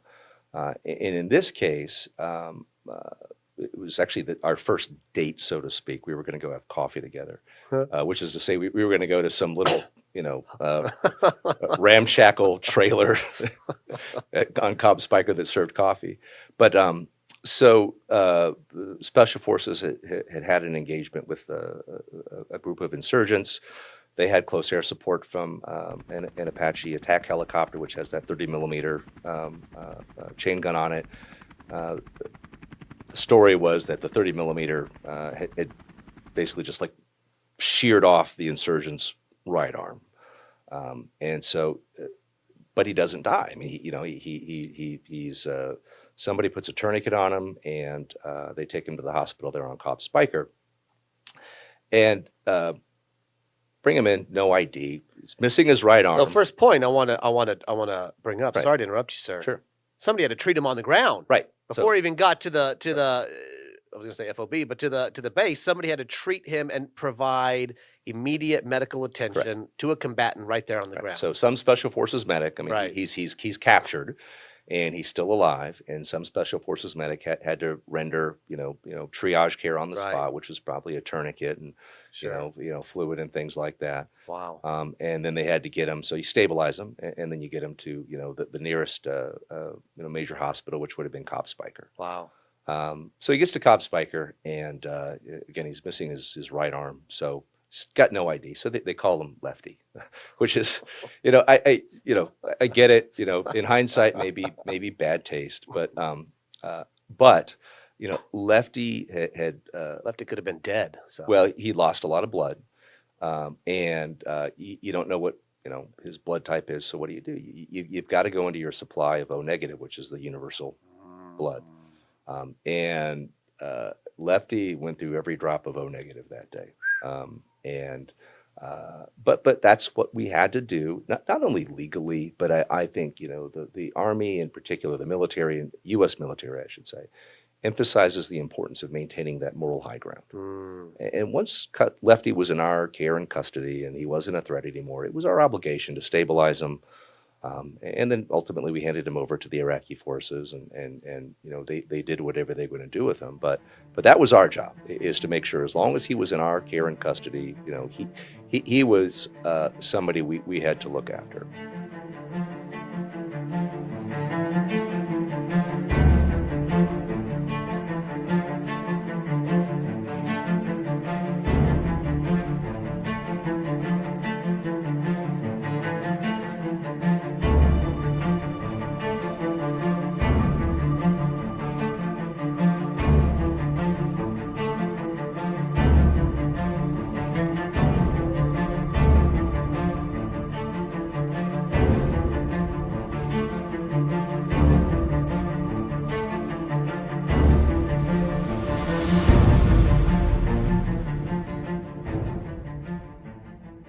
When I've been kind of reading up on the Mahmoudiyya rapes and killings, that's a heinous crime to be committed anywhere, let alone by U.S. soldiers at war. Yeah. And the way that went down, unprovoked, you know, totally just out of the blue, it seems. How did that go down? Jeez. Big question. So the Mahmoudiyya massacre was an instance, and I think it occurred, I want to say also in March or April of 2005, where members of the 2nd Brigade Combat Team of the 101st Airborne Division, which at the time I think was attached to 4th Infantry Division. They had 4 or 5 soldiers, or 4 soldiers actually, had raped a young Iraqi girl, killed her, killed the parents, set the girl's body on fire to make it seem like it was the result of some kind of sectarian violence. And those of us that served over there know that, if you're kind of you're kind of standard garden variety Iraqi civilian, you were probably much more likely to die at the hands of a fellow Iraqi than you were at the hands of a U.S. service member. Well, that's one thing Saddam Hussein did, was kept a lid on the different sects, religious sects, and all kinds of stuff. And when he lost power and we came in, everybody just fled, and you had villages and this Shia, Sunni, and that was a big problem. There are divides that go back, and part of it's Shia, Sunni, but then within that, superimposed on that, there are tribes and. And there was just so much. There were, I think, a lot of scores to settle in a lot of ways. That you're right, because of the way Saddam ran that country, he kind of kept a lid on all of it. But yeah, they set the body on fire of the young girl, hoping it would kind of burn the whole scene down, and then make it seem like the insurgents had that it was kind of one tribe retaliating against another. But this was also clearly premeditated. I mean, these are 6 soldiers manning a checkpoint, right? Which even the logistics of that, I mean, was this just like 9 a.m. to 9 p.m.? Did they sleep there? Forget all those details for a second. But these are 6 soldiers, where 4 of them, and this is this is in the middle of the city, right? I mean, or along a major road per se. I wouldn't call it that. So it occurred. So the whole thing went down in, it's actually Lusafia, Iraq. It was called, the AP reporter who reported on the story first said it occurred in Mahmoudiya, which was technically incorrect. I mean, it's kind of like saying something happened in Peoria, Arizona, when it really happened in Glendale. But be that as it may, the name stuck after the AP story ran. But it actually happened in Lusafia. That was all part of an area south of Baghdad, which was a lot of agrarian land. And it was, for those of you who live in Phoenix here, it was something of like a post-apocalyptic Arcadia. It was a lot of palm trees, a lot of canals, and therefore a lot of vegetation, or like farmland, agriculture. Well, and also places where bad guys could hide. I mean, if when you have kind of a water table like that in the desert, and you've got drought resistant vegetation, I mean that stuff grows and it grows and it grows. And on top of that, the canals, there weren't a lot of ways to cross the canals, and there was so much just stuff in those canals. You wouldn't want to, you're here, bad guy is there, he takes a few shots at you and then runs. Unless you've got a bridge or another way to cross somewhere in the vicinity, he's probably getting away with it, because you're not going to want to jump in those canals, because God knows what was in there, razor wire. Sure. It also could be some kind of ruse, because they've got something daisy chained in there to blow you up. But it was a very frustrating deployment for those soldiers, because it was extremely violent there. That unit, I think, at that time had suffered more casualties than any unit in the entire conflict. They lost their platoon leader, had been quite literally blown up, and his body dismembered due to an IED. Two squad leaders had been shot in the face at one of those checkpoints by an Iraqi that everybody thought was kind of a friendly. That's got to play on the psyche of all the other soldiers. Like, you wake up every day, is this going to be my day? Right. It was just an extremely violent area. And I think the soldiers were out there at these traffic control points, which are kind of along these little highways that go between one little farming hamlet to another. And they're out there pretty much on their own. You're out there, maybe 6 or 7 junior enlisted soldiers and a squad leader. This particular area was called TCP2, or Traffic Control Point 2. And at the time, the squad leader was on leave. And so you had a very junior soldier in charge by the name of Paul Cortez, who at the time was an E4 specialist. I think he was promotable to be sergeant, but he hadn't pinned yet. And So squad leader's gone, and then you've got a guy in the unit named Stephen Green, who is, by all accounts, was just a grade A sociopath. He got into the Army on a moral waiver, meaning he should never have been there in the first place, but like it or not, this was a time when the Army needed bodies, and it certainly needed bodies in the infantry.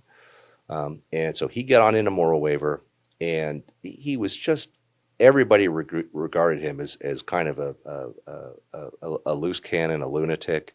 He would say the craziest things. He had, we'd heard stories about him throwing puppies off a roof and just doing kind of just really vile, sadistic things. Squad leaders, he's on leave. You've got a junior soldier in the form of Cortez in charge. You've got Green there, the sociopath. And on top of that, the soldiers had somehow managed to get some whiskey from the Iraqis. So they're sitting there at this traffic control point. They're like playing cards. And, going back to soldiers and, soldiers sitting around a table drinking whiskey and playing cards, they tend to say some pretty crazy and outlandish things. I mean, that's what 20, 25-year-old kids do at that point. And at some point, somebody had said, hey, that girl that lives at that farmhouse over there, what if we were to go over there and rape her?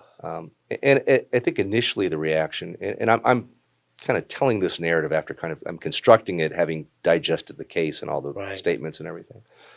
Somebody had thrown that out there, and I think initially, probably the initial reaction was, well, that's silly. Let's not do that. But the day wears on, more whiskey's consumed. This is a unit that's really been through hell. Again, no leadership on the spot to stop them from doing this. And I think what started as kind of just a juvenile suggestion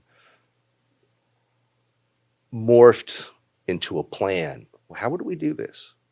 What would we do? We'd probably put on we take off our uniforms, we put on our thermals, cover our faces so we look like we're local bad guys.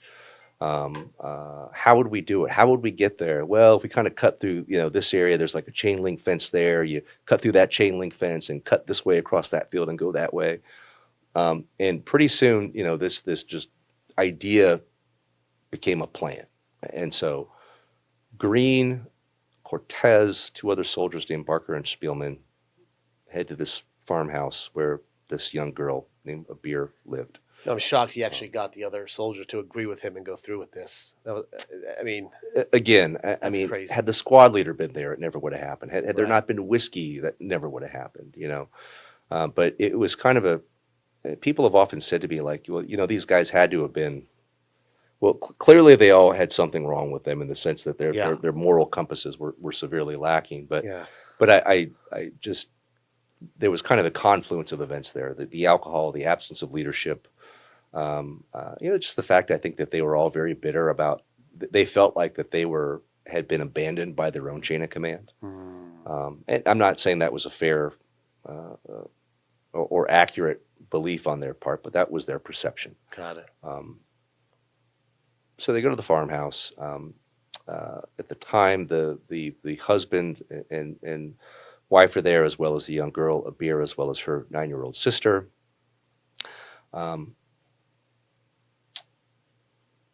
Green, they go in the house, kind of corral the family in there. Most Iraqis had an AK-47 in the house as kind of Protection. self-protection. You were allowed one, I think, right, or whatever it was. it was for home defense. Green finds the AK-47. He uses that to shoot I believe the mother. But Green also took a shotgun with him. And in hindsight, that was probably the one thing that ultimately tipped us off that it wasn't Iraqis that did this, because Iraqis they never used shotguns. That was something that U.S. forces typically had for breaching and things like that. And so Green shot the father in the head with the shotgun that he had taken from TCP2. And if you've ever seen a shotgun wound to the head, it looks a lot different than a AK shot to the head. I mean, the father's head was just well, it wasn't a head anymore. It was, it was, it was a piece of bone with a giant hole in it, with brain and blood coming out of it. And I can, to this day, I can envision those photographs. So he kills the parents, puts them in the bedroom, kills them, also shoots the 9-year-old sister in the face, which is the worst. Well, I shouldn't say that, but it just that again, to this day, the photographs are just kind of burned in my brain. But shot her through the eye and went out the back of her head. And then they took Abir, the 14-year-old girl, into kind of the living room, so to speak. And then they Cortez, Green, and Barker took turns raping her. After which Green took the AK, shot her in the head, and then I think there was oil there that they used to keep their lamps on at night. They covered her body in that, set it on fire, hoping it would kind of consume the entire building, and it didn't. It really just wound up burning half of her body. And then they head back to TCP2. Ultimately, there were 2 young boys that were part of the family that were at school that day, come home, see their house on fire. They go to their uncle who lives down the street. He comes there, puts the fire out, gets some water from a well, I think, puts the fire out, and then goes to the Iraqi army and says, "It's 4 dead people here." That then prompts the Iraqi army, then calls another checkpoint, TCP1 down the road, and some soldiers there go to TCP2 and do what you might call a QRF or something like that. And so Spielman and Cortez wind up going back to the scene as part of the QRF to investigate this. And the other folks there don't even know that they had just been there a couple hours before. So as with the prior case, they all get together and say, "We shall never speak of this again." And that lasts all of about 10 minutes, and eventually, kind of the rumor mill starts going that what happened to that family out there at TCP2 was that Army soldiers did it. So at first it was stamped as this was sectarian violence, Iraq on Iraq violence. Yeah. And there was no real launch of an investigation or anything like that. Yeah, it was just kind of written off as just like, and to be fair, the sectarian violence in that country was really awful. Sure. I mean, the things that Iraqis would do to other Iraqis was incredibly brutal. Mm-hmm. But it was, I don't think I'd ever heard of an instance where they burned bodies before. That was, at least that was something typically reserved for infidels like you and I. You'd never heard of Iraqis doing that to another Iraqi. That also was kind of odd. And then also at the scene, they found not only was there an obvious shotgun wound to the head for the father there, but they found a shotgun shell, a spent shotgun shell, which, because Cortez had gone back to the scene, he collected it, and that later disappeared and never, made its way into the kind of evidence. So Interesting.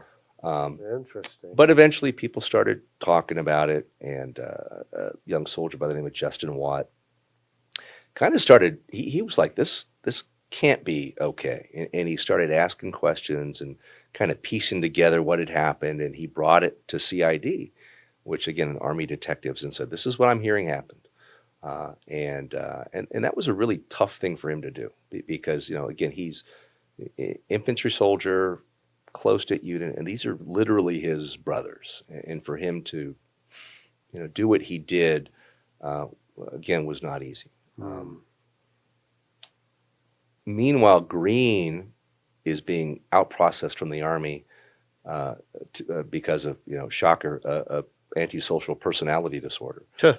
So as all of this is coming to light in Iraq, Green is back at Fort Campbell. Getting ready to leave. He's getting ready to get his honorable discharge and become a civilian. So I think Green probably was out with his DD 214 discharge certificate probably a week or two before we conclusively had our arms wrapped around this investigation and what had happened. there's a whole body. People say, well, why didn't you charge Green? Well, there's a whole body of law about the military's jurisdiction over service members. Obviously, if you're on active duty, they have jurisdiction over you. But there's also instances where soldiers know they're about to get charged with something, and so they find a way to get that DD 214 and hustle out of there. And you had charged anybody at that point? Not yet. We were getting ready to, and we knew where Spielman, Cortez, Barker was. And real quick, your role on this was the lead prosecutor? Correct. But for Green to still be under military jurisdiction, well, let's just say that to be detached from military jurisdiction entirely, you have to have three things: a DD 214 discharge certificate. You have to have what's called basically an out processing, where those of us that have been there know you go around and somebody stamps your piece of paper and you spend 2 days going to every little office on the base, and then finally you have to have what's called a final accounting of pay and allowances. As it turned out, the Department of Defense still owed Green 66 cents due to an accounting error, and so technically did not have a final accounting of pay and allowances. Did I want to hang my hat jurisdictionally on 66 cents for what would likely be a capital murder case? I did not.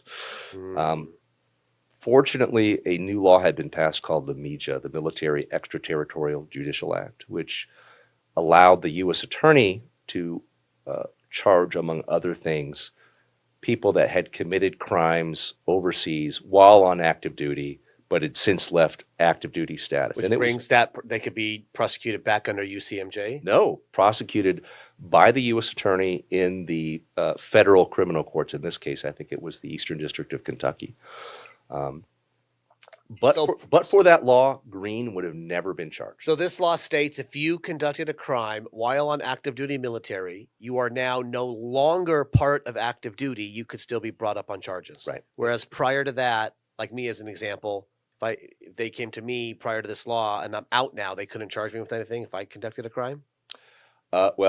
Yeah, they could now. They could now, but prior to the law, Right, if you committed a crime while you were scot-free if you got out. Correct. That was actually kind of a secondary purpose of the MIJA. The primary purpose was really to be able to charge civilians that were accompanying U.S. forces overseas. And the catalyst for all of it was a case in Germany where there was a civilian employee, Department of Defense employee, who worked for the post office there, had molested his daughter in an apartment off base in Munich or some German city somewhere. And the German authorities were like, look, it's an American on American crime. We don't care. He's your problem. Jeez. But there was no way to prosecute him in U.S. courts. So the MIJA was largely a response to that. What does it stand for again? Military Extraterritorial Judicial Act. And it doesn't really so much create, it doesn't expand the jurisdiction so much of U.S. courts as it almost created a new crime under federal law, which says if you do something that's an existing crime under federal law, but you happen to do it overseas, either as a member of the armed forces or as a civilian accompanying the armed forces, you've now committed a crime. All right, so the three other soldiers are still in. Barker, Cortez, and Spielman. I prosecuted the three of them, as well as a couple other people that were involved, but really didn't have significant role. Green, the culprit or the mastermind, he's out, but because of this MIJA, he could still be tried. Right. But he has to get another prosecutor, or can you still prosecute him? No, so he was prosecuted by the U.S. Attorney, I think, for the Eastern District of Kentucky. I was sworn in as a special assistant U.S. Attorney to assist in that process, but I didn't try the case. My job was to get Barker, Spielman, and Cortez convicted, and also get them in a position where they could then be used as witnesses against me. And what were you what was the charges? Homicide and rape, primarily. So although Green was the trigger person, anytime you either aid and abet somebody in a crime or conspire with somebody to commit a crime, you're just as guilty of the crime. So again, you and I we're gonna rob a bank. You actually go in the bank. I stay outside as the getaway driver. I'm still guilty of bank robbery. I didn't know that. Likewise, because the other soldiers aided and abetted, with Grain to kill the family, they were equally guilty of homicide. There's also a concept called felony murder, which is if a murder happens to occur during the course of a felony, of another felony like a burglary or something like that, that's murder. Interesting. And then there was the obvious one, which was rape, which Barker and Cortez did actually commit rape. The theory with Spielman was that he had aided it and abetted the entire process. Did Barker and Cortez admit to that, right? Well, they made incriminating statements to CID. Eventually, Barker pled guilty. Cortez pled guilty to some things, but not others, and we tried him and got a conviction. Spielman did not. He pled guilty to some minor things, but did not plead guilty to the big ones. We tried him and got a conviction there.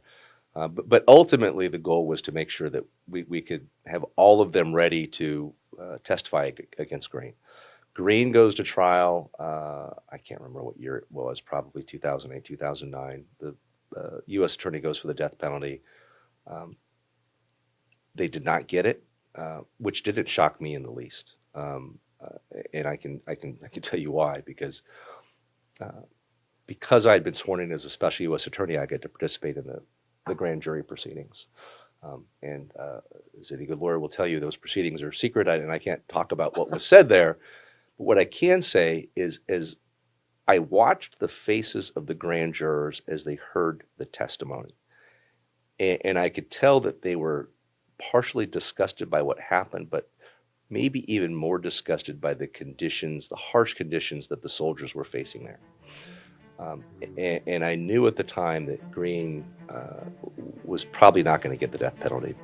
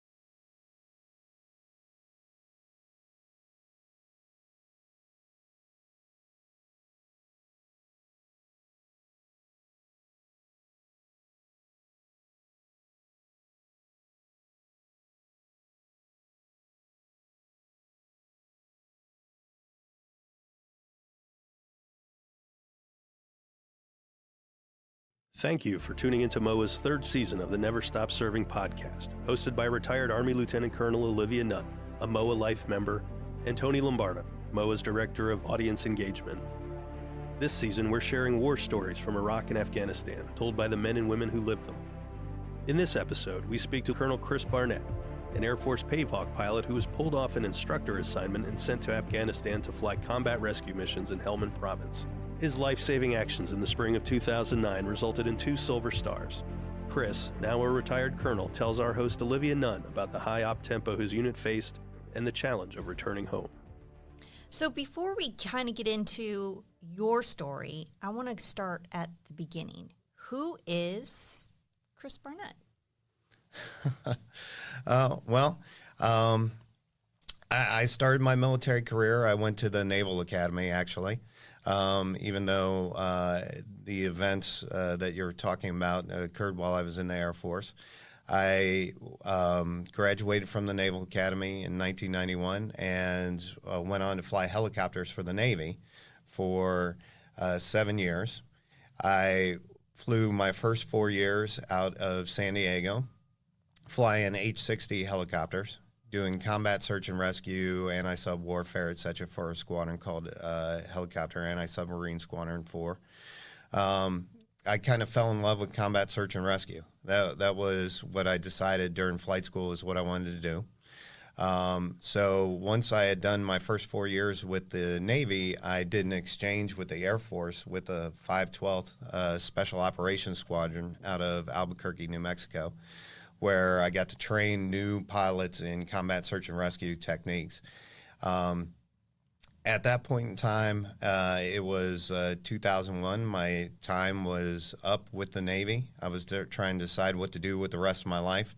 And the Air Force came along and essentially made me an offer that I really couldn't refuse, which was I was already qualified in their aircraft. So they told me if I came over, I could go to the Air Force Weapons School, which is the Air Force equivalent of Top Gun. Except for it's kind of Top Gun on steroids. So instead of 6 weeks, it's 6 months long. I went through the course. 9/11 occurred right before that happened, and I was off to the races. Wow.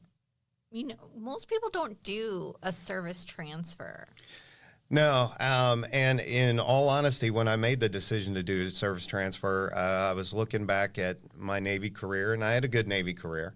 But I was also looking kind of at quality of life at the time. This was, again, pre-9/11. I had been out twice, 2 deployments, 2 sets of workups for being on an aircraft carrier, 2 deployments to the Middle East, 6 months at Iraq. And then I was in the Air Force, and the Air Force, whereas in the Navy I was doing, I was kind of a jack of all trades flying helicopters. So I would do anti-sub one day, I would do combat rescue a day, I would do logistics a day. The Air Force was very focused on only doing combat search and rescue or special operations. And so I kind of made the decision I would switch over because I was very focused on that as a passion of mine. And when I made that decision also, to be 100% transparent, the Air Force was doing 90-day deployments. They were living in hotels in Turkey at the time. It was a good life, and focusing on combat rescue, focusing on the mission. As opposed to 6-month deployments. I had 2 small children at the time, a 2-year-old and a 4-year-old. However, as things happen, 9/11 occurred right before I physically made the transfer over to the Air Force, and I never actually got to stay in Turkey in a hotel. You know, that's good. But, you know, at the end of the day, right, we are still one team, one fight, regardless Absolutely. of what uniform you wear. You know, we all still wear the nation's cloth. So here you are, you made that transition, you've decided to go to Air Force. So tell us a little bit about that. Where do you find yourself now? So I went through the weapons school, and after graduating in June of 2002, I thought I actually was going to have some time off. It's a very rigorous course. Puts a lot of stress on you. Mentally, it's the equivalent of going through buds. I mean, it's the same length of time, et cetera. And it's late nights. It's, sorties every day, trying to push the limit of what you can do in your aircraft. And I'm flying H-60 Pave Hawks for the Air Force at the time. And so I went home. I had a weekend off after graduation. I was told I'm going to go to Afghanistan in 2 weeks.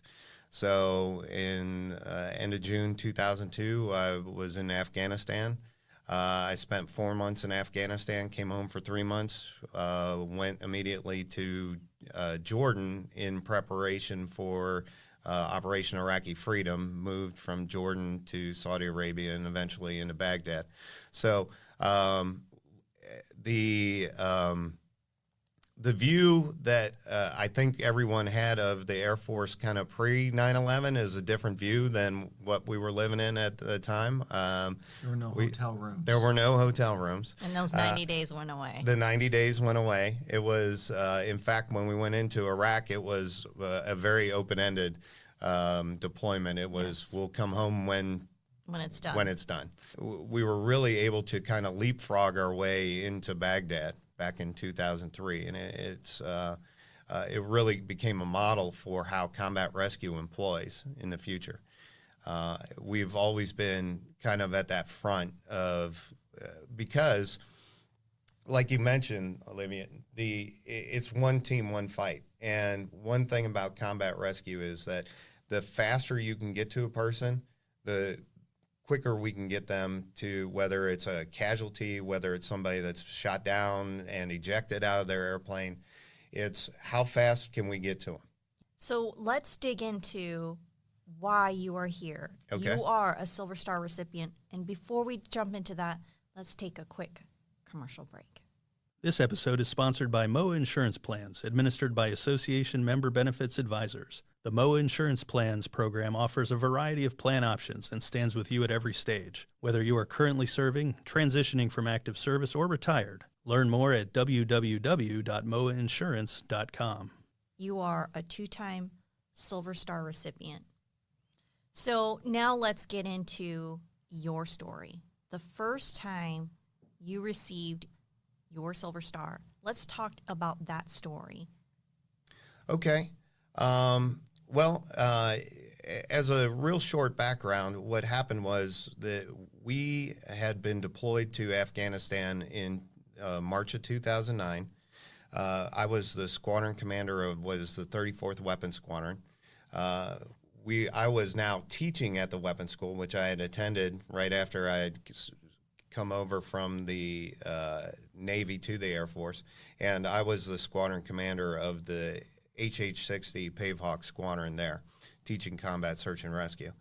And in November of 2008, a Marine had passed away in Helmand Province in Afghanistan, and he had ended up being on the ground for about 4 hours, wounded, before he was picked up. And Secretary of Defense at the time, due to a congressional inquiry, had said, well, in Iraq at that time, I can get to somebody within an hour. We talked about the golden hour. But in Afghanistan, you know, we've got this guy who he may have passed away anyway, but he was on the ground for 4 hours before he was picked up and taken to a hospital. So what they decided to do was, hey, we need to send more aircraft to Afghanistan. We need to send more rescue aircraft. So what they did was they took my squadron, which was not supposed to deploy, and they sent us to fill the gap in Helmand Province, where the Marines in the north, British in the south, were pushing heavy into what was a largely Taliban-owned area of Afghanistan back in 2009. This is, of course, before 2010 when the Marines came through Helmand Province. In April of 2004, we received a call that an individual had fallen off of one of the forward operating bases wall, and it was an Afghani National Army individual, had injured his head. We flew out, picked him up from Bastion, where we were stationed, which is in central Helmand Province. And we took him to Kandahar, and on the way back, we got a call from Green Berets. Now, when we had shown up in Afghanistan, my guys had gone and they had talked to the folks at Bastion. We had talked to the Green Berets, and like you mentioned, we're one team, one fight. So we had gotten all the radio frequencies for the Green Berets that were operating out of Helmand Province. We had gotten the frequencies and the radio frequencies for the Marines. We stayed in touch with them. We knew what their operations were at all times. So as we were returning from Kandahar, we came up on the radio and found out that there was a group of Green Berets who had come into contact with the enemy and were pinned down in northern Afghanistan in an area near what is called the Kajaki Dam at the mouth of the Helmand River. We asked if there were any casualties. Again, that's our job. It wasn't really to go in and support with fires or anything like that, but they said, we don't have any casualties at this time, but these guys are, we know that you do have the capability to provide fire support, and they asked if we would go support the Green Berets that were pinned down. We showed up in the area, and there was a operational detachment alpha team that had been pinned down. The quick reaction force that had come over to try to support them had also been hit, and they were pinned down. and they were taking fire from a large compound of Taliban, and really had nowhere that they could go. When you say we came over, who was in that? So that's we fly with 2 aircraft. So it was our 2 aircraft. It was myself, my crew, and the crew of my Chalk 2. One of the things that we did, which was interesting about this deployment, was we took basically, and I hate to use this as an example, but it's like when they take Top Gun in the movies and they say, okay, we're going to take all the instructors and send them. That's what they did. So we were all instructors teaching at the highest level in the Air Force tactically, and this was my crews. So all instructors, all at the very top of their game, and really at the leading edge of what the Air Force Combat Rescue was doing tactically. So when we found out that these individuals were pinned down, we came up on the radio and asked if we could help.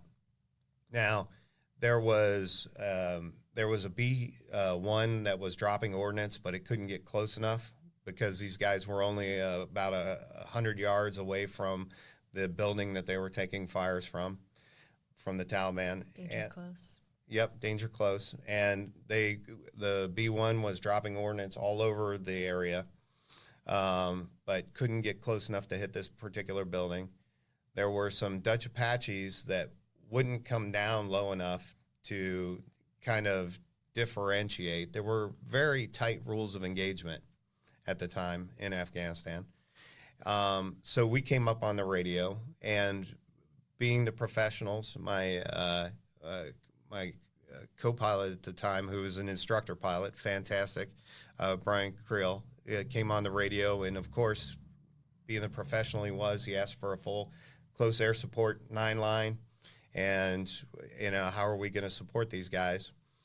The Joint Terminal Attack Controller on the ground, his response, can I swear? Sure.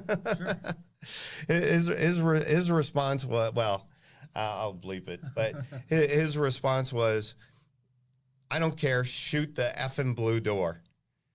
I mean, these guys, and you could hear the rounds coming in and hitting the Humvee that these guys were behind. So that's what we did. We swung around. We came in, danger close, right over the top of these guys, and engaged with the building that the Taliban were in. The beauty, again, of Air Force Combat Rescue and the weapons that we had, as opposed, we were carrying 50 caliber machine guns, essentially the same machine gun that a B-17 flew with back in World War II, but strapped on the side. And we came in, and as a crew, we blasted that door off its hinges and engaged the Taliban that were in there. The Green Berets, and I can't ever talk enough about how heroic these guys were every time I ran across them in Afghanistan, jumped up immediately and assaulted the building because the door was open. The fires now were all directed at us instead of at them. And so they were able to come in. We swung into gun patterns over the top of this and engaged the building and relieved the pressure from their guys. We were very low on gas because, as I mentioned, we had really done this was really our 3rd mission that we had been on without going back for fuel, and so we found a local forward operating location to get some gas. And then we were asked to come back out because once they got into the building, they were trying to remove themselves from the building, and they came under attack again. So we came back to the same area, engaged the enemy again, and were engaged by the enemy over the top of the Green Berets and supported their movement to their overnight location. As you're telling the story and you're talking about the different air support that was available and the rules of engagement, there's always rules of engagement when you're in combat, and they always change. They always shift. In my 3 deployments to Iraq, you had to know what they were because they were constantly shifting. And what I was thinking about as you're telling your story is that's the difference as you're making those calls as a commander, is that you had to know the rules of engagement, but it's also making the call. right? Sometimes it's knowing when to bend some of those to make the judgment call, to understand what is going on the ground to ultimately save your team. And I think one of the great things that my team did over there in Afghanistan was the fact that they got to know the guys that we would be supporting. So it was personal to us when these Green Berets were under fire. We had been over to their compound. We had talked to them. You know, they would brief us on we knew the operation they were going on. And so, you know, we had eaten pizza with these guys. We weren't keeping ourselves as like a separate unit that just would react whenever something went on. We were being very proactive. And, you know, I can't say enough about the team and all the effort that they put into making those relationships. Because it matters. It absolutely matters. I believe the citation said 40 Green Berets. Yes, that were pinned down at the time. So that was the first. Yeah. And for many, you know, you could say is enough. Yes. And the truth is, most don't get to that level. Most don't ever see that kind of level of valor, because it is a very prestigious award. But you have two. So walk us through the second one.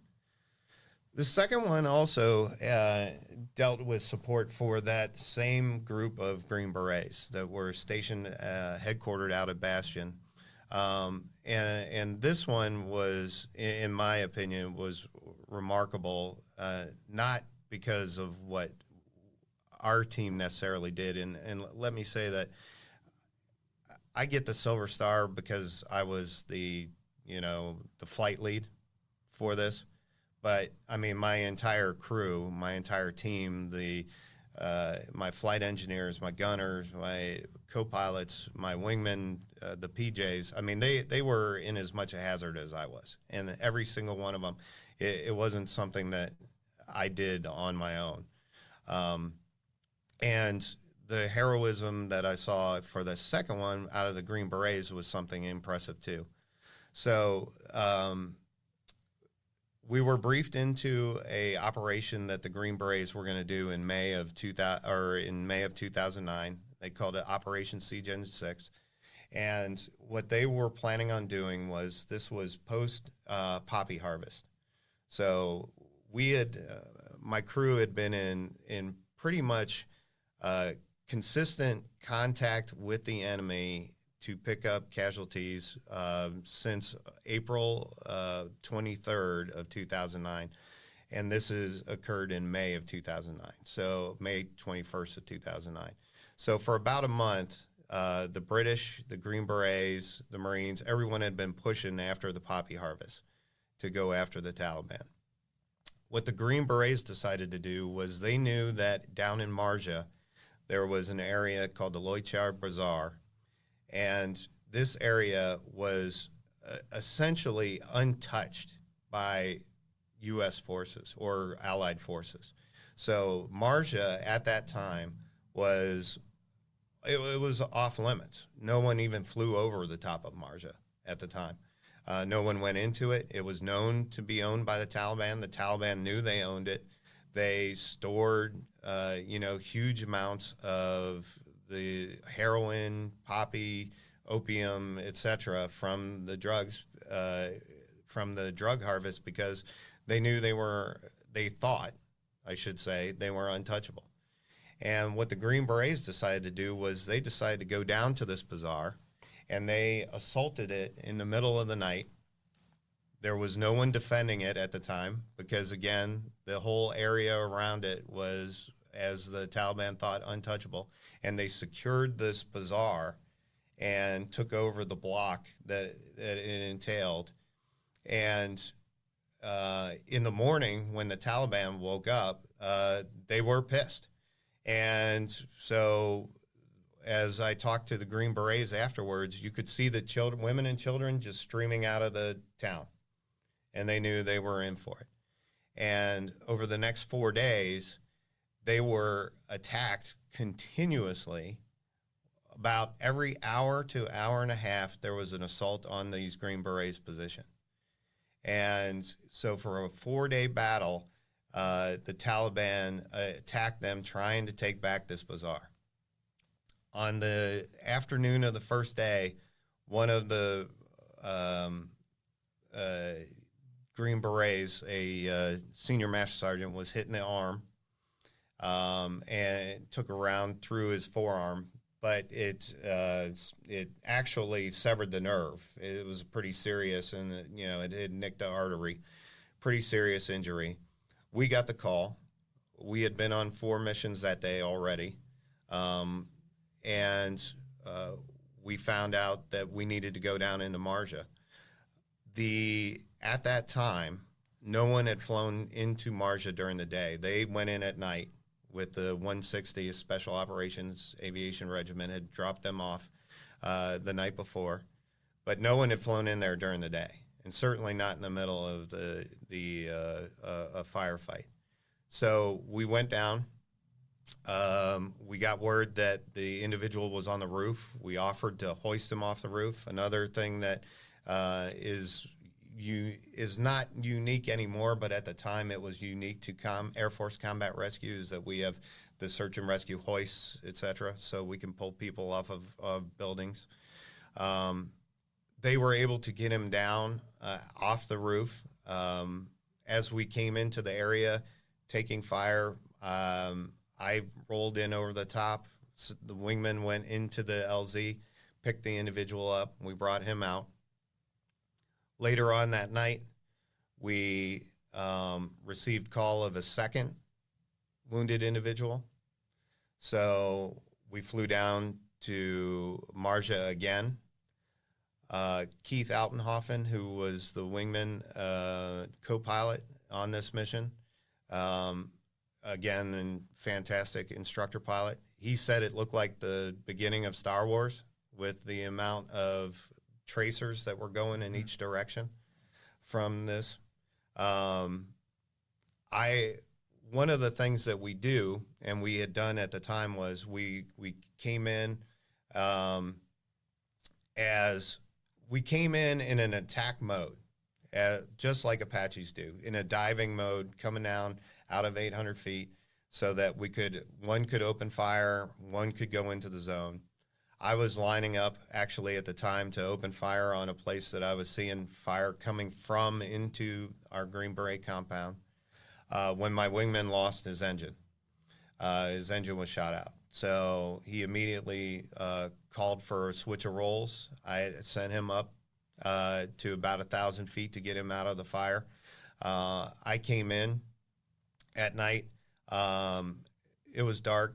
There wasn't any fire support really going on that first day for these guys because, again, for whatever reason, this had not been as high a priority as I believe it should have been to kind of the command structure that the Green Berets were going in there. I don't think they expected the hornet's nest that they were about to really kick over. And so as we came in, we parked, I landed the helicopter in between which was actually, it was Green Berets, but there were also 20 SEALs holding the southeast corner. Individual had been hit in the stomach. We landed the helicopter in between the line and where the enemy was. We dropped off supplies because the other thing I forgot to mention about this was these guys knew they were going in for 4 days. The Green Beret SEALs, there were 2 FBI, I believe, a DEA, and 1 drug dog that went into for this mission, and about 120 Green Berets. They had gone in with 8 days of supplies. And as you know from deployments, you're taking fire. And the firefight was so intense that at the end of the first day, they were out of water. And they were running low on ammunition already at the end of the first day, having taken 8 days worth of supplies down into this firefight. So we had again, through the relationship we had built and listening to the radio and hearing what was going on down there, we had taken supplies from the Green Beret headquarters back up at Bastion. So we unloaded the supplies, picked up the individual who was wounded, and were able to extricate him and get him back, and he recovered fine also. The following day, we went down for the third time. So I think this is kind of what garnered it. By now, there was fire support on hand. We got the call that an Air Force individual, actually, it was one of the terminal attack controllers, had taken a round in the neck. And they were having trouble finding a pulse. We rushed out immediately, got into the aircraft, picked up out of Bastion. Marja, and in particular, the bazaar was 20 miles to the south. And as soon as we picked up and turned the helicopters to the south, you could already see the smoke and coming up from the ordnance that was hitting in the area around there. The towering amount of ordnance that Air Force was now trying to put on to stamp down the attack from the Taliban. Individual was on the roof again. We went into there. They were able to get him off the roof. We took RPG fire.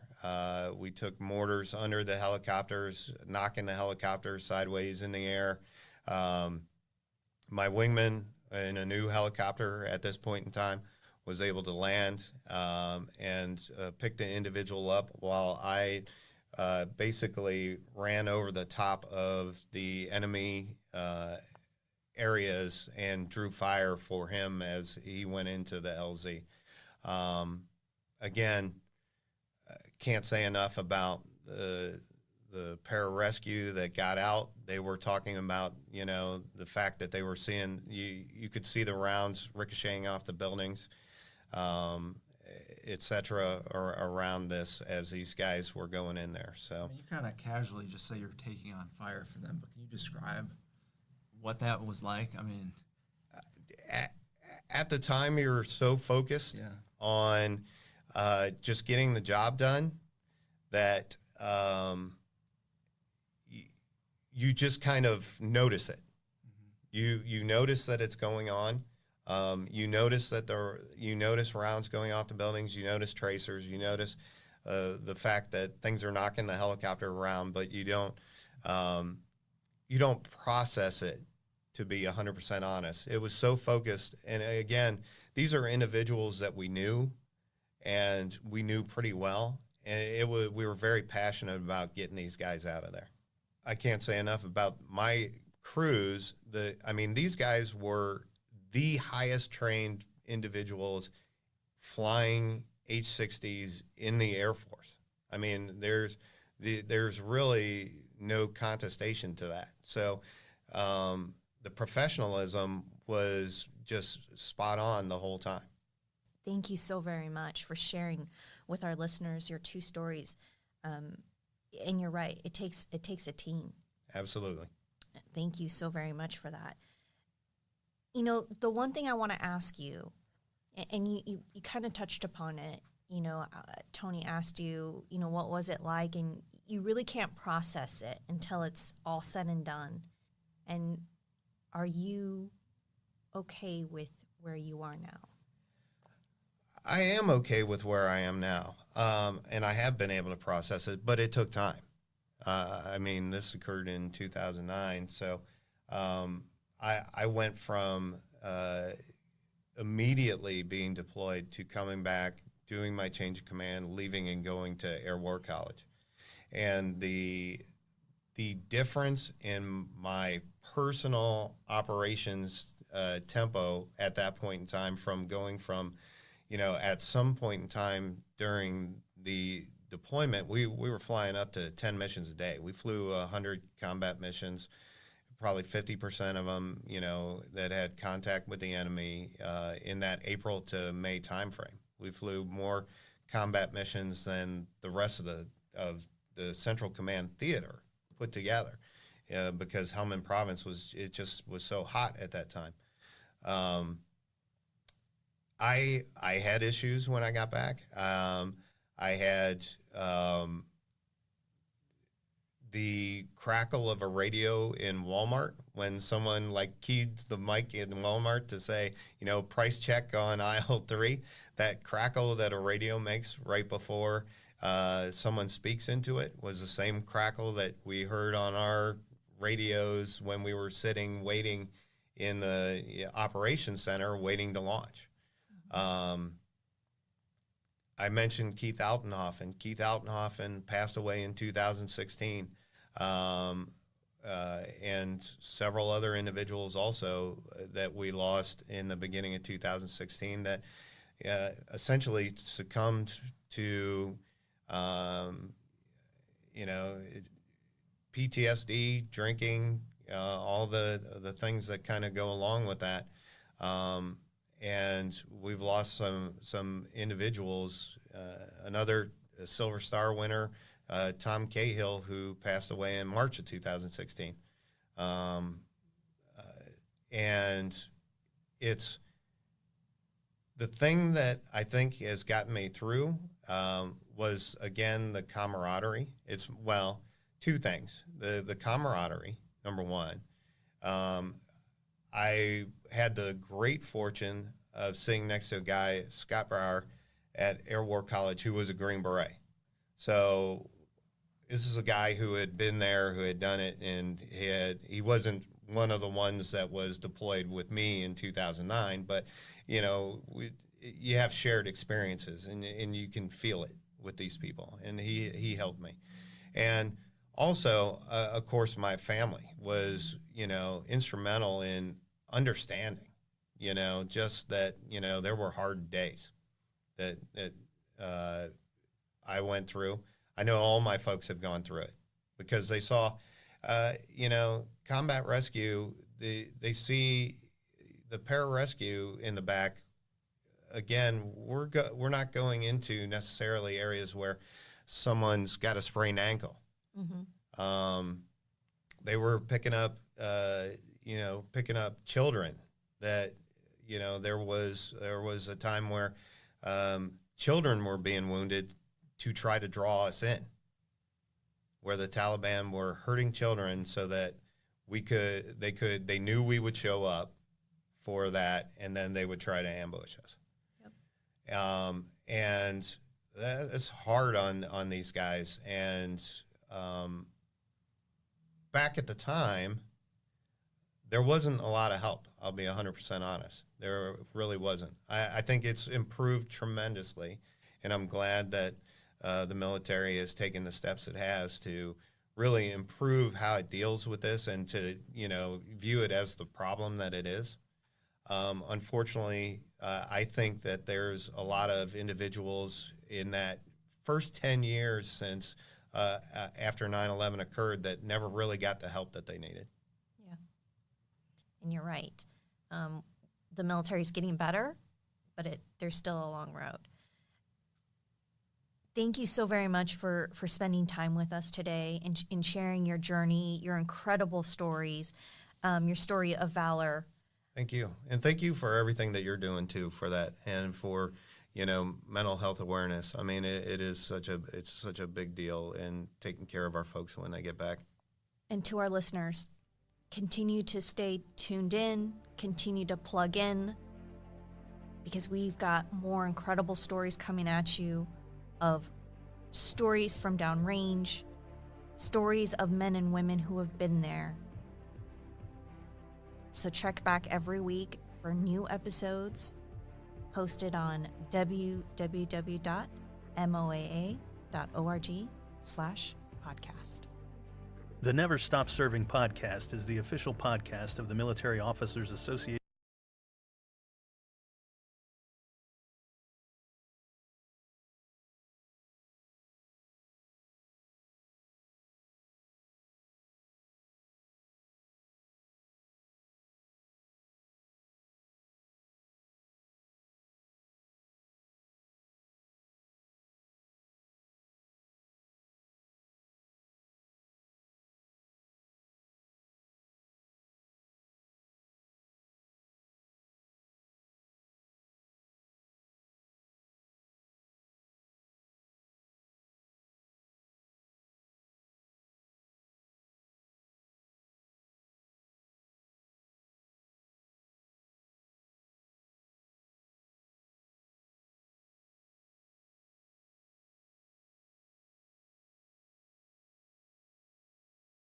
Hog 01 has the white smoke in sight. Force confirmed that that's the enemy. My targeting pod is set to infrared at the time, so everything is white hot. And I see a large flash, like a really bright flash in it, which typically means something very, very hot, like an explosion or something like that. And I immediately hover over the mic button on the throttle, expecting to hear somebody's about to start talking. What's that? We see it safe. I see it safe. Bring it in. Good copy. We're still taking fire. Smoke is being puffed. The JTAC comes on. He's like, hey, we got our front element. There's troops in contact right now.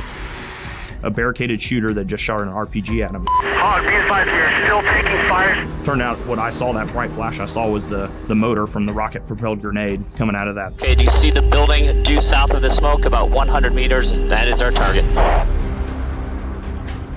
And so when he says that, I just come back with something to the effect of like, copy, I just saw a bright flash in the vicinity of building 151. And he comes back and he was like, yes, that's it. That's where they are.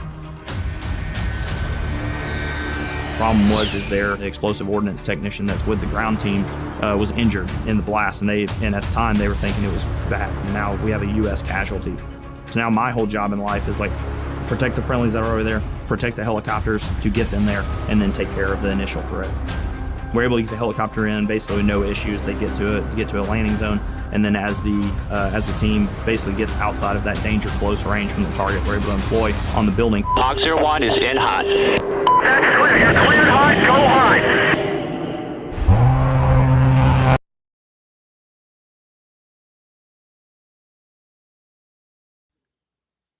It is. I mean, this young man, and again, I'm gonna stay live for about 10 minutes. But Pete Reed served in 3rd Battalion, 8th Marines. Joined the Marines. He didn't have to do it, but he joins the Marines. He becomes, an 03, 0311, if you will, in the infantry. And hopefully I got that right. Let me make sure. Let me make sure I got it right. Double check. Make sure, I got his actual MOS right. So I want to make sure I got it. I want to do him wrong. Yeah, no, he was an automatic rifleman. Yep. And joins the Marines, gets assigned eventually to 3rd Battalion, 8th Marines, deploys to Afghanistan. Matter of fact,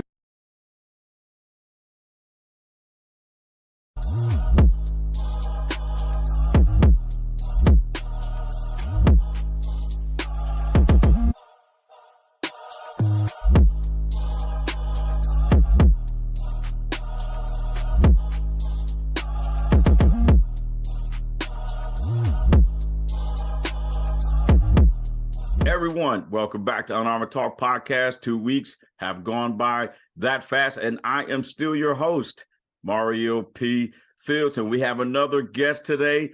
But before I bring him on, you guys know what I'm going to do. Thank you so much. As we rapidly approach year 3, the downloads in the cities and countries around the world just keep growing every episode, and the views on the playlist on the YouTube channel, my YouTube channel, just keeps growing weekly. Daily. So thank you so much. And remember, your views on the YouTube channel generate funds that are donated to Still Serving Incorporated, my nonprofit that helps high schoolers in underserved communities and creates opportunities that they would not have because they don't have the funding. The next check ceremony will be in April. So every time you click or share any video on the YouTube channel, you're making an impact for this generation and tomorrow's professionals. All right, I'm done. You guys know the deal. Done with all that stuff. Let's get to the real deal. Ladies and gentlemen, we got Colonel Rico. I like his last name too. Player. I love it, man. That we could build a business concept around it. He is a retired United States Marine Corps colonel, 33 years. I didn't say 23. I didn't say 3. 33 years serving our wonderful nation in the United States Marines. He's the executive producer of Robinson Player Films, and he's a 2019 Emmy Award recipient. I don't got those special tools, so I'm a clap. Colonel, you mind if I call you Colonel or Rico? You call me whatever you like, Mario. Anything but late for dinner, brother. Thank you. Thank you for inviting me onto your show. It's just tremendous the work you're doing for those still serving, and especially for those in the veteran community. So thank you for allowing me to be here today. No, my pleasure. And thank you so much for being on the show and giving us some time to give us some wisdom from your most recent journey transitioning out of the United States Marines. Can you please tell the listeners and viewers just a little bit about yourself, Rico? A little bit about me. Like you said, 33 years of service. No two tours were the same. Raised my right hand and I said, hey, I will defend the Constitution of the United States against all enemies, foreign and domestic. Have a legacy of aunts and uncles who served in the Navy, the Air Force, and the Army, but none of them, wore the cloth of the Marines. I wanted a challenge. Definitely got that. Thought it would be a few years after graduating from college, and it turned in, it went from 3 to 33. So I've been blessed, touched several continents, and every adventure was definitely what the not quite what the recruiter said, but it was an adventure nonetheless. Right. We gotta love our recruiters, right? And that's cool too. You got joint forces in the in the player family, joint forces. But they were missing one component. I believe people was kind of a little nervous and scared to go try to earn the title Marine. And here comes Rico, my friend. Absolutely. So I salute everyone who serves. My daughter is serving now. Wow. She's aboard Abilene Air Force Base. She's in security forces. And my middle son, he's a United States Marine. He's a hard charging Lance Corporal. Yeah. And my other two children are chasing music and computers. So well-rounded, and for the two that served, good for them. I would support whatever their choices were, as long as they were happy, and that was good for me. Man, that is cool. My hat's off to your children who are serving and following. Kind of establish their own new legacy and keeping that line of service going. Well, hey, let's get right into the topic. A lot of times, just what I've experienced, a lot of times you hear the testimonies and things from the younger folks who are transitioning out of the military, but I don't see too much content on the executive level folks, right? In the private sector, the C-suite leaders who are transitioning, and what is their experience? So let's talk about it. You just transitioned out. What walk me through your journey? Well, Mario, in looking back and reflecting on the journey, I wish I had started the journey earlier, in the sense that, everyone is prayerful and focused on hopefully getting that next rank. Right. That doesn't always come to fruition. It is what it is. And you have to, do a reality check, look in the mirror and say, okay, what is the next plan? What's the next chapter? How am I going to guide that chapter left, right, center? And in doing that, I attended the transition class aboard Parris Island. Right. Extremely informative. A fire hose is an understatement, because there were just so much great information. And if you fail to plan, you plan to fail. So in realizing, okay, this journey is complete, what am I going to do next? It was a harsh tonic to take a sip and say, okay, all right, this Marine Corps stuff, day on, stay on, is done. Now what? Your schedule is yours, the commitments are yours, the decisions are yours, and it's a heavy weight. So in all of that process, Mario, the transition class provided a lot of information, right. and a lot of my peers, I've witnessed that they stick around. They'll retire on Friday in Charlie's, Alpha's, Bravo, whatever uniform, and they come to work aboard an installation, a base, or the Puzzle Palace of the Pentagon in a suit that following Monday. No time off, no decompress, none of that. They just hang up the uniform and put on a suit and keep grinding, keep rowing. That wasn't my plan.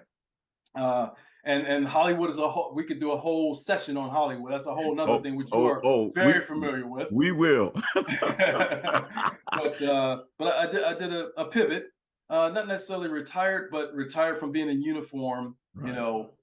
Every day on, stay on, with 0 to 3, and I had some facial hair before. and clean that up for you. And Rico, and here I am with a nice goatee. I've been rocking it for about 4 years.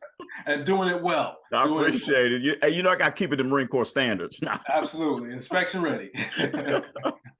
Yeah. Wow. So, and what was there any struggles? In other words, what I mean was when you got out, was there oh man, this is real? Like this, whoa. What was that moment or moments for you? It was, in the class, the tonic in the class was, like I said, I was aboard Parris Island and in a class with, 30 other folks transitioning in various flavors. What kind of made me uncomfortable was that as a commander, you can affect people's lives. And some of those folks that because of their own doing and the, non-judicial punishment, they were in there because of me. So we're in the same transition class. Wow. Exactly.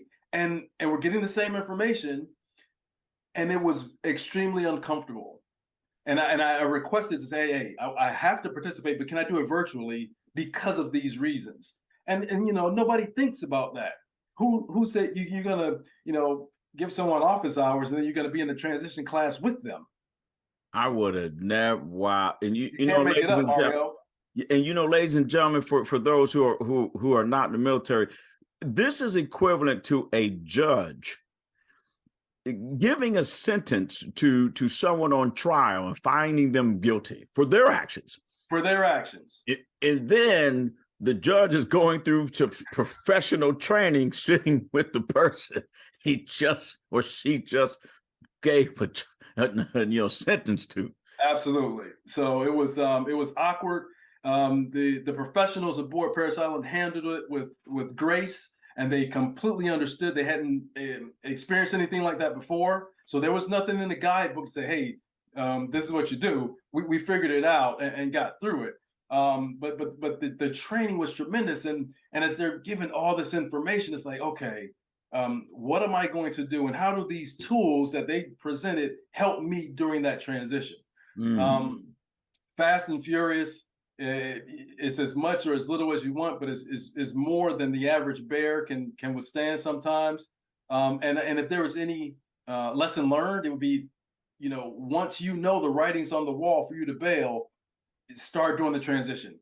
Hammer out your plan, write out your plan, type your plan, whatever, but have that plan in place because it gets fast and furious as that a retirement date approaches. Yeah, Rico, and great points. And I, again, I see, and we briefly talked about Hollywood and some of the film, entertainment industry initiatives you got. Well, trust me, I don't care if I got to see my debit card. We'll pay for you to come back on the show to talk about some of that stuff.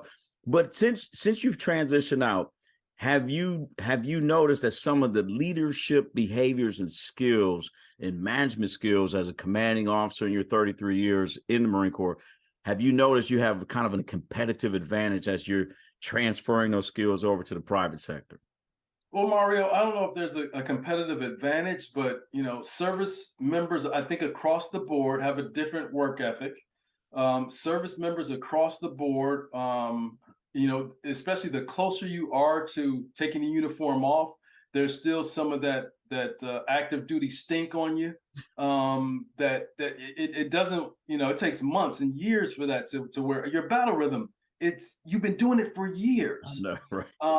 And a lot of times we say what we mean what we say. And for civilians, it's not always like that.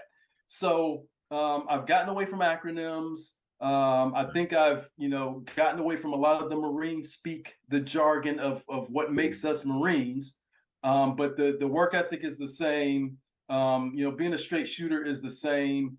And, over promise and under deliver has not changed. Not quite the same in Hollywood, from what I've experienced. Hey, would you say my definition of over promising and under delivering is not a shared belief system over there in Hollywood area? Sometimes it's just words. Sometimes it's just words. Right. I saw this. You did a LinkedIn post about a year ago, and it was wonderful. It was when you posted about your new journey. Yes. So, yeah. What inspired that? What inspired that journey? LinkedIn was one of the things I was introduced to in the transition class because when I was the director of public affairs at the Pentagon for the Marine Corps, LinkedIn, it was a no-go. There was the site was hacked, and several of our generals and colonels, their sites were hacked by a hostile foe. Right. Okay, so we were given, hey, no-go, stay away from it, leave it alone. That has, of course, changed. And I was reintroduced to it in the transition class. And I was just kind of blown away by all the information that's on there, the no kidding connections, not just Marine Corps, but across all industry. And it's an invaluable tool. And maximizing that tool was my intent. And, you're in production, timing is everything. And if you can get the most bang out of your tools, then I think you're being a smart producer. So it was just timely. I was leaving the Marine Corps. My son was joining the Marine Corps. All the visual elements came together. And truth be told, I got to salute LinkedIn because that's driven probably 85% of the work and the consulting that I've been doing since hanging up the uniform. Wow. Maximizing resources. You guys just heard it from Rico, maximizing resources. If you had to give a tip right now to anyone serving, in any branch of service that's kind of gone over that 10-year mark and they're considering going, right to 20 and longer, what could you give? What would you tell them? Wow, Mario, I think I would tell them, keep it in threes like we do. And both Marines it's ingrained in us, do those threes. For me, the three was, you mentioned it before, LinkedIn was one of them for me. The second one was Veterati. And are you familiar with Veterati? No. It's a platform where there are mentors and mentees, usually with a military background, but say, they're podcast specialists on there. You and I could be mentors for young troops looking to get into the podcast game. Oh, wow. There's someone, seeking something in Hollywood and distribution, whatever. I mean, if you served, then you can be a mentor for someone in your specialty. And they keep it really simple. And then the last one would be some type of military organization, sort of like the VFW. And the VFW has been getting thumped on because it's not our parents' VFW. Right. They're going through transition. They're trying to get, millennials to be interested. It's just not resonating, unfortunately. I mean, it is what it is. But organizations like that, I think, bring value to the table because there's an outlet where we all speak the same language from serving in the military, whatever the branch. You'll find brothers and sisters that speak that language. And I think that's important. So for me, it was military veterans and journalism. And it's just, for pencil pushers and folks who are always behind the computer, it's a great geek out network where, it leads to jobs, it leads to collaboration, it leads to, the creative juices continually flowing and iron sharpening iron. Right. So for me, those three are what worked. But, if there was a lesson learned or recommendation for anyone transitioning, have that plan and support it with the right tools that'll take you to the next level, or however you want to write your next chapter, because you're writing the chapter. That's the scariest part. Yeah, and I totally agree with you. And I love how you brought up too the importance of getting a mentor, getting coaches, right? Mentors and coaches to help you with that plan in your transition process, because it is an emotional of emotions of nervousness and scary because it's you on you, Absolutely. It is you on you. Well, I know you're busy, and I won't say busy. I would say I know you're having fun. And, this is on our talk, right? This is accurate. We're trying to help you develop an accurate way of thinking. So Absolutely. I know you're having fun. I just asked before I let you go, when you see Oprah in Hollywood, tell her I say hello. Hey, Rico, before I let you go, how can people find you and how can people find the things that you use to make you successful? Well, Mario, again, I can't thank you enough for this opportunity. I really appreciate it. To find me, LinkedIn is the best. I can't say it enough. Creatively, my mentor, Spencer Proffer, he runs Meteor 17, and I'm his military advisor. So you go to meteor17.com, and you'll find all the content that we're working on creatively. Nice. And you know, don't Google Rico Player. Don't do that, because only probably 3% of what pops up is accurate. But the best way is through LinkedIn. That's where, like I said, a majority of my content and my work is driven, and it's a great place to connect. So those are the best ways to reach out. Oh, Rico, I salute you. Thank you, sir. And ladies and gentlemen, I'll make sure the links are in the show notes. But again, thank you for coming on Unarmored Talk podcast. Truly appreciate you, and be safe. All right, Rico. Thank you. Semper Fidelis. Stay healthy, brother. Semper Fi. Well, ladies and gentlemen, another couple of weeks, we'll do another episode. But until then, you guys know the deal. Be safe, and God. And I'm going to show everything that the A-10 can do. We're going to show. Confirmed the enemy. My targeting pod is set to infrared at the time, so everything is white hot. And I see a large flash, like a really bright flash in it, which typically means something very, very hot, like an explosion or something like that. And I immediately hover over the mic button on the throttle, expecting to hear somebody's about to start talking. Yeah, we see it safe. I see it safe. Bring it in. This is copy. We're still taking fire. Smoke is being puffed. The JTAC comes on. He's like, "Hey, we got our front element. There's troops in contact right now." A barricaded shooter that just shot an RPG at him. Hog, be advised, we are still taking fire. Turned out what I saw, that bright flash I saw, was the motor from the rocket-propelled grenade coming out of that. Okay, do you see the building due south of the smoke, about 100 meters? That is our target. And so when he says that, I just come back with something to the effect of like, "Copy, I just saw a bright flash in the vicinity of building 151. And he comes back and he was like, "Yes, that's it. That's where they are." Problem was the explosive ordnance technician that's with the ground team was injured in the blast, and at the time they were thinking it was bad. And now we have a U.S. casualty. So now my whole job in life is like, protect the friendlies that are over there, protect the helicopters to get them there, and then take care of the initial threat.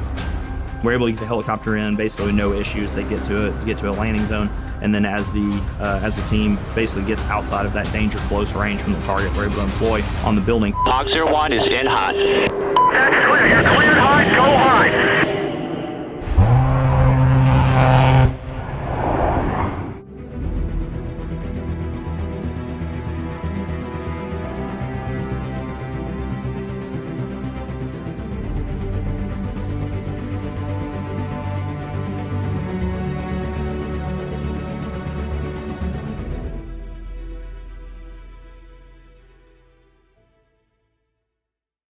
My name's Major Hayden Fulham. I go by Gator. I'm right now I'm the commander and the pilot for U.S. Air Force's A-10 demonstration team.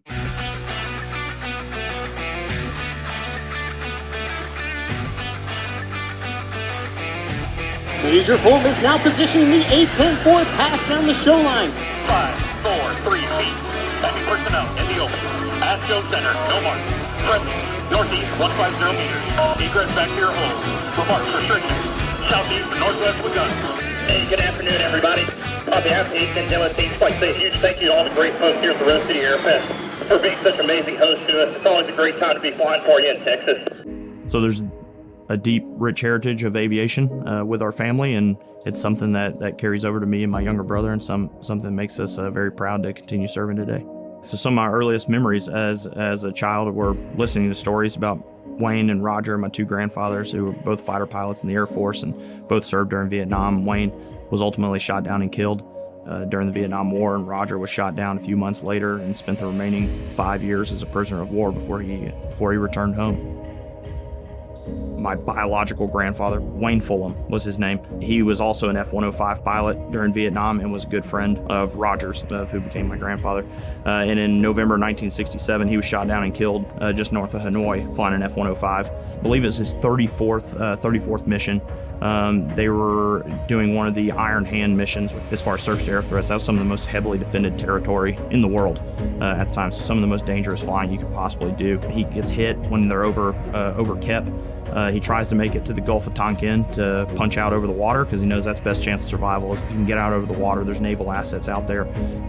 Basically, he's not able to make it out to the water, and he ejects, gets out of the airplane, and that's basically the last anyone's ever heard or seen from him.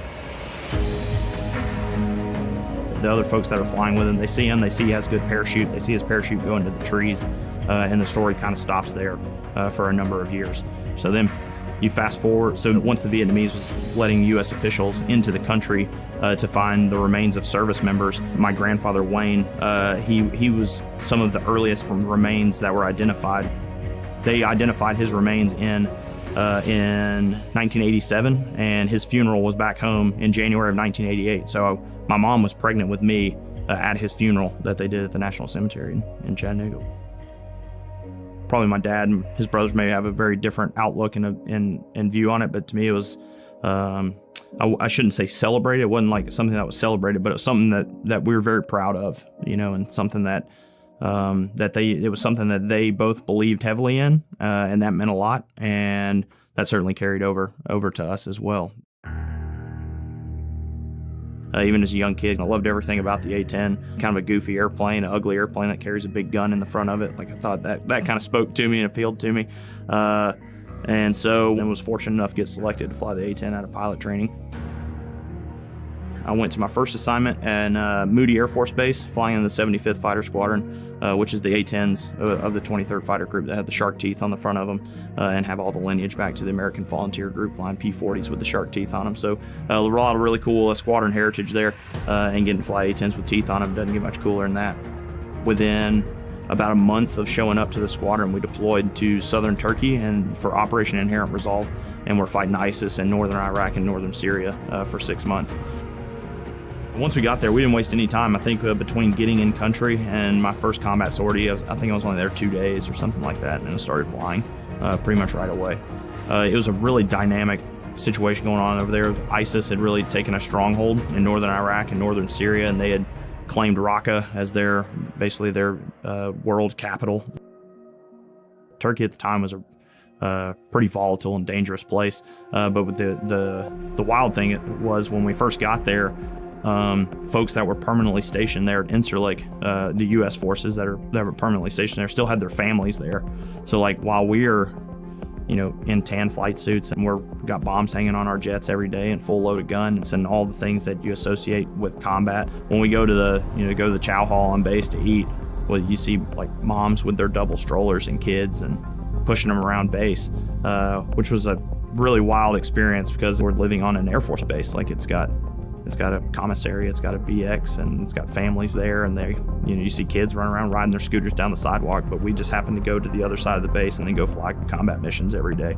So it was a weird dynamic to be like, to have that odd shift and think like within a 1 hour flight of where we're sitting right now, like you have some of the most evil people on earth doing some of the most grotesque things, and it was a really weird parallel. And in the 6 months we were there, it went from that to turning into more of a deployed environment. All the families were sent home, and then you'd go to the chow hall, and now there's the big concrete T-walls barricaded around the chow hall, and you'd see it looked a little more like a forward operating location and less like a stateside military base. You train and you work so hard to get proficient in the airplane so that you can protect the folks on the ground that you're there to protect. And here I am getting to do it as a brand spanking new lieutenant in a fighter squadron. So in a lot of ways, it was a really gratifying and really kind of self-fulfilling time. And I say that kind of sparingly because there's nothing really that gratifying about like going to combat and dropping bombs on people or anything like that. But when you're helping the right people, it feels good at the end of the day for sure. So ended up getting about 500 combat hours in that first deployment, and a little over, I don't remember exactly, a little over 60 combat missions in the 6 months that I was there. 154, you are clear top. Here they come again!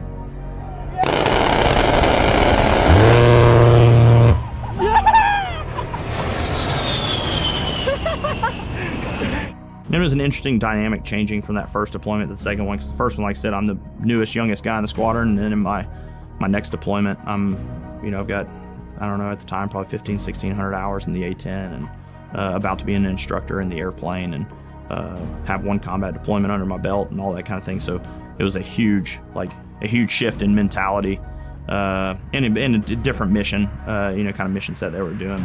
But it's interesting to go back and think about that first one, the first deployment, and how green I really was and how much I was learning. Not to say I wasn't continually learning on the second one, but the second one I came in with a whole different bag of tricks and bag of experience that paid dividends. Yeah. One of the most memorable missions from that second deployment, once we're in Afghanistan, like I said, now I'm got a little more experience in the airplane, a little more comfortable, and certainly more comfortable being in a deployed environment. But so my younger brother flies the A-10 as well. We're in the same squadron, and we actually deployed together to Afghanistan, and I've flown combat missions with my little brother as my wingman, which is pretty unique, pretty remarkable. And at the time, his wife also flies the A-10. All three of us were in the same squadron at the time, and we all three deployed to Afghanistan together in the same squadron, which is pretty remarkable at the time. I hadn't heard anybody tell me of other times they knew of that happening. And so we ended up flying together a handful of times, and I was pretty nervous the first time we flew together, because I was like, man, this is, not only am I responsible for my wingman now, because I'm the flight lead out there. It's like, not only am I responsible for whoever's out here flying on my wing and keeping them safe and making sure we don't get ourselves anything silly, but now it's my brother, so it's like it's a little bit of added dynamic there. And so the first time I wasn't sure how I was going to feel about it. First time we flew together. We'd flown together before, home station, but of course, first time flying in combat together. After the first time flying together, I was like, okay, no, we're good. I'm okay with this for sure. We ended up flying together, I don't know, 5, 6, 7 times through the course of that first portion of the deployment. And I was his flight lead the first time he dropped a bomb in combat, the first time he shot the gun in combat. So pretty remarkable thing to get to experience with your brother for sure. And an exciting thing to be a part of too. But yeah, one of the more memorable ones was the first bomb he dropped in combat was a pretty push it up sortie.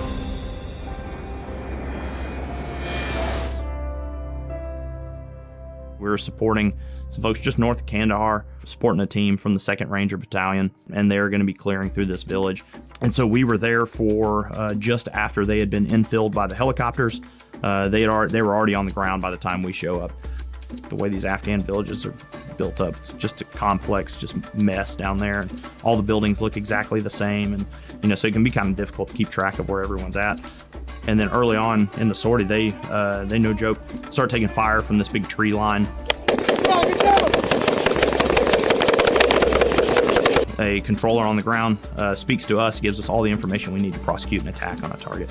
The way that kind of our tactics were set up and the way I had briefed that the game plan was going to be was my brother, he was my number 2, and he was going to be our primary bomb dropper. So my job was to dope out whatever the situation was going to be, and then he's my hired gun. I'm going to translate all the information that he needs to put it in his jet so he can effectively put the weapon where it needs to go.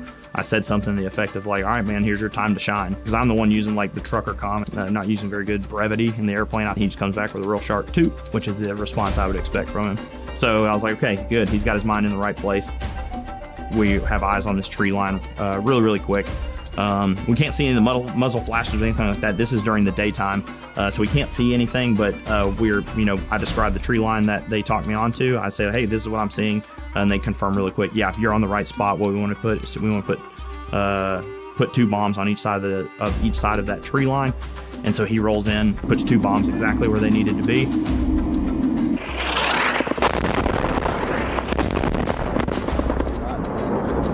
And the shooting immediately stops, and we know, hey, we took care of the guys out here. We've done some good work.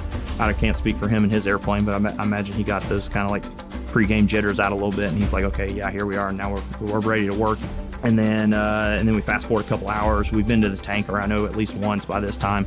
We're back overhead. I just happen to be looking at what I think is, very front friendly element. And I'm doing this in my targeting pod, which I have set to infrared at the time, so everything white in it is hot. And I see a large flash, like a really bright flash in it, which typically means something very, very hot, like an explosion or something like that. And I immediately hover over the mic button on the throttle, expecting to hear somebody's about to start talking. Because I don't know, is that a good flash? Is that a bad flash? Was that a breaching charge for them to get into a building? And it felt like a really long time, but I bet if I go back, if I were to hear it again, it's probably like 3 seconds. It's probably a very short amount of time. And right as I'm about to key the mic to ask them, the JTAC comes on. He's like, hey, we got our front element. Their troops in contact right now. This is copy. We're still taking fire.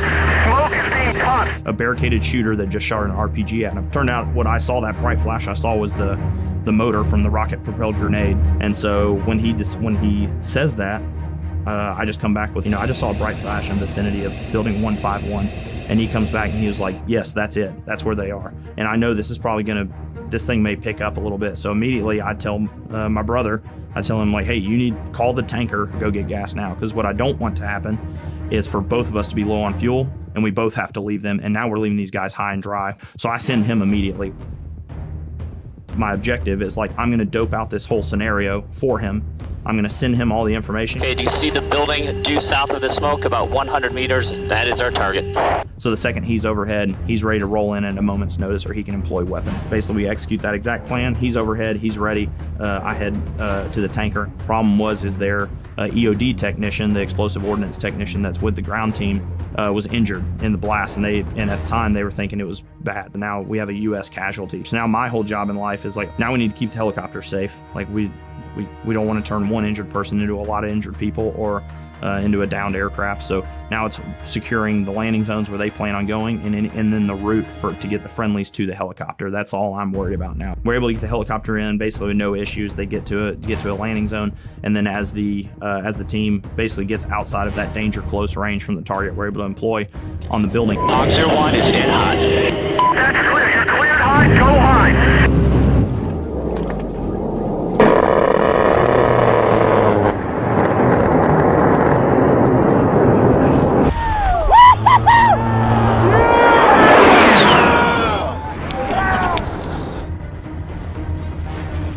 Eventually get the EOD tech onto the helicopter. But by that night, he was in Germany and was in surgery in a hospital in Germany. And we ultimately got the word a couple days later that he made it and he was going to recover fine.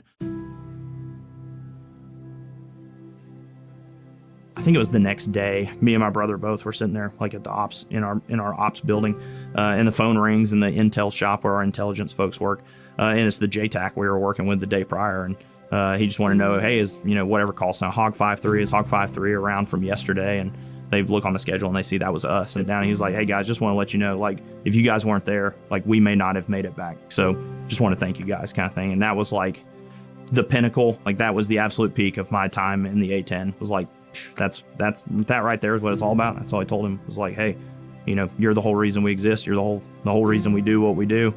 You see an old saying at a lot of A-10 squadrons. It says the mission is the 18-year-old on the ground with a rifle. Everything else is support, and we view ourselves that way. But that was a full circle moment for sure. And then the fact that I got to do that with my younger brother on my wing, that was a pretty wild time.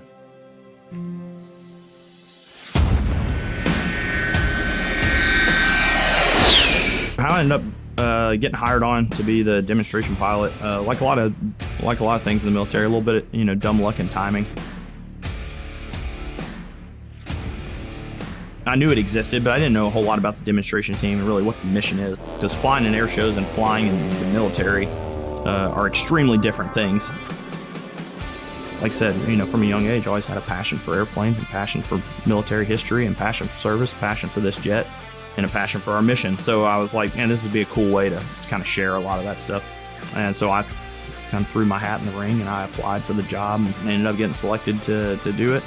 And so it's a 2-year assignment. I'm going into my 2nd year right now. My job is to travel around, recruit, retain, and inspire, and take the A-10 around, show it off to crowds all over the country, and get to have a lot of fun with the airplane. So everybody on the team, we're all active duty, stationed out of Davis-Monthan. and I'm the only permanently assigned pilot to the team. And then we've got 9 maintainers that take care of our airplanes, and we get to travel all over the U.S. and get to show off the capabilities of the A-10. So today we're here in Tyler, Texas, Tyler Pounds Regional Airport, and we're flying the Rose City Air Fest. And the whole idea is we're going to go out there this evening, and I'm going to show everything that the A-10 can do. We're going to show as fast as it'll go, as slow as it'll go, as tight as it'll turn, as fast as it'll roll, and take it out there and run it through its paces, and hopefully get people really excited about seeing some jets flying.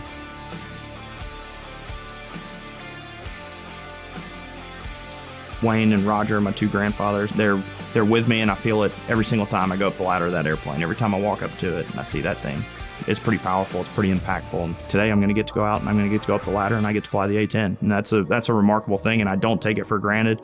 In my book, doesn't get much cooler than that. So I take a lot of pride in being able to do that, and a lot of pride in the family being able to kind of carry on a little bit of that Air Force heritage and that lineage, which is a pretty exciting thing to do.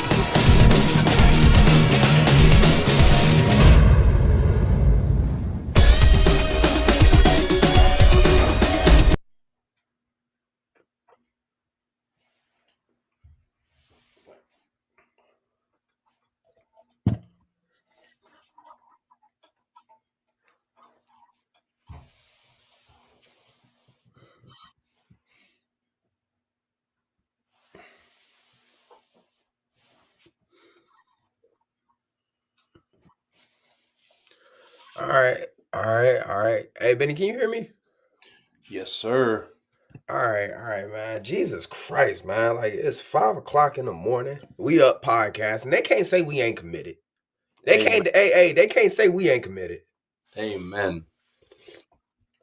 But with that being said, what's going on, everybody? I'm Demetrius Thigpen, also known as Meech Speaks. And today, what we got today, today, who we have here is Douglas Benjamin. No, I'm just playing. Hey, it's Douglas Bennett for some time. Go ahead, bro. Introduce yourself. They don't know who we are. Can you hear me well? Yeah, I can hear you. I can hear you.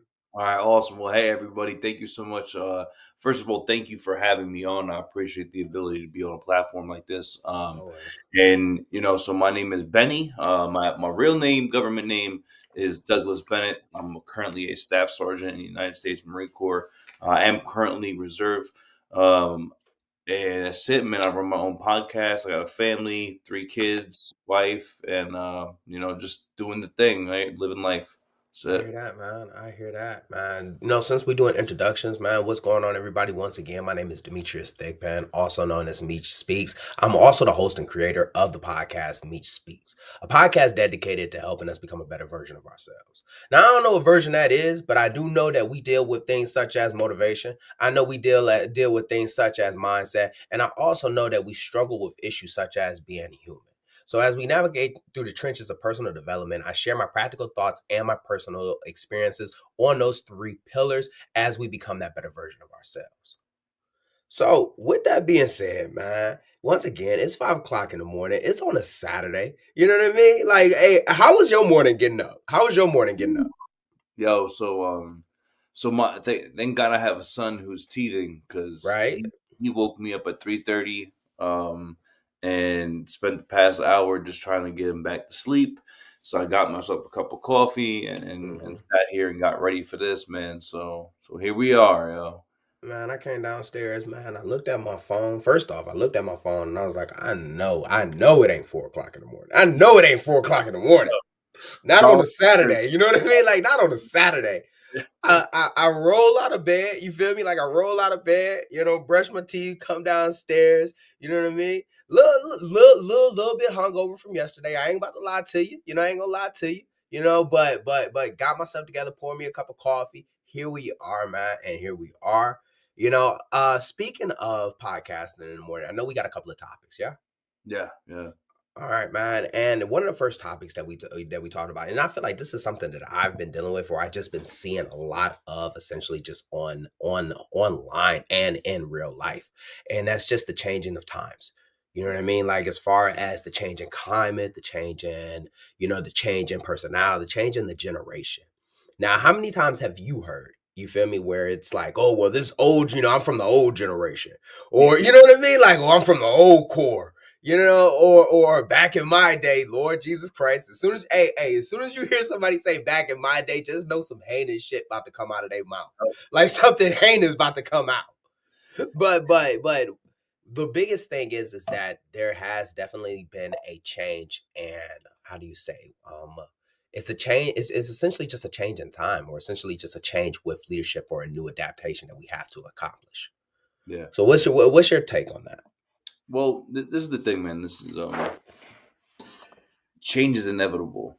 It's gonna happen, right? And I think that due to the way that we live in society and the way that everything is social media and everything, things move quicker in today's society than they did back in the day, because change isn't a new thing. It's always been. But when we're talking about like the military and stuff, back in the day, change happened, but you didn't see it. Yeah. People, you got to understand, man, like, like now when we're talking about change in the Marine Corps or the military, where we're seeing things happen across the world in a second. Yeah. When back in the day, like, it traveled through letters, through email, through text. Like, it wasn't something where like something happened in Japan and we saw it real time right now because this dude's on live talking about what happened, right? So we are in a different way of light because change happens so quickly in today's society. So the reason why I say that is because I want people to remember that like change has always been there. But the problem that we have is that there's people that are afraid to change. There's people that believe that change isn't okay. There's people that believe that change isn't something that could happen or should happen, right? Because there's people, and when you get into new jobs, or you get into a new unit, or you get into a new recruiting office, or wherever you go, even in the civilian world, when you get into these new places and you ask, like, hey, well, why do we do this way? And people say, well, hey, that's how we've always done it. And then you're like, wait a minute, but does it make sense to do it like that? Like, don't you think there could be a better So I think it's important to embrace change. I think it's important to discuss change, and be able to, not all change is good, but not all change is bad. And I think that's, what we're here to talk about today. And this is why we chose it as a topic of discussion. I think one of the biggest things is that, especially because of this topic, I always, and one of the biggest things is that I always reverted back to being in the fleet, and I always will revert it back to being online. You feel me? And one of the biggest things that I've always heard is that, oh, well, back in my generation, like, and it's like, bro, like you speak of this generation as if it's like there's a 50-year difference between you and I. You feel me? Like, you know what I mean? Like you speak of this generation like there's a 50-year difference between you and I. You speak of this generation like there's a different war between you and I.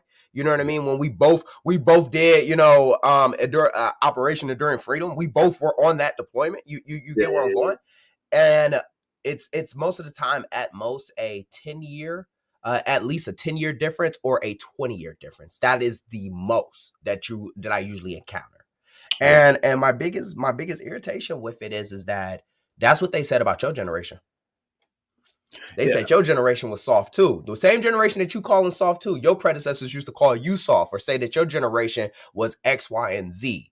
You know what I mean? Or this generation of who's coming in is completely different. And I would sit back and I'd be like this, like, why do we continue to repeat the exact same thing? And just like what you had said, change is not bad. Look at today's society and just look where we're at right now. The climate has changed in general. But the thing is that we'll sit back and we'll talk about, like, you can't lead a horse to water. You can lead a horse to water, but you can't make them drink. But the thing is that a lot of us have become that horse getting led to water. Everything is changing around you, but you don't want to adapt to that change. And essentially, you don't want to drink. So now you're sitting in this dang on water while everybody else is essentially quenching their thirst and adapting to the situation that is currently around us, or adapting to the new environment that is currently around us. And you're the only one still disgruntled. And that's the biggest issue right there, is that when you don't want to change, right? Like when you decide like, oh shit, I don't want to change. I can't wait. I'm going to retire, or I'm going to get out, or, I'm going to stick to the old ways. You have to understand that there's not that many of y'all that are sticking to these quote unquote old ways. You see what I'm saying? And I'm not necessarily talking about the mission, because the mission will always adapt depending on who the enemy is. I'm not going to sit back and I'm not going to say about like our camis, because our camis are always going to change essentially as well. I'm talking about the personality and how you interact both with them and how you are able to receive information as well. That is one of the biggest things, is that, they'll look at us and they'll see us on podcasting and they'll say to themselves like, oh, well, they're just podcasters. I bet they're not like this in their jobs. No. 10 years ago, y'all just didn't have this opportunity.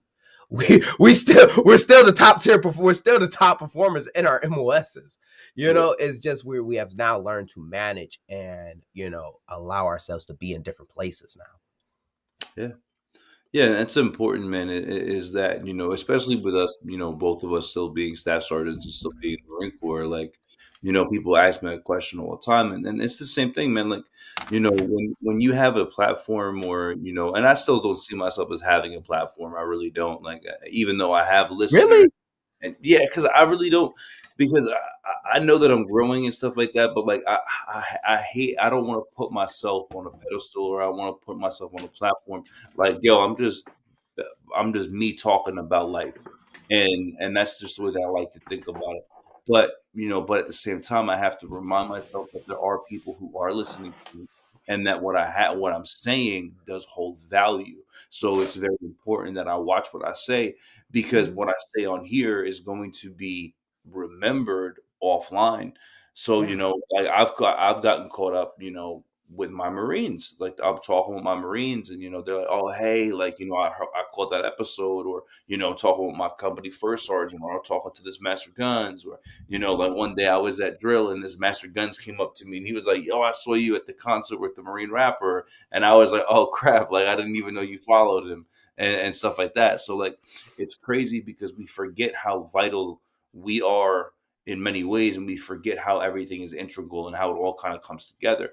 But back to your point on the changing piece, the thing is, man, is that, when we talk about leadership and we talk about people who say, "Oh, back in my day," the thing is that there's people that are stuck living in the past when they were important, and when they were the one who was doing the work. And because now as we move up in rank, right, we're doing the work, but we're on the sidelines. We're kind of behind it, right? We're not the working bee anymore. So now we're looking at it in a different sight. So when people talk, and I'll find like myself, like, I talk about recruiting duty a lot, and I'll bring it up. I'll be like, "Oh yeah, back in my day," but I'll catch myself and I'll be like, "Bro, why am I doing that?" Because I hated that when Master Sergeant so-and-so used to say, "Oh, back in Buffalo," like I had this Master Sergeant on recruiting duty. And every time this dude would say "back in Buffalo," we'd all sit back and be like, "All right, we about to be here." Oh my God. Yeah. Like we'd be like, "All right, here we go. Another Buffalo story from 7 years ago." And, and the thing is though, is that like, here's the problem though. His peers never called him out. His peers never said, "Hey, what is the value of this conversation that you're having right now? And is it bringing value?" Because, bro, listen, if you bring up the back in my day and it's bringing value to the conversation, and we need to find a new way of saying it. We don't got to say "back in my day." We just got to bring it up because there is value in history, right? There is value in where we've been. There's value 100%. in what we're doing. So, but the problem is the way that we perceive it, the way that we bring it up. So I'm saying, and the reason why I'm bringing this up about this Master Sergeant was because the guy was very intellectual. The guy, everything he said was amazing. But the moment he said "back in Buffalo," you stopped listening. You stopped listening. So it's important that as peers, we tell our peers, "Hey, listen, man, you know what? I know you got something to say, and I know what you're saying has value, but maybe we need to say it a different way." Because these young Marines, they don't want to hear about 20 years ago Marine Corps, bro. They want to hear about the Marine Corps here and now, and they want to hear about how you're going to impact them right now today. I love that. And essentially, there's two things that you said that I really wanted to just say something about, but I'll say the first thing, the value in what you say. You know what I mean? Like, we've always heard, there's power in the tongue. And a lot of times, like, you come across so many leadership, or, you just come across so many people, from different times, and they have experience, because just like what we both agree, we both mentioned, history is such a major teacher. You know what I mean? Like, history is such a big teacher. I feel like we're learning so much from history. History will teach you a lot of things, as far as, what to do, what not to do, what worked, what didn't work. You know what I mean? Like, if that's not the case, then we wouldn't study martial cultures. If that wasn't the case, then, we wouldn't learn about other, it's so many things in history that will help us propel ourselves in the future. It's so much things. However, the biggest thing when you talk about value, when you bring in value, right, is that if you don't, and how do I say this in the best way possible? When you choose to not adapt, you know what I mean? Like, when you choose to not adapt to the environment, like, everybody treats themselves like they're a fucking shark. You know what I mean? And we both know that sharks never really had to evolve because of how overpowered they were in the very beginning. You know what I mean? Everything else around them was evolving except for the shark. And everybody has this shark mentality where it's like, I don't need to evolve. This worked. But you also have to take into consideration what was going on during your time and why it was able to work in that fashion. You know what I mean? Like, a lot of our predecessors, you see what I'm saying? Me and you came in at the very end of the war. You know what I mean? essentially, I wouldn't say the very end, but we still had about like 5 more years. They were in when it first started. You know what I mean? And going through the initial push, and you got to understand the mindset behind that and how the mission was able to be accomplished and how we were interacting with each other back in Garrison. Also taking into consideration that technology had not advanced in that way yet. So there were certain things that they just weren't even pervious to. So now here we are with that information and have the opportunity to have that information.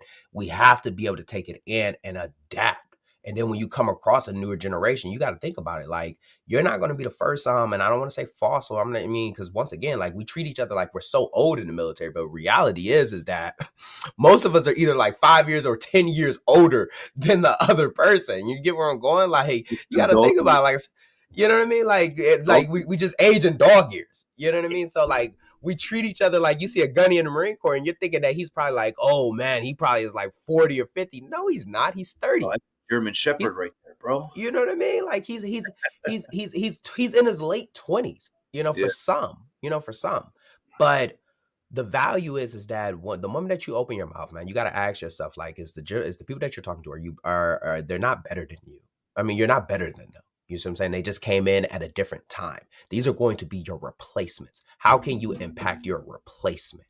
Because that's really what it boils down to, is what you're saying going to positively affect your replacement? Or is it going to be a negative, or is it going to put a negative taste in their mouth when you leave? So for example, when you hear somebody say like, oh, well, back in my day, and somebody's rolling their eyes, they already know that the last time that you said back in your day, you said some bullshit. You know what I mean? Or you said something that made everybody else feel as if like, oh, well, they're just not good enough. Like, I just had a conversation with one of my predecessors, one of my mentors. And he was telling me like, oh, Thigpen, I don't like the way that you're talking to the Marines now. And, it's not like how Corporal Thigpen was. And I'm just like, that person doesn't even exist to me no more. Yo, can I say something about that? Yeah. Thank you. Yo, if you tell me that I don't act like Corporal Bennett anymore, thank you, because I shouldn't act like Corporal Bennett anymore. God, yes. I shouldn't act like PFC Bennett no more. I shouldn't like Private Bennett no more. I shouldn't like Sergeant Bennett. Because God, yes. The whole point of the Marine Corps and the whole point of life, like, put the Marine Corps aside. The whole point of life is for us to grow as men, as fathers, as husbands, as children. Like, bro, I hope I'm not like I was yesterday, bro. Now, I understand where this person may have come from, but that's where people get messed up, man, is that people forget that we are supposed to grow in our position of authority, and that we're supposed to be able to speak on different levels to different people.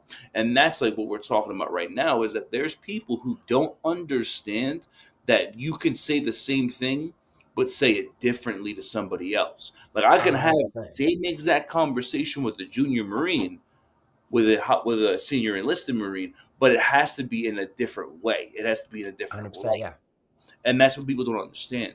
And, and I think talking about like the generational and the change and the adapting, and I think the huge thing with today, I didn't live, in the old Corps, right? I've been in the Marine Corps 14 years, but like before us, I think in the past, like I think in like the past 5 years, a big change has become why.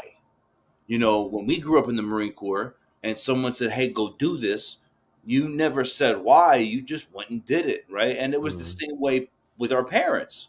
Like, our parents, like, my dad said, hey, go do this, and I said, got it, Dad, I got it. Now, growing up, even watching children and the generational and the society, now there's a huge push for why, which, again, it's not wrong, because if we truly are leaders and we exhibit the why, and we explain to people, hey, this is why we're doing this, then you're going to get, I hate using the term buy-in, because I think that if you buy into something, you can get rid of it, you can stop it, you can return it. So I hate that term. I use it loosely, but if I truly get you to understand the why behind it, then I can really get you to understand why we're doing this. And now your level of work ethic, your level of understanding is going to be exponentially more, because you actually have the same understanding as I do, and now we're working towards a collective mission. And I think, like, to be honest with you, man, like when we talk about why, like there's somebody right now, I'm pretty sure, you feel me? Somebody is sitting back like this. Why are you even telling the Marines the why? Why are, that's exactly what I'm talking about. This new generation of leadership is always explaining. You know what I mean? And the reality is that think about it when we can even go outside of the military, right? Think about it when our parents were telling us things and we didn't understand the reasoning behind it. We were just doing things. So now we're accomplishing the task, but we have no idea what this task was. What's the importance of this task, and why am I even doing this task? It's just do as I do as I say. And even in the military, like I grew up in that generation where it was like, hey, and excuse my language, but it was more so like, hey, bitch, go do this. And it's just like, oh my God, man, like, you ain't got to talk to me like that, but whatever, I accomplish it, corporal, I accomplish this, sergeant. And I understand the environment that we currently were in. You see what I'm saying? And I understand the difference between democratic and autocratic leadership styles, where it's this firm leadership style where it's like, I can't explain to you the why, just understand that we have to do it. But at the exact same time, if you can't explain the why, then you don't understand why we're doing it. And and that's you about to take it, or So go ahead, take it. On to the point that you're saying, right? I think that it's also we have to be able to explain to our Marines and to people, right? Even just using the civilian aspect, right? Because I'm a civilian as well. I work in the civilian world. There has to come people understand that a why isn't always needed. But now listen, this is what I'm saying. If I understand you as a leader, if I understand your why from the beginning, then I'm going to follow you. And then when those times come where we don't have time to talk about the why, I'm not going to need to know the why, because I believe in your why. I believe in our why. But can I just interject for 1 second? Yeah. Just 1 second, because it just hit me. You see what I'm saying? Because a lot of times, like when we assume, like, like when we're explaining the why, I think we take the organic idea of what communication actually is. You feel me? Yeah. Like a lot of people always assume that, hey, Bennett, I need you to go take care of this situation because of this. Or, hey, we have this going on. So, hey, I need you to go over there with so-and-so to go take care of this. Organically, I've already explained the why to you. You know what I mean? I've already given you the buy-in. I think a lot of times people hear like, oh, the why is that, hey, Bennett, I need you to go take care of this tasker. And then now you're looking at me, why? That actually does not happen. Yeah. That part, I mean, unless it has happened to you, but I've never gotten that where it's this. Yeah, exactly. And I'm a maintainer by trade where I have to task Marines out on the floor, on runs, different locations. And never has it been this moment where it's, hey, Andreas, I need you and Arias are going to 2nd Maintenance Battalion to go take care of this situation. They don't look at me and say, why? I'm already leading with the fact that, hey, y'all are already tracking. We got this piece of gear down over at 2nd Maintenance. Andreas and Arias, y'all are leading the front on this. So y'all are going to be team 1. You know what I mean? I think like that's the part right there that there's always that gray area of what organic and non-organic communication is. When you're organic and you're transparent with your Marines, you're going to have that why already. Exactly. And that's where people fail, right? That what you're talking about already is that you've already labeled out your expectations for your Marines. Your Marines already know. And that's, again, why we have in-briefs and we have out-briefs. And Marines are already tracking on who Staff Sergeant Thigpen is and what he expects. They already know your expectations, right? But that's why it's important, though, when we bring, begin with the end in mind, right? That's what Simon Sinek talks about. And it's an important thing because people need to understand that from the jump, right? So when we get our new junior Marines and we explain to them the bigger purpose of the why, and because that's the thing too, is you gotta think about it, man. Like when you were a junior Marine, a lot of times you didn't know what the hell you were doing for 3-4 years. You were like, yo, why do we do this? All you're doing is just receiving commands and executing. Yeah, and it's like, well, we do it because I was told to, and it's like, well, but why do we do it though? And then even like, in Motor T, right? And when we talk about preventative maintenance and we talk about checks and balances, there's people that just don't understand the why behind why we do it. And especially in a climate where now we're not going off to war and we're not doing things and we're in a peacetime Marine Corps, if we don't explain to these Marines, hey, this is why we do these checks. Hey, this is why we do, 5s and 25s. Hey, this is why we do this. Then they're not going to take the training as serious because they don't understand the why and they've never needed to see the why, right? Yeah, and that's the biggest one right there. Is that a lot of us, a lot of the people that we're having right now, they have not seen the why. You know what I mean? We can only tell them so many stories. You know what I mean? And I remember my mentors used to do that. Hey, this is what's going on. This is why y'all need to do it. And be like this. All right, man. I mean, once again, we're maintainers. What happened to you ain't gonna happen to me. And then sure enough, when I deployed, it happened to me. And I'm like this. Oh my God, he was right. So like preparing them for it, preparing them for something that may or may not happen is always going to be that biggest challenge. Yeah. And, as we come to a close on this part of the conversation, I just really feel like, one of the biggest things is that as we sit back and adapt to this new environment of leadership and this new environment or new generation of Marines, one of the biggest things that you have to realize is that the information is always going to be out there. You know what I mean? Like, and the Marines are tracking that this information is also out there as well. And if you choose to not adapt, even if you do have a great opinion towards something, because it's a generation behind, 3 generations behind, and you're not making any strides to adjust. Every time you give an opinion, it's going to come out almost ignorant because you're not tracking the environment and you're not reading the room that you're no longer in. You think the room's the same when the room has already changed in front of you. Now, the other thing that you had said, or what was brought up was about platform. And it's weird, man. You know what I mean? Like, because what's so crazy, bro, is that I've accepted the fact that I have a platform. I've already accepted, because coming into the situation, I was like this. I don't want to be a social media influencer. I don't want to be a military influencer. I ain't like that. You know what I mean? I'm in the trenches with y'all.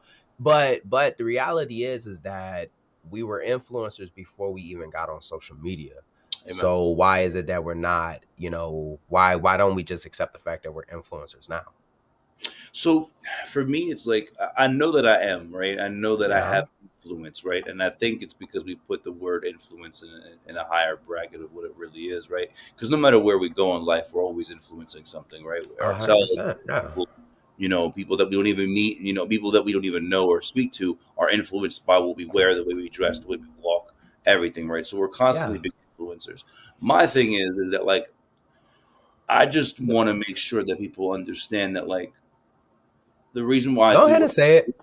The reason why, because I get a lot of hate, bro. I get a lot of hate for my content, for the conversations that I have, especially like on my Recruiting Duty podcast. So a lot of people got stuff to say, and I'm always just like, bro, like, I don't get paid to do this.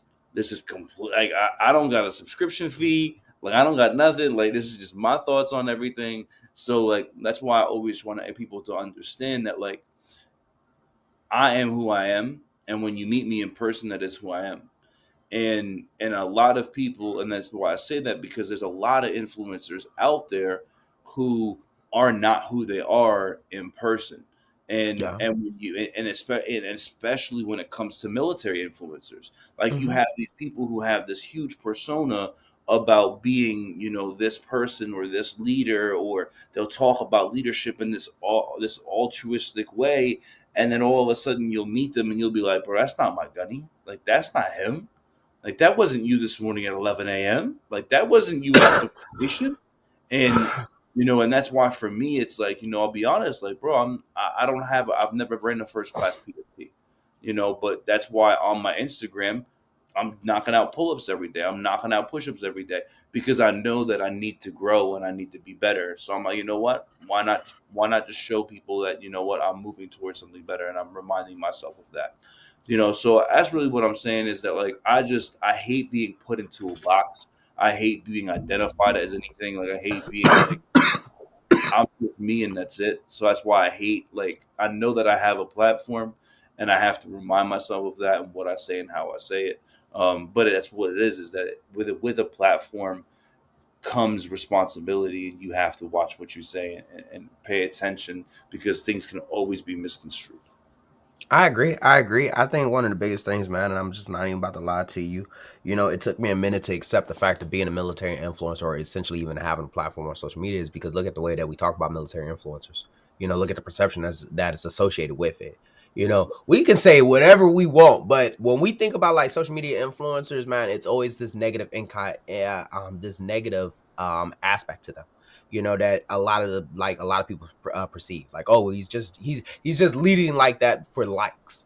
You know what I mean? He's just leading like that for views. He's just saying that for views. But you know, once again, both parties, both of us, you know what I mean? Like, well, we're not doing this shit for any like, you know what I mean? Like, I'm not getting paid to do this. You know, and on top of that, you know, like, think about, before I even talk about us, think about the people who have used this platform to essentially, you know, propel themselves or finesse the people around them. You know, like you hear about people that's like this, hey, you know, I'm so-and-so, come buy my fucking my meal plan, or come buy my workout plan, use my code, you know what I mean? Here's how to here's a workout plan so that way you can crush boot camp. And you're essentially taking advantage. You know who I'm talking about. You know exactly who I'm talking about too. You know what I mean? The beast. And you know, yeah, I'm tracking, you tracking, and I'm tracking. But look how many people gravitated towards him. And look how many people essentially, you know, bought that plan. We both knew that it was bullshit. We knew it was bullshit. Every Marine in the fleet knew that it was bullshit. You know what I mean? All I'm going to say on that, not mentioning no names, but you know what the worst part about that whole situation was, because I have this conversation all the time, is the Marine Corps Recruiting Command was pushing it. A lot of people don't know that. Like, they were literally pushing it. They were literally like, poolies were all about it. And they were like, oh, I'm going to go. And then this dude like skyrocketed. And it was like, bro. And that's where and that's the thing, man, is that, like, listen, in today's day and age, is very. I was having this conversation about somebody else the other day. Somebody, an older Marine, was like, you know what I find crazy? He's like, I see all these Marines on social media, and they're, you know, Redcon, First Form, you know, all these different things, get my code and all this stuff. And he's like, you know, I'm not gonna knock the hustle. He's like, it is what it is. He was like, you know, but a big part of it is that, you know, and I agree with him, is that we forget that. Especially if you have whether or not, and a lot of people are going to disagree with me on this. If you have one post in uniform on your Instagram, no matter what branch you're in, you are now an influencer for that military branch. Yeah. The moment you have one post in uniform, that is no longer your personal Instagram, because now everything you do, say positive, negative, is going to bring light towards that organization, whether you want to believe it like that or not. And that's and I say this because even myself, I've been convicted lately of what I post, and I'm like, hey, does this bring light to the Marine Corps? Should I really post that? Should I really post this? Because in the society in which we live in, where, you know, the military is hurting, right? And everybody wants to constantly look at, hey, the right and the wrong. I'm like, okay, you know what? I don't want to give people a reason to not enjoy the Marine Corps or whatever. And I don't want to push my views on this position, and it's not right for me to do so. So that's why I'm very careful with what I'm posting and stuff, because again, like, we are a representation of the Marine Corps. And I think one of the biggest, you know, I don't mean to interject on that, bro. It's just, you know, like and I think that's one of the biggest reasons why, like, a lot of people tend to hate military influencers. You see what I'm saying? Or why, like, a lot of military influencers will receive a lot of hate from, especially their own. Like, that's who really is, bro. It's always us. It's always us hating us. You know what I mean? Like, and that's the crazy part about it. Before I even go and say what my statement is, it ain't some kid in fucking college. You know what I mean? It ain't some random guy like in Wisconsin fucking sending me like these like it's somebody that probably has seen me on a base before, walked by me. You know what I mean? Like, we both stood on the same yellow footprints, just at different points in our lives. You know what I mean? It's our own that have that say the words. And I understand, you know, and I understand the frustration, because imagine somebody else representing you. Imagine having somebody else represent you. You feel me? Imagine, like, you know, somebody, and that's exactly how it ends up getting taken, especially if you do it in uniform.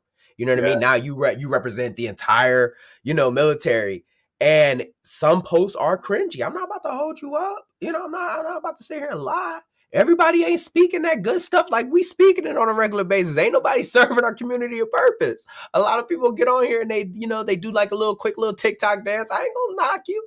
You know what I mean? You 6'2", 200 pounds of bodybuilder pop locking on the internet. I ain't gonna hold you. I ain't gonna hold you.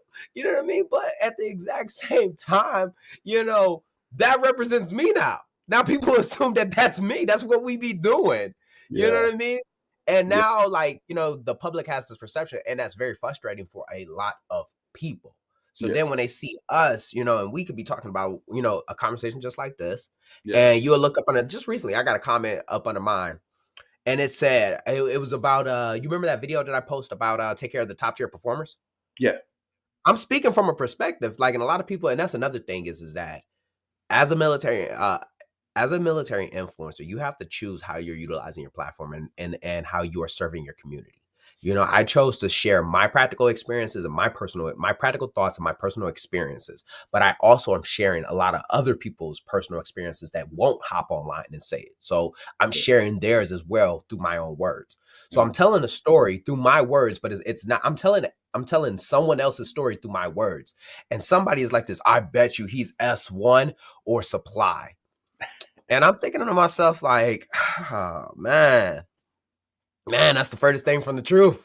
That's the furthest thing from the truth. But it's just like, bro, what makes you say something like that? The problem is too, the problem is too is that conversation comes up and it's like, oh, okay, you know what? So that S1 Marine, that S3 Marine, that admin Marine, that supply Marine, oh yeah, he doesn't matter because he's that MOS because he chose that because the Marine Corps didn't. He don't rate. Yeah, he doesn't rate. He doesn't rate. Like, bro, it's like stop with that, and that's what we're talking about this whole entire thing, bro. Yeah. It's like all of a sudden because of your job title, you don't matter, right? And it's like, bro, if we look at this from a civilian perspective, do you think that people sit around the table and they say, "Oh, you know what? Hey, hold on, that guy works in the administration department. We're not going to take what he has to say for granted." Like, what? No, people, like, stop. And that's what I mean? Everybody has something to say in value, but it's like what you're talking about too is that how our own people kind of come at us, bro. I had we were doing a training at my unit, and I walk into the room. I'll be honest, I was 5 minutes late, and the reason why I was late is because I had just told someone just said, "Hey, get upstairs." So I didn't know I had to be there. So last minute, they're like, "Hey, get upstairs, all staff and officers." I'm like, "All right, tight." So I walk into the room, and the person who's given the period of instruction turns around, and he's a mass sergeant, and he's like, "Oh," he goes, "the famous recruiters in the room." And I sit down, and I'm like, I don't know who this man is, and I don't know what I'm like, and clearly he's talking about my podcast or whatever, and I'm like, and I'm in my head, I'm like, why is this dude coming at me like this? I don't even know who he is. Mm-hmm. And then lo and behold, he comes up to me at the end of the presentation, and he's like, "Yo, you don't remember me, but me and you talked over at Facebook like a year and a half ago about this, and the third." And I was like, okay. And I was like, what was the purpose of you like doing that? Like, what did that do for anybody? Because now I got people looking at me like, what? And the reason why I bring this up though is because like me and this dude had this conversation, and I don't even remember or recall it. But this guy felt the need to highlight me in front of 45 different of my peers because I have a podcast and because I'm trying to better the Marine Corps, I'm trying to better the duty. And it's like, that's the thing about it is that, and now mind you, and I know you've had this experience when you invite those people on the podcast. You're like, all right, hey, you know what? Let's talk about it. Like you have an issue with what I'm posting. Like, let's talk about it. Like, let's why don't you hop on and we can get your opinion out there? Oh, no, I'm good, bro. And it's like, but that's the thing, man, is that like me and you, we saw a need and we're filling a need. And we're having the hard conversations that other people don't want to have. And like you said, you're speaking for a lot of people because there's a lot of people who have a voice, but they don't feel their voice matters or they're not ready to speak up. And now the conversations that you're having, like, I find myself, I'll be real, man. Like I find myself listening to your reels, like, over and over again, because I get convicted personally by a lot of the stuff that you say.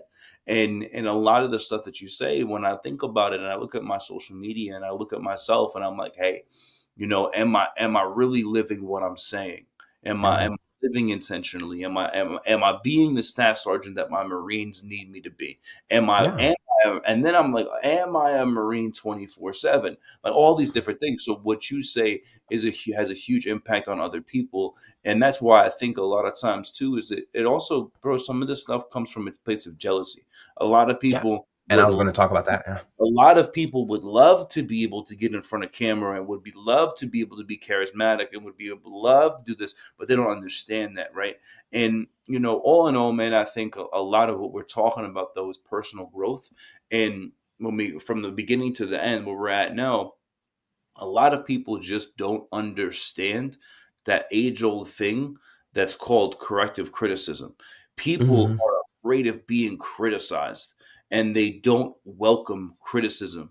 And that's a huge, and especially, some people that have been in the Marine Corps for a long time, or even people that are just, just elders, even like elders in the church or whatever the case may be. Like there's people who just don't want to hear about, hey, you know what, the way you said that shouldn't have been said like that, and you could have said it this way. And that's the thing, is that people do not want feedback. Right? People do not want positive feedback, reinforcement. People don't want that. And that's the problem, is that we need that. And I think, like, just to go back to, and I'll hit on two things that you said, but just to go back to what you had said in the very beginning about what you say must have value. You know what I mean? And a lot of times, like, especially like the up and coming person who does have a brand or does have a podcast or does, he may have something. The moment that he puts it out there, right? He's already making a step that a lot of people do not want to make, because just like what you had said, you know what I mean, is that's hard. It is very hard to get on, because you have to admit that you're going to be vulnerable. You're going to be judged. You feel me? Like, to share something that is, to be transparent on a platform where a lot of people are not fucking transparent. They're very fake on this platform. You know what I mean? And should be authentic is a very hard thing. And then now you're opening yourself up to criticism from all these other type of people. Now I'm gonna speak it from two different perspectives. The first one I'm gonna speak it from is the criticizer. You know what I mean? You gotta ask yourself, bro, like, are you bringing any fucking value to this conversation when you say whatever you want to say? You know what I mean? Like, I one of my biggest pet peeve, and I'm just gonna go ahead and just, Benny, I'm gonna just be honest. I'm gonna keep it 100 with you. You know what I mean? My biggest pet peeve is a old person on social media. 40 and over on social media is a bad, like, that's a recipe for disaster with me. You know what I mean? Now you add in prior service. You add in prior service. Now it's really about to be a recipe for disaster, because what they're about to say to me is either going to go two ways. Either A, it's going to be something real sage and old and it's going to be good, or it's going to be some sage, old, and it's very bad. And it's some heinous shit that they about to say to me. And just recently, man, like, I just had somebody get on there and they're like this, you call yourself a staff NCO. You call yourself a staff NCO. And once again, I'm doing the best I can to paraphrase, because what he wrote was at a 3rd grade reading level. So I'm already doing him a solid by adjusting his words. But he was like this, me being in the Navy, you will be on the beach while I'm sitting on my boat drinking my coffee in the Indian Ocean. And I'm like this, like, I don't know how this was supposed to make sense or how this was supposed to be like an insult to me, man. But I can already tell that your phone is very far from your face and you type that message with your index finger. I can tell. You know what I'm talking about when they, you know what I mean? Like, come on, get off of social media. And I say that because there's a lot of people that they just say things just for the sake of saying things, or saying things because now they feel like they can be heard, because either A, at their units, they were never heard, or B, maybe they were heard while they were in the military. And when they transitioned out, now they have realized that society does not fucking hear them. And now they constantly listen. Hey, careful, because people don't want to hear that, bro. People are not ready for that. People are not ready. You know what I mean? Bro. People, I'll never forget, man. I heard this from a buddy of mine. But one of my really good friends, Frank. He worked on Wall Street, and his boss, the CEO of the company, was a retired general, and he was an infantryman, and he literally, very successful man, retired. And my boy Frank would say all the time that when they would have meetings at 09, if one person was late, he would stand up and be like, "Why are you late?" And he would start scolding them. And finally someone was like, "Sir, like, we're not in the Marine Corps. Like, that's not, like, this isn't the Marine Corps anymore." And these people, these civilians, didn't care that he was a retired general. They didn't care that he was a retired Marine. And that's the thing that people don't understand, bro, is that, again, value. You have to have value in what you're saying. And when you do not have value added, no one cares your reputation. No one cares where you came from. No one cares where you served. No one cares when you served. People are going to thank you for your service because that's what we're told to do. But how many times do people say thank you for your service just to shut you up and get you moving, bro? Like, bro, nobody cares that you served. Now, are we thankful? Of course. But, bro, that's it. It's dead and gone. Like, stop living in that age because, again, there's so many people that take the rank for granted, and they take it and they use it to abuse their authority, and they're not coming from a place of love, and they say, "Oh, you're going to do this because I said you're going to do this." And people don't understand that when you get out of, that's why I love the reserve program so much, is because you're able to marry up life and you see how it's very drastically different between the two. And there's a lot of people that when they get out, they don't understand that, like, bro, in the civilian world, no one's going to do what you tell them to do just because you're this person. Like, no, that's not how it works. Like, bro, at 5 o'clock, bro, at 5:01, like, you're Bob. Like, I don't care. At 5:01, I'm walking out the door. Like, we're good. And I think like the biggest thing to it, and I apologize for cutting you off, man. Like, I think like one of the biggest things is that echoes throughout this episode is the fact that you have to be able to adapt in different climes. You know what I mean? Like, you have to be able to adapt. When you transition out, man, like, you have to take into consideration that you know, like, you spent 20 years, you spent 10 years, you spent 18 years, you spent a big chunk of your life in one organization surrounded by like-minded individuals. And you are either going to excel in one field or you are going to sink when you get out there if you do not know how to properly adapt. And that's one of the biggest things that, you know, like, and I feel like when we go back to the social media aspect of it, you know, my heart goes out to the people that drop the negative comments under my posts, because I know that it comes from a place of insecurity. I know that it comes from a place of feeling unheard. I know that it comes from a place of, damn, man, like, I got to get this off my chest because I can't say this in real life. I can't say it because I know for a fact you can't say it in real life. You know what I mean? Like, think about it. Like, you know, like, if you ever look at a negative comment, read it out loud. Read it out loud. You know what I mean? You know for a fact that he wouldn't be able to say that out loud. You know what I mean? And it's because, one, he's not heard out there. He's not heard anymore. You know what I mean? And when they come online and they surround themselves around, they're like this. Oh man, I'm back here. This is how we should be able to do it. Pack it up, Bob. You've been out for almost 3 years. You've been out almost 10 years. Adapt into your life. You know what I mean? So Well, my heart always goes. Oh, go ahead. My biggest thing when it comes to stuff like that, man, is when people make comments like that about, especially when I talk about the leadership in the Marine Corps currently, my biggest thing is, okay, so then why'd you get out? If you have so much to say about the Marine Corps, why did you get out? Why are you out? Well, I'm out because of leaders like you. No. Stop No, that. you're not. No, you're not. No, you're not. Bro, stop blaming your leadership because of why you got out the Marine Corps. Because me and Meech can say the exact same reason why. Oh, I got out because of Gunny so and so. No, you didn't. No, you didn't. No, you didn't. And that's the biggest thing, man. You got Like, out because you chose to.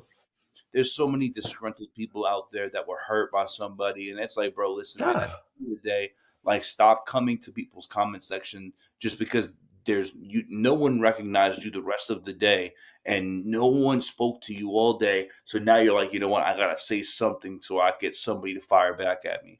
You know, And I think one of the biggest. Oh, my bad. Go ahead, bro. Bro, I'm just like, I think, man, this the biggest thing with all of this is, again, being able to understand, when you speak, when you do, am I bringing value to the situation? Am I bringing value to my listeners, to the people that I influence? Am I bringing value to my family? Whatever instance it is, ask yourself, am I of value? And how can I bring more value? And that's it. And if what you're going to do or going to say does not bring value, then don't even bring it to the table. You know, and that's a hard thing to swallow right there, because a lot of people believe that they bring value no matter where they go, even if they know that they about to say some bullshit. You know, or let me rephrase that: even if everyone around them knows that they're about to say some bullshit, they may believe that. And I will speak to the person who believes that, you know, we ain't doing our job. I'm gonna speak to that person real quick, because I feel like a lot of times, like, you know, when you created your podcast, you felt like there was a niche that needed to be filled. Yeah. When I created my podcast, I felt like, you know, we're talking about personal development, but none of this shit ever applies to the military member or the service member or the veteran. It never really applies to us. You know, it's always this general term that's like, oh, well, you know, think positive, or here's some self-care tips. How does that apply to me? You know what I mean? Like, hey, talk about why, like, my stressors in being in the military. So I created that for myself. And I will say to the person who feels like they're not being properly represented, I will say this to the person who feels like they are not being properly represented. I will say this to the person who feels like, you know, these people on social media ain't talking about anything and I could do it better. If you think that you can do it better, or if you feel like there is a void that needs to be filled, then create it. You know, so as we transition over into I told you, man, like, I'm a top tier podcaster. Yo, all right, I'm a top tier. That's a good transition. No, if you think that you can do it, then let's go. Do it, boy. Like, that's it. Like, if you listen, like, if you, and that's it. Like, and that's like when I talk about like the specific things that I talk about on my podcast. Like, a lot of people get upset about my Recruiting Duty podcast. A lot of people get upset, and I'm the only one. I am the only Recruiting Duty podcast out there. There's one other one that's made by a chief warrant officer. He got like 12 episodes. Not to throw shade at him, he's an active duty Marine. I could totally understand it, but that's hard. Yeah. A lot of people see things differently than I do, and they like my perspective. But I will tell you, there's a lot of people that do not enjoy my content, and it's because a lot of it is pointing at them. And it's saying, hey, we need to be better as a whole, and people don't want to hear that. The moment you start saying that we need to be better, people are like, whoa, whoa, whoa, whoa. No, we don't. No, we don't. No, we don't. So. And I say that the biggest thing about that is that when you say that we need to be better, you know, it's always going to be accountability aspect. You know, everybody wants to hold everybody accountable, but nobody wants to hold themselves accountable. Because self accountability is the hard pill to swallow. You feel me? Because you got to look at yourself in the mirror and say that you suck. You know what I mean? And we treat the word suck as if it's a period at the end of a sentence. Like that's the end of it. That's not necessarily the end. There's still so much growth. Like, you suck right now, you can grow. You feel me? So once you swallow that pill, then you have to be able to understand that you can grow. But when we talk about branding and we talk about just creating a platform or creating something for your community, especially if you feel like there is a void there, the military provides you with so many opportunities to be able to do that. Think about it. You know what I mean? Like, how many times do you hear about somebody who is working at a job to fund what their hobby, or to fund their dream, or to fund their niche? You know what I mean? Like we're already in that position. You know, we're already in that position. We're already around the people who would essentially, we're already in that community. A lot of people have to build that community. A lot of people have to find that community. You're already in that community. Now, the biggest thing is that you have to realize is that this is always going to be a secondary. It's never going to be a primary until you actually transition out. And that is the reason why a lot of people hate a lot of military influencers. It's because military influencers treat most, let me phrase that, not all, because me and you are both that, but most, or the ones that a lot of people tend to see, it seems as if they treat social media, they treat the gym codes, they treat their workout plans, they treat their meal plans, they treat their hell, I even say their YouTube channel or podcast as if this is a primary, like this is their fucking MOS, you know, MOS 066666. You feel me? Like, you know, like, hey, you know, I'm about to go ahead and go do this, but that's not necessarily the case. You are still an active duty service member or a reservist. You know what I mean? Like, you still have responsibilities. Yeah, man. And that's like, you know, me and you had that conversation, you know, a while back, you know, when you thought like, oh, you weren't dropping enough, or you weren't doing enough. And I was like, bro, like, you got to put it in perspective. Like, you're an active duty Marine running McMap courses and running, you know, all this. You're you're up at 04 in the morning doing all these crazy, you know, things and techniques, and you're doing all this stuff, and you're leading from the front, and you're leading Marines, and you're doing all this. So it's very important that you got to remember that, you know, and the same thing for me, you know, I'm a reservist, but, you know, there's other things that I got to do. I have a civilian job. I got a family. So I think it's all about perspective, man. It's all about perspective. It's all about, looking at yourself and saying, okay, what is the purpose of what I'm doing? What is the purpose of my brand? Where am I going with it? Where am I taking it? And how do I better those around me?